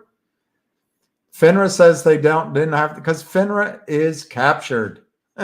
FINRA is captured. It's tough, Seven. It's horrible. After these calls, sometimes I can't even sleep. It's so depressing. Because this is criminality on the grandest of scales. And it's hard to keep people together. And when they break it down into, oh, Ham said this, Ham said that, Anna did that, they're getting us off of our message, which is there are securities laws in place. People deserve to be able to invest with confidence. People deserve to know that their money is safe in a retirement account. And they deserve to know that the securities markets are a level playing field.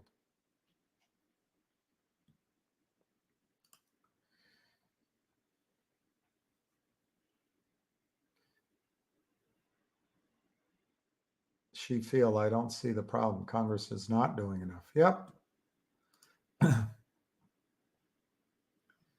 I'm not surprised Finger's not moving much in the after hours. Jack, the only thing that's going to make Finger move is a bolt of lightning. They're going to have to announce something we don't even know about. Is going to have to be announced, and it's going to have to be followed up with power behind it. Or whoever is in a position of needing to cover a short of 5 million shares is going to have to do it. Or a gamma squeeze.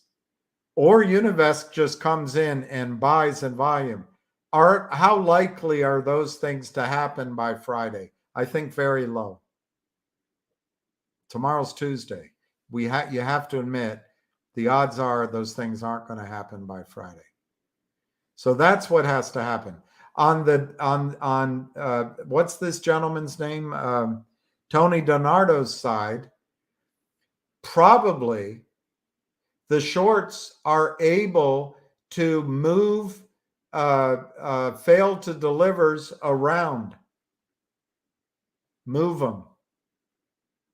The stock market allows it to go from one LLC to another. They're breaking laws, but no one enforces the laws. So it's possible the margin call is just going to be moved around, and they never buy it in. They tried, didn't work. Now they'll just move it until the criminals can, in their mind, can get the stock down to $1, and then they'll try again.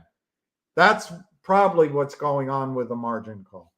In terms of the big buying from Univest, I think they are taking their sweet time because they do things deliberately, and they have lawyers. So I don't expect it to happen this week. I think it could happen over the next few weeks. Sure. In terms of a bolt out of the blue, I have no idea. If I had to guess, it's not going to happen this week. But they filed an S3 for $300 million, and then they filed a news release saying they weren't going to raise money at whatever it was, $4, $5, or $6. Why did they put it out at $300 million? I don't know. For the hell of it? Maybe there's something going on. I don't know. But I'm not surprised that Finger's not moving up in the after hours. They are fighting against having this stock go to $7. And the easiest time to manipulate the stock price is pre-market and aftermarket. And guys, right now, we're watching Wall Street sharks, longs versus Wall Street shorts. And if they want to have a battle, we don't really have much say in it. If the longs want to walk away, the shorts will win. The shorts can't walk away. They're trapped. I don't think the longs are going to walk away. Somebody's been buying the stock for 3 months. But anyway, I'm not surprised, Jack, by lack of activity or upside in after hours. I'm not surprised at all. And if I had to project what's going to happen this week, they're going to try to close it at $5 or $6 by Friday, and they might be successful.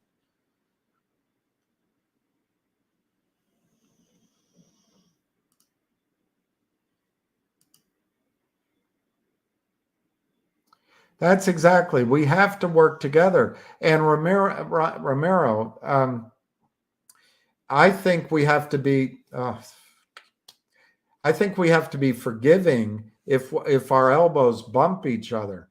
The people that are putting in the time, everyone has their own idea. Particularly, let's use Drew as an example. Drew is making the phone calls. Drew is talking to Congress, talking to John Berta, talking to the principals. So he has his ideas. Anna is on the ground. She has her ideas. Ham introduced West Christian to MMTLP, to Torchlight, to Berta.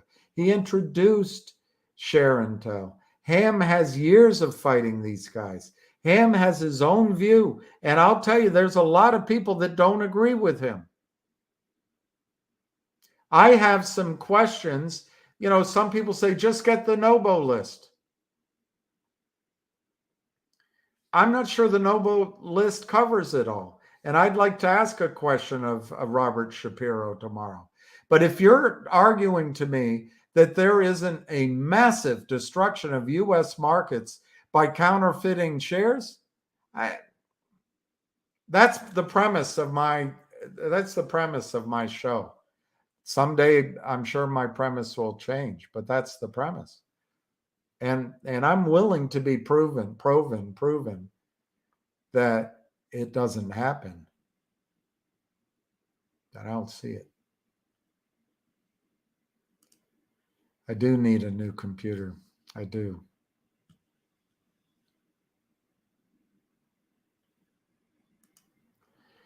I've been listening to you a long time. Remember Lou and Elk Spaghetti, and you talk GTI minute by minute.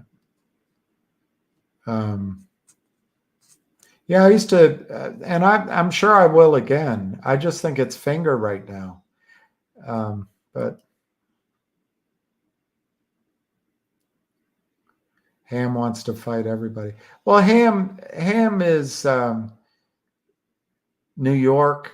He's a trading desk, and Ham just wants to fight the fight. He doesn't want to fight everybody. He wants to fight the fight, but he also doesn't have the time to get caught up on the side things. But all right, Steve Raven. That's did I ever tell you I'm jealous? You guys look like you're in love and happy and have the relationship that I would have wanted or did have. I mean, anyway. You're very blessed. That's the bottom line. I'm really not jealous. I'm very happy for you, but I do admit to a little ping of what's the word? Envy. Yeah, I agree with you, Jeff. Let's get off. Let's get down here. I got to skip through these.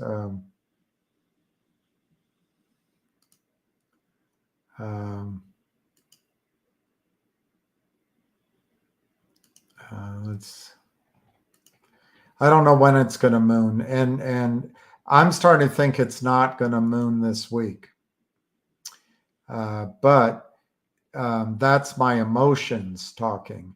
My brain tells me if the lawyers told Univest you can't do anything until after earnings are reported, well, that's today. So rationally, they still have 4 days this week to do something. But 4 days isn't really a long time to, go from 0 to 60 in speed. So I think people have to be prepared that the options for this week are going to be a crap out. That's unfortunate. But that doesn't mean that the stock isn't going to have a lot of upside at some point. I don't know if it's going to moon either. It might just go to $15. It might go to $35. So moon implies 1,000, which I have said it could go to in a spike, 2,500, which it could if it imitates VW. But I think the majority of evidence is the stock could have a nice run to 25, 35, 50, 75, but don't. Moon is asking for everything, and it might not give you everything. It might just give you a nice trade, and that'd be okay. That'd be okay. What's my price target if we see a massive run soon? Well, listening to Arca, I think that let's do the bang bang 8, 10, 17, 8, 10, 17, and then maybe 25 to 35.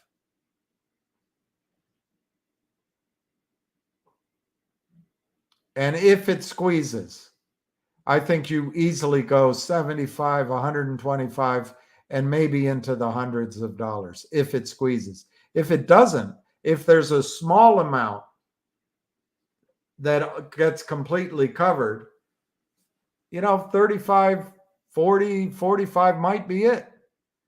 So my price target will be to watch the volume, watch the trading, take some money off the table, and judge it as it goes. Judge it as it goes. So that's my best answer I can give right now. What happened with him? I don't know what's going on Spaces. I really don't. I don't know what's going on behind the scenes. Drew Diligence came in here. I addressed some of his comments. Ham came on, and I support Ham. I support Anna. I can vouch for hard work that Drew has done, but I don't know what's going on in the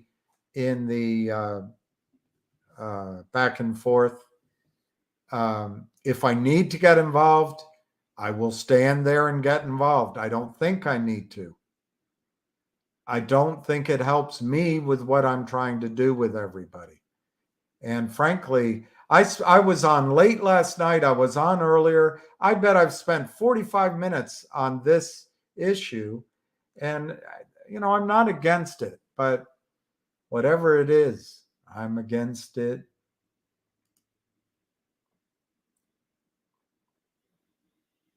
Ted Williams. Pretty good guy, Ted Williams.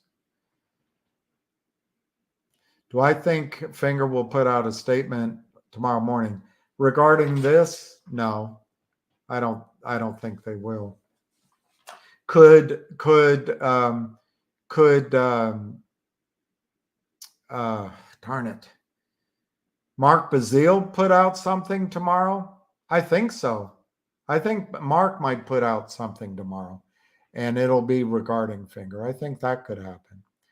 Could Univest slash some big group of investors do something tomorrow or Wednesday? Sure, I think that could happen.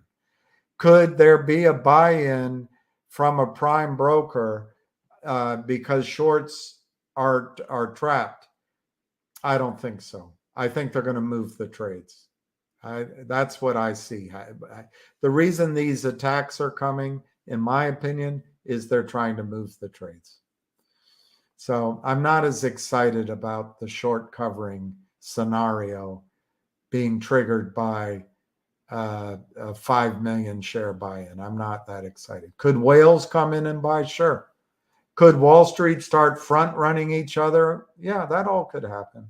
But what my next anticipation is either a bolt out of the blue or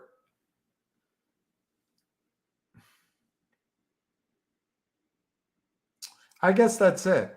I'm expecting a bolt out of the blue or some sort of organized buying by investing by Univest, perhaps, that leads maybe to a financing because they have that S3 out there. Those two areas. And then if the rest of Wall Street jumps on, the fun begins. I'm not all that optimistic about the end of the week. So buying calls for a punt makes sense to me because if it goes, it could rocket. But maybe if you're going to buy calls, do November. I agree with whoever admonished me earlier.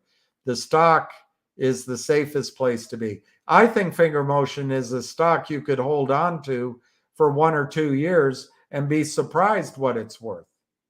Ceteris paribus.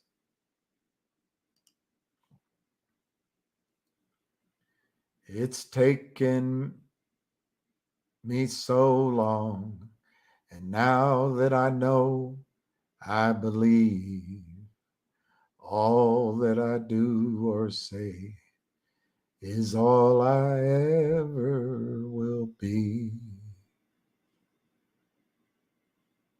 She stood beside me, letting me know she would be something to lean on when everything ran out on me.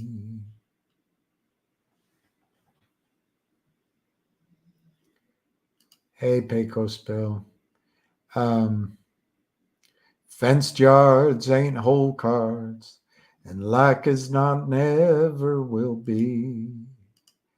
Reason for rhymers and old five and dimers like me. An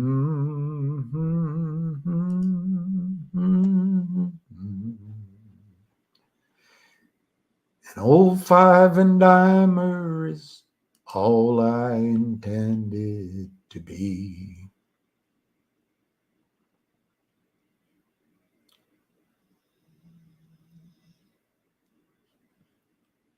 Do I see Friday 7 calls in the money? It's possible. I think when I looked at the chart yesterday with ARCA, that the way I read the chart, it was going up. I didn't expect and it did in the morning. I didn't expect the big pullback, but ARCA called it. Yes, I think the Friday 7 calls could easily be in the money, but I would call it a 50-50. They might get it pinned at $5, but I actually think Friday could be $8-9. You know what Borders was calling for last month? I think that could happen this month. I think it could happen this month. So you could see the calls, the $15 calls in the money on Friday. I'm not trying, Pharaoh, to be totally negative at all. I just think you got to face facts. It's got 4 days to go, so the risk is higher.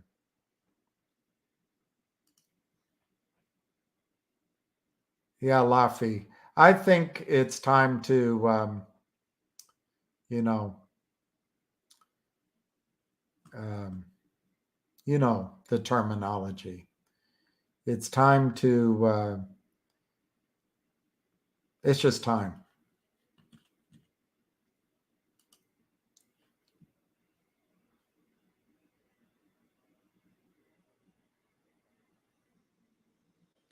Syntax, yes, syntax. Hey, Anna, I didn't know you were listening. I would never attack Congress. I didn't think you would. You'd be in jail. I simply pointed out that politicians are accepting billions in donations from people.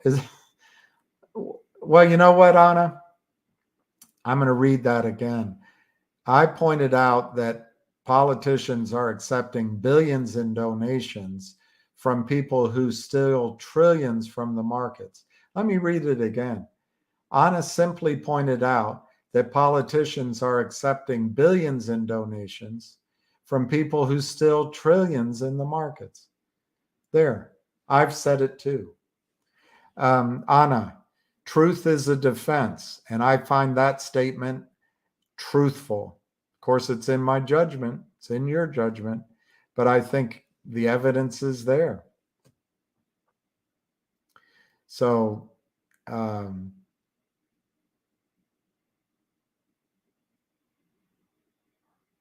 I think you're right. MMAT could affect MMTLP, but I think what really affected MMTLP and NextBridge is that, gosh, my brain power. Greg McCabe bought the note that was between those two organizations. I thought that's great for NextBridge, and that therefore derivatively is great for MMTLP. I don't know what to say, what it does for. Man, it's slow, Anna. Man, it's slow. Man, it's slow. My computer is slow. Just I gotta wait. All right.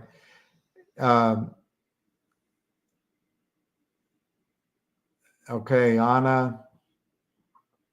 I'm going to put that up and leave it up long enough for Sam to read it and others. And I will say that I feel like I know Anna very well.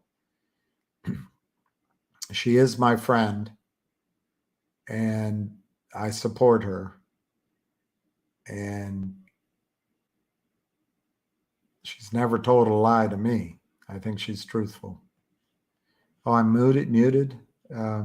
Okay. But she's a woman. No, I'm just kidding. Now she's going to be mad at me. I'm just trying to put some humor in there. Just trying to break up and put some humor in there. I know it's not funny. No one's laughing.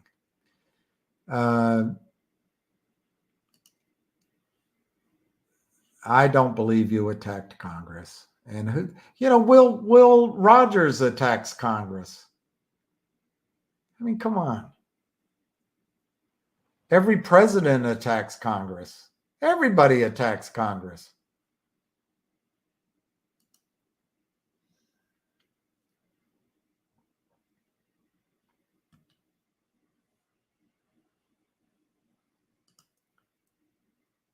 I'm not reading these out, but I'm putting them up because you took the time to type them.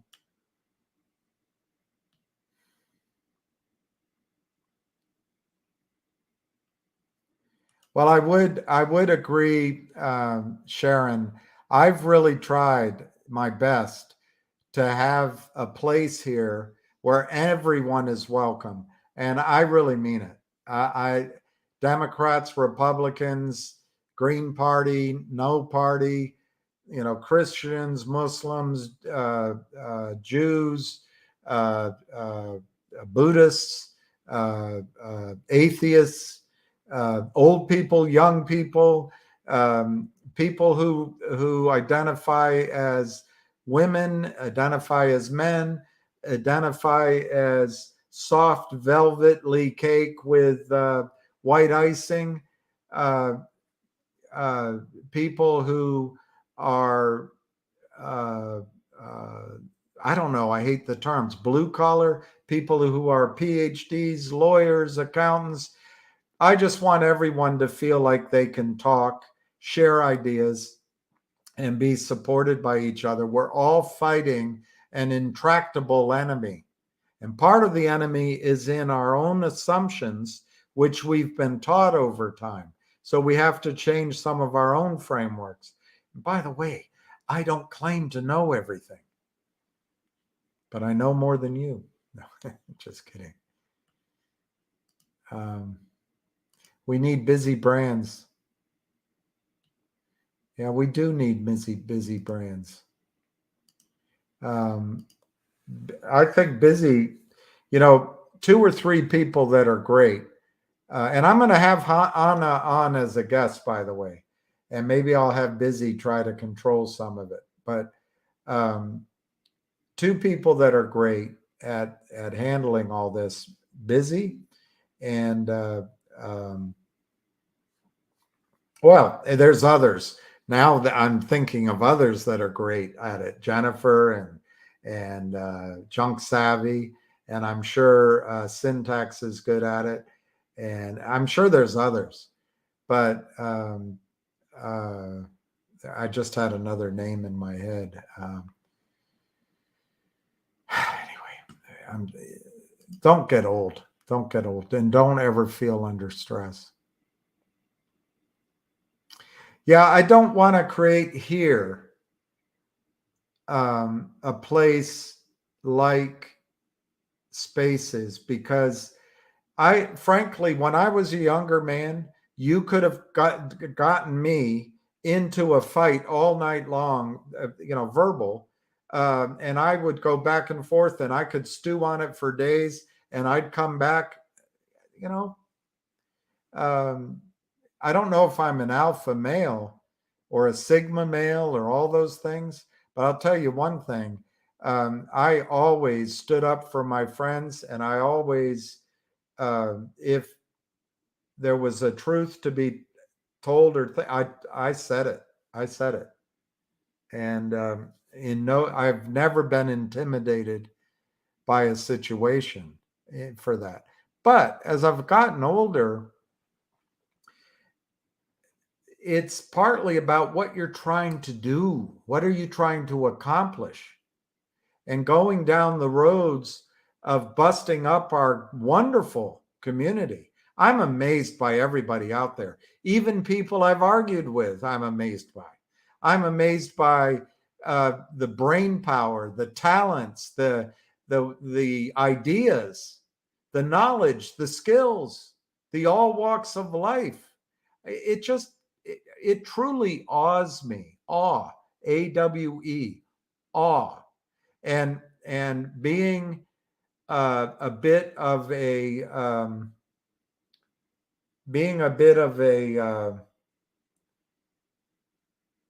I don't know what to call it. Being a bit of a softy. I don't know what to call it. But I think what goes on here, if we treasure it, is like when God said, if you say the Lord's Prayer, or Jesus said, I don't know, any two of you gather and say the prayer, I am there. And that's what I think happens here. At least that's what I hope happens with my small ability to um, reach out for help upstairs. I hope that because we come together and in a way we're saying a fervent prayer, we are praying together, we are seeking good and the truth, and we're helping each other. I hope that our prayers, whether they're said out loud or they're just simple words like, I'm tired of all this shorting. We need help. I think because we're doing it, God is helping us. And I don't want to be a Bible thumper. I really don't, because I don't know how to thump. But I think God is helping us. And I don't want to ruin that. I think the way evil works is it gets in our head, it gets us doubting, it gets us fighting, and it drives. It doesn't send God away, but it sends. It clouds our ability to sense the goodness that's here. And I'm not trying to proselytize, and I am not trying to uh, judge anybody else's understanding, whether it's the universe, higher power, or it's just we.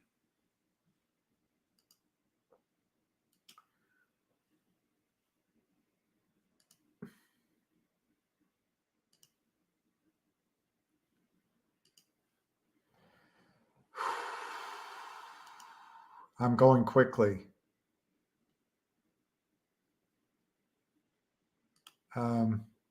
Well, I'm not always confident. I'll say that. Maybe I get arrogant a couple of times. I don't know, Julie Kim, but I have a willingness to be corrected. And I'll tell you what, I am totally willing to somebody else be right and tell you all if they're my guest and be correct. I'm not here. I'm not here for me. Thanks, Dips Patel. Anna is great. I feel like I'm way behind. I'm going to go quickly through these. By the way, I don't trust many people here because it's not that they're not good people. It's because I don't trust myself. I've been burned by trusting people, burned by partners, burned in love. And I've learned that, wait a minute, maybe there's something wrong with my picker, as they say in AA. But I'll get better as soon as I am able. Da, da, da, da, da, da, da, da, da, da, da, da, da, da, da. I like this, Paulie V. Univest is here. I like that.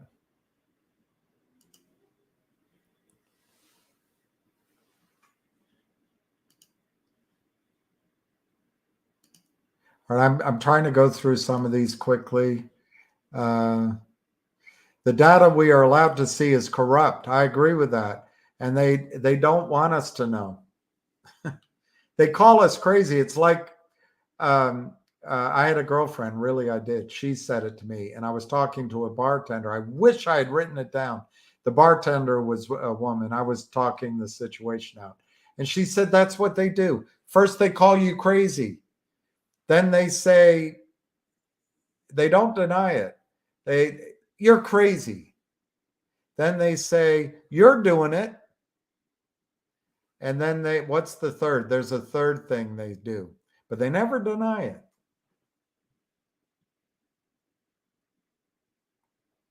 Hey, Mamba Italiano.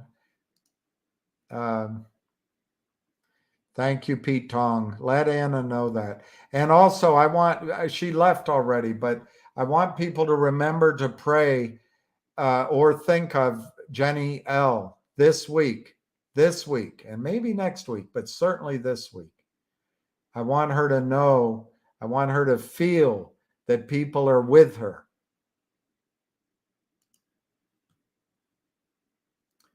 Paulie V, I like it. If you don't like the play, get out. Yeah, it's, I'm not Diamond Hands.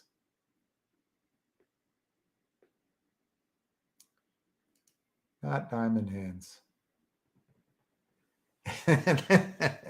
It's what they do. That's like the Terminator. I put that up once. It's what he does. It's all he does.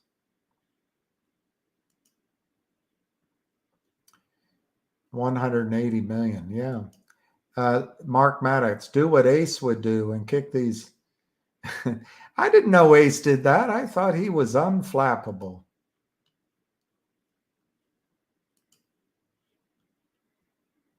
Brett, in my corporate career, it was praise in public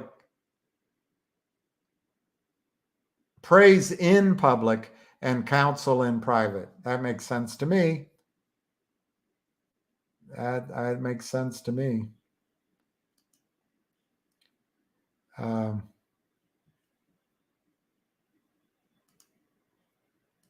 don't think anything's dying out. I think we'll be all, look, I'm not trying to say it won't work by the end of this week or work tomorrow morning.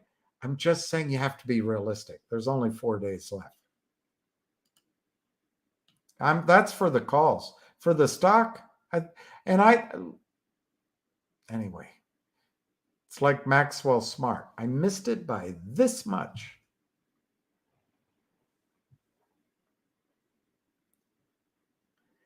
Christopher Doller, I think there is something new on Logic, but I don't know what it is. So I begged off earlier, and I'm going to beg off now, not to avoid the question. It's rather than bullshit you and just, essentially blab, I'd rather know what I'm talking about. So tomorrow,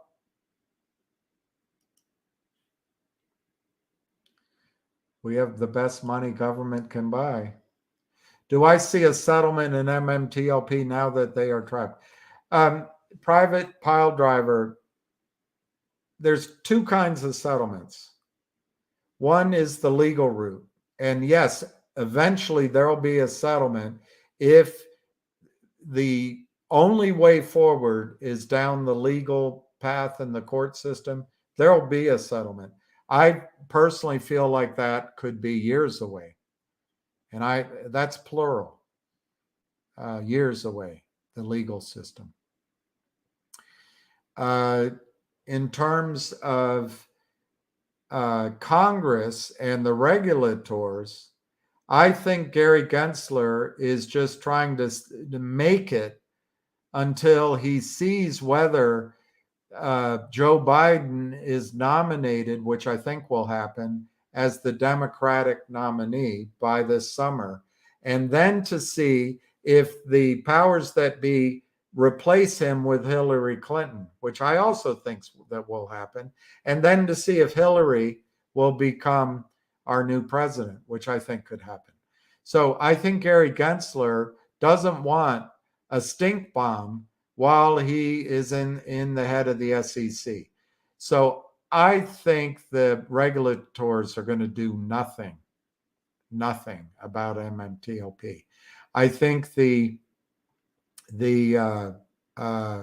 Congress and the Senate, there are people trying to do something, but we're now at war, and we'll see. So I'm not all that optimistic that the route of Congress / SEC is going to do anything in terms of a settlement quickly. So where does that leave us? I think it's the brokerage side, the prime brokers, the broker dealers, the not so much the market makers, although they'll be part of it, the NSCC, DTCC. I think the brokers are going to come up with a settlement, and I think they're going to work with NextBridge, and they're going to work with the attorneys. I think the attorneys have paid themselves to learn. They've learned everything they can. They've gone through it's the Bernie Bros, Reddit brothers problem. Oh, they're greedy. They were just in it for a squeeze problem. Oh, it's the $3. Oh, it's the original torchlight holders.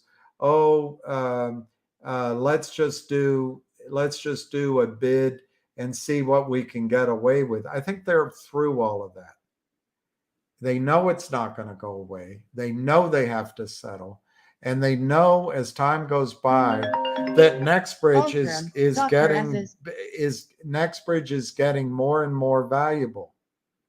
So I think there will be a settlement from the brokerage community, private pile driver on MMTLP. It could come in stages. They might try a low number first and then it's high. But the reason I believe so is certificates are in motion. The lawyers know all they're going to know. Wall Street made a profit this year. If they take a loss settling, they can write that off against their taxes. And they want to put this behind them before knowledge gets out that the number could be 1 billion shares counterfeited.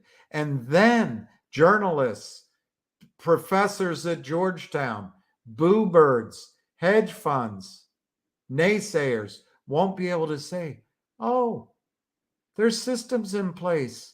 That doesn't happen. Who would let that happen?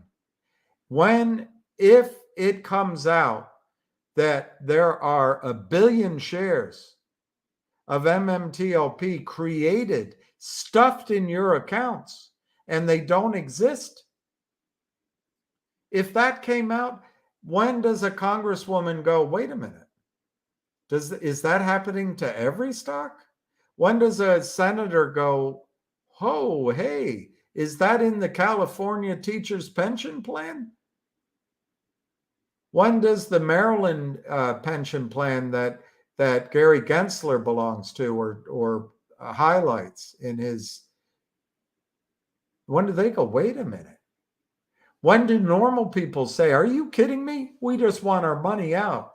It could cause a panic. So I think that there will be a settlement. So my answer is yes. Will it be by the end of the year? Well, it's kind of like my answer on Finger. There's only 2 more months left. Maybe I'm wrong, but I think they'll do a push to have a settlement, or some of the broker dealers want out. They're not all criminal. 98.5% of the people on Wall Street are honest.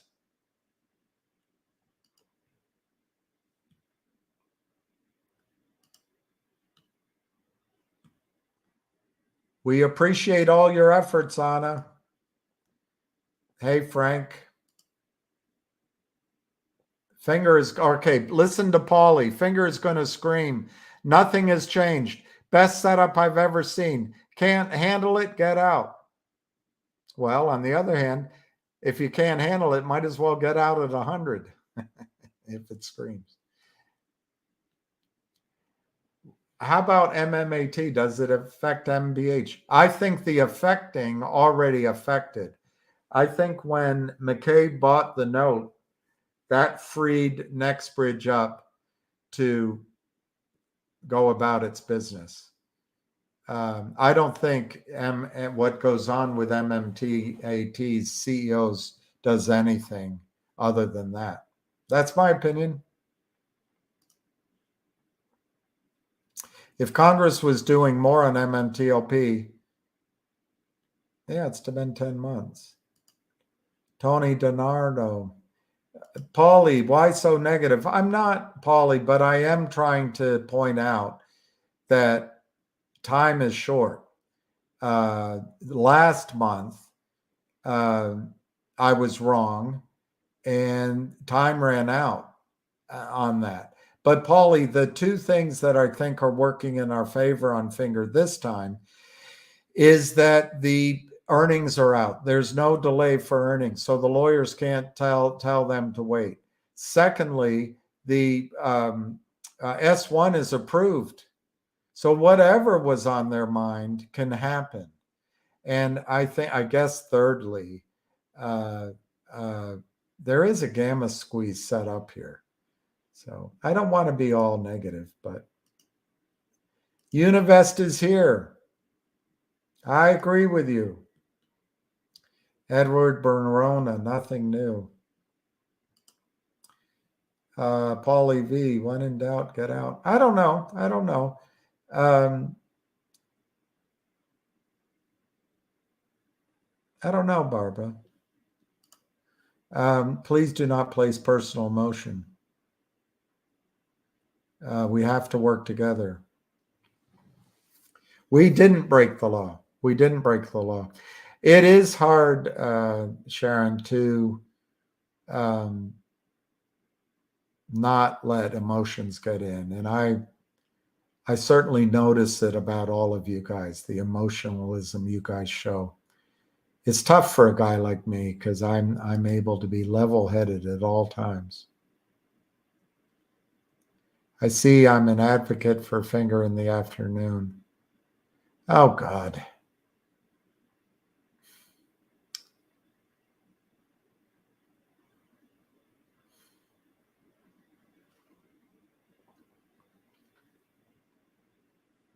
I hope that gave you a giggle. I hope that gave you a righteous smile, and you can tell your wife about it. She'll be impressed.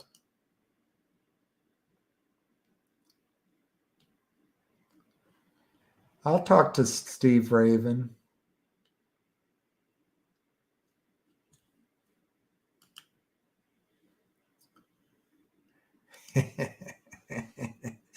You guys are lucky.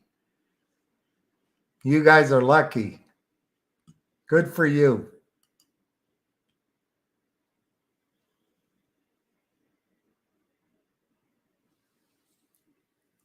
I'm not going to probably go on the not call.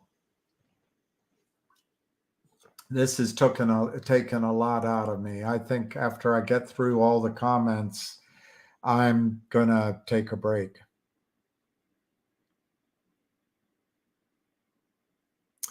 Not a chance in hell Univest will let their calls expire.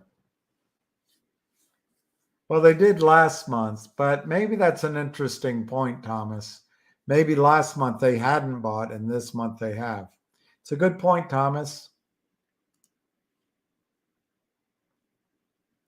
That's great, Steve.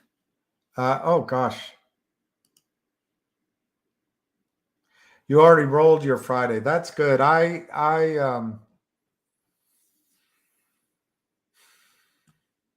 see your point.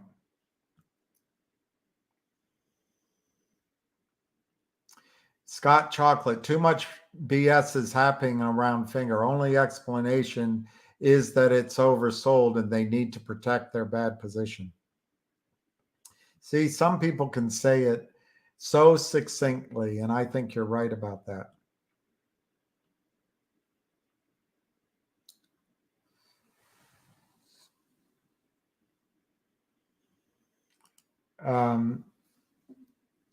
I don't know everyone who's attacking, but I'm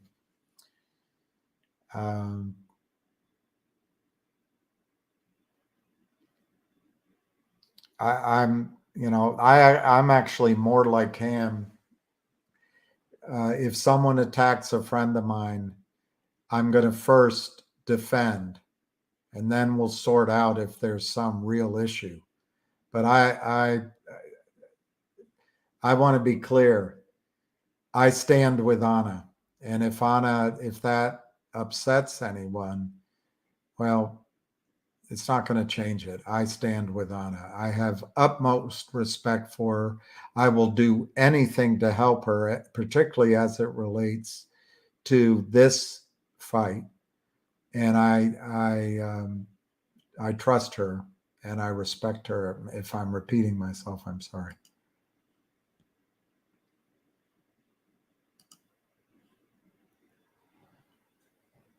That lamp is awesome. Somebody asked me about that last time. That's something my sister gave to me, and a friend of hers, Ralphie, really great guy, who happens to be gay, but a smart guy, loving guy, and a good friend to her. He's now moved to uh, uh, Georgia, I think, Atlanta, Georgia. But he set up a little kitchen in her apartment and bought that lamp, bought a overhanging lamp and a whole setup to have guests over. It was very nice. Anyway, she gave it to me. I don't know why I put it there, but I did.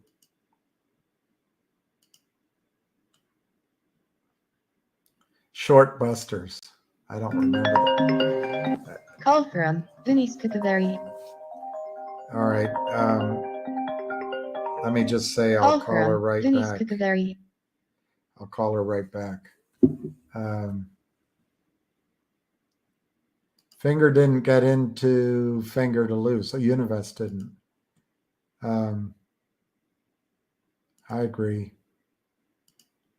I have you on surround sound. Oh, puppy dog. What's his favorite song? What's his favorite song? What's a good song to sing to a puppy dog? Oh,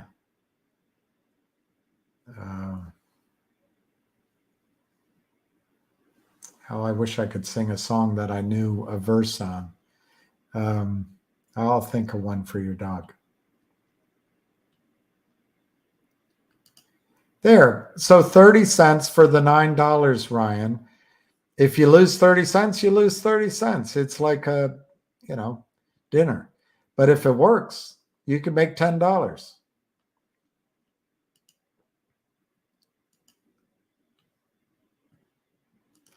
Thank you, Jennifer. Jennifer is also someone who I support. I don't know as well as Anna, but you have my respect and support, Jennifer, and I'm glad to count you as a friend, even though we got a ways to go to know each other.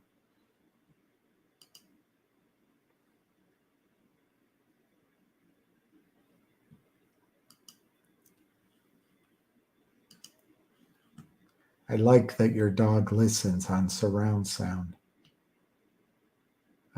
Hey, Jenny L. I don't know how far behind I am, but I want you to know that I truly value your friendship and your hard work and your support, your empathy, and the goodness that you give to the world and how you help so many children. It's amazing.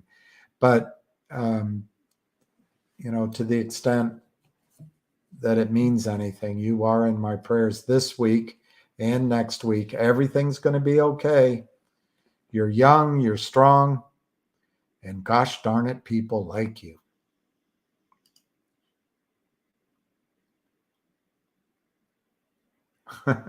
Learning to trade is an expensive education.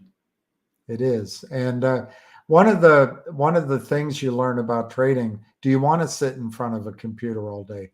So that's why sometimes it's best to buy a stock, set it, and forget it.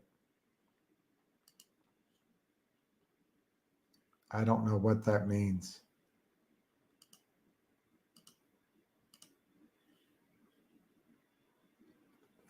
Busy. Busy is the best. Busy is the best.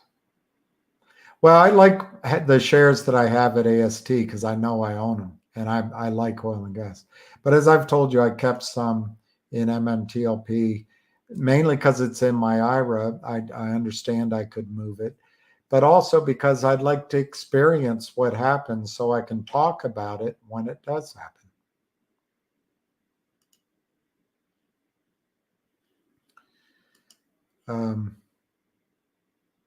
My coiffed eyebrows. You know what I need to do? I need to age like Dorian Gray. Getting old isn't for sissies. I like this, Moody Waters. When two or more gather in my name, I am there.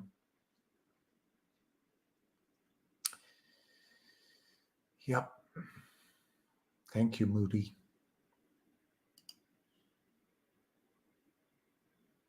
Okay. So how much time do I have? All right, I'll try to end this.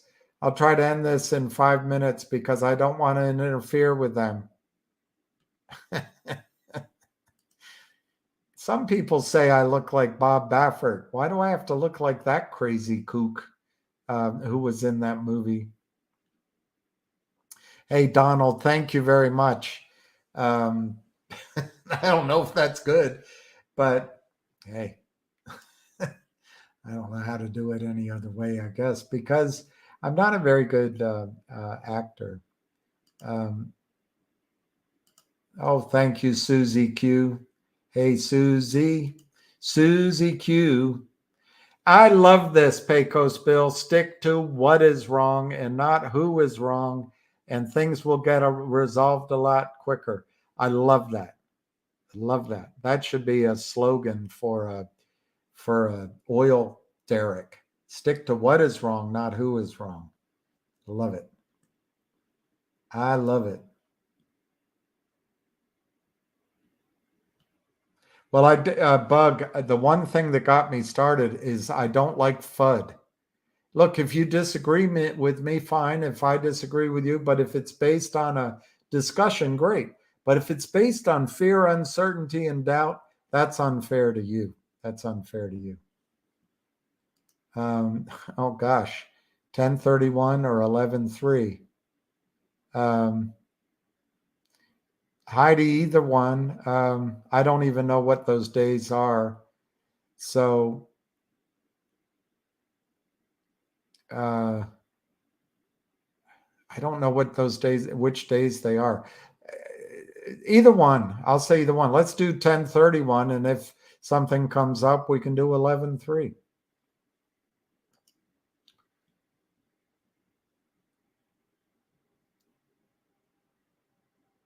See, Pecos Bill has a fan club. And Pecos Bill, someone called you handsome. Moody Waters called you handsome. So you've got a that won't work. You've got a fan club. And Tuck T. I don't think it's about Biden. I think it's about everybody who has power right now, keeping power. There's a lot of power being played behind Biden. Any rumors regarding McCabe and his business operations? Not that I know. We can talk about it. I got to skip over it now because I've got to make sure I'm off this by 8:30.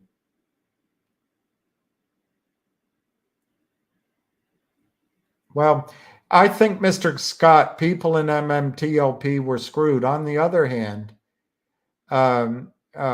they were screwed out of 2 days of trading, no question. But on the other hand, and I want to do some videos, Pecos Bill's going to help, Anna's going to help, other people are going to help, Busy Brands. I want to show you that NextBridge is valuable.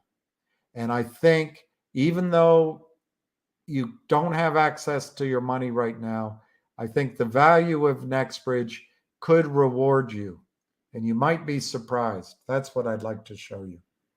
I'm still going. could GTII acquire Rite Aid? Yeah, that's not a bad idea. I'll put it in. Why not? Sure, private pile driver. We'll go to Harry's. I don't know that answer. How high does it go? I will have to watch it. I just think if it gets in the 15, 25, 35 range, make sure you take some money off the table.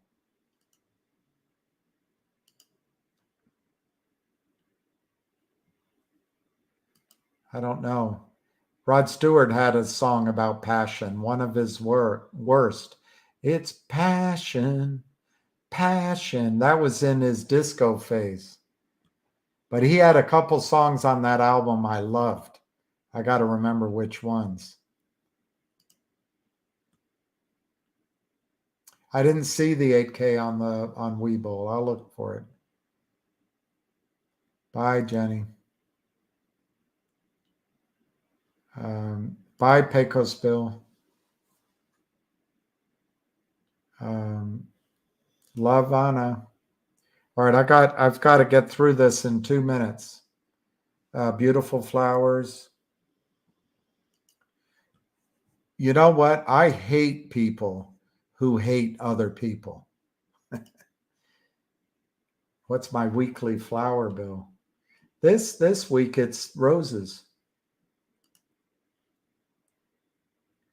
Oh, the doggy. Oh, I could sing How Much Is That Dog in the Window?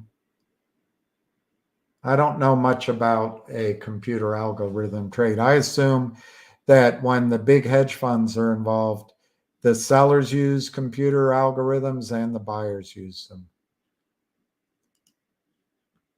Who let the dogs out? I don't know how to sing that. Maybe I never told you all those long and lonely times. And maybe I never showed you how happy that you're mine. Little things I should have said and done. I just never took the time. But you were always on my mind. You were always on my mind. I love Newfoundlands, and I knew 2 Newfoundlands. One was named Hingabot, and the other one was named Beef. And they were the best dogs in the world. I loved those dogs. They both lived in Cincinnati.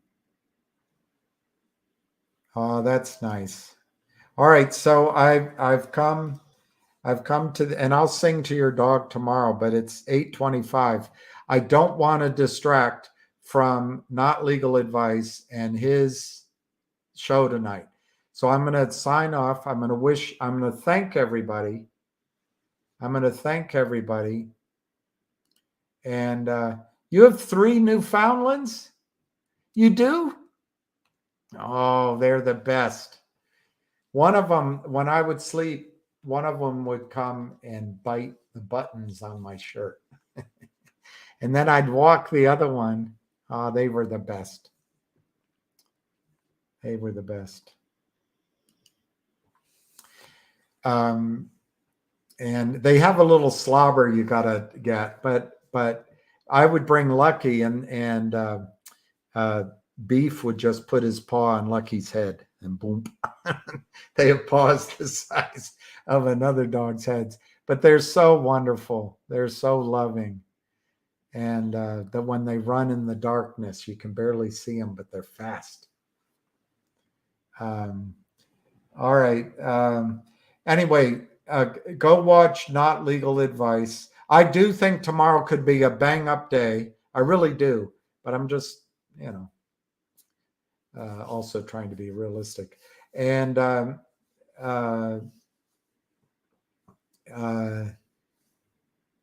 so I'm going to wish you peace, love, and happiness. That's what I'm going to do. Peace, love, and happiness. And we'll catch up tomorrow. And I don't know what else to say. Good luck tonight. If you laugh at Richard's jokes, not legal advice, you're only encouraging him. Just remember that. If you laugh at his jokes, you deserve to hear more of them.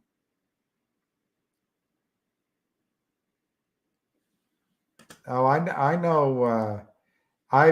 Stardust is one of my favorite albums. Grab your coat and grab your hat. Or how about Rose, my love, my darling, I hunger for your touch, all those long, lonely times. I'll give you one to get, Bug. I'll give you an album to get. You probably already have it, but get Willie Nelson or Nelson Sings Christofferson. Nelson Sings Christofferson. That's also a good one. Also get, if you don't have it, I'm sure you have it, get Redheaded Stranger. Those are 3 of his best albums. All right. He's going to be there this weekend. Go see him. I've seen Willie. All right, I got to go. 1 minute. Go sign up for Not Legal Advice.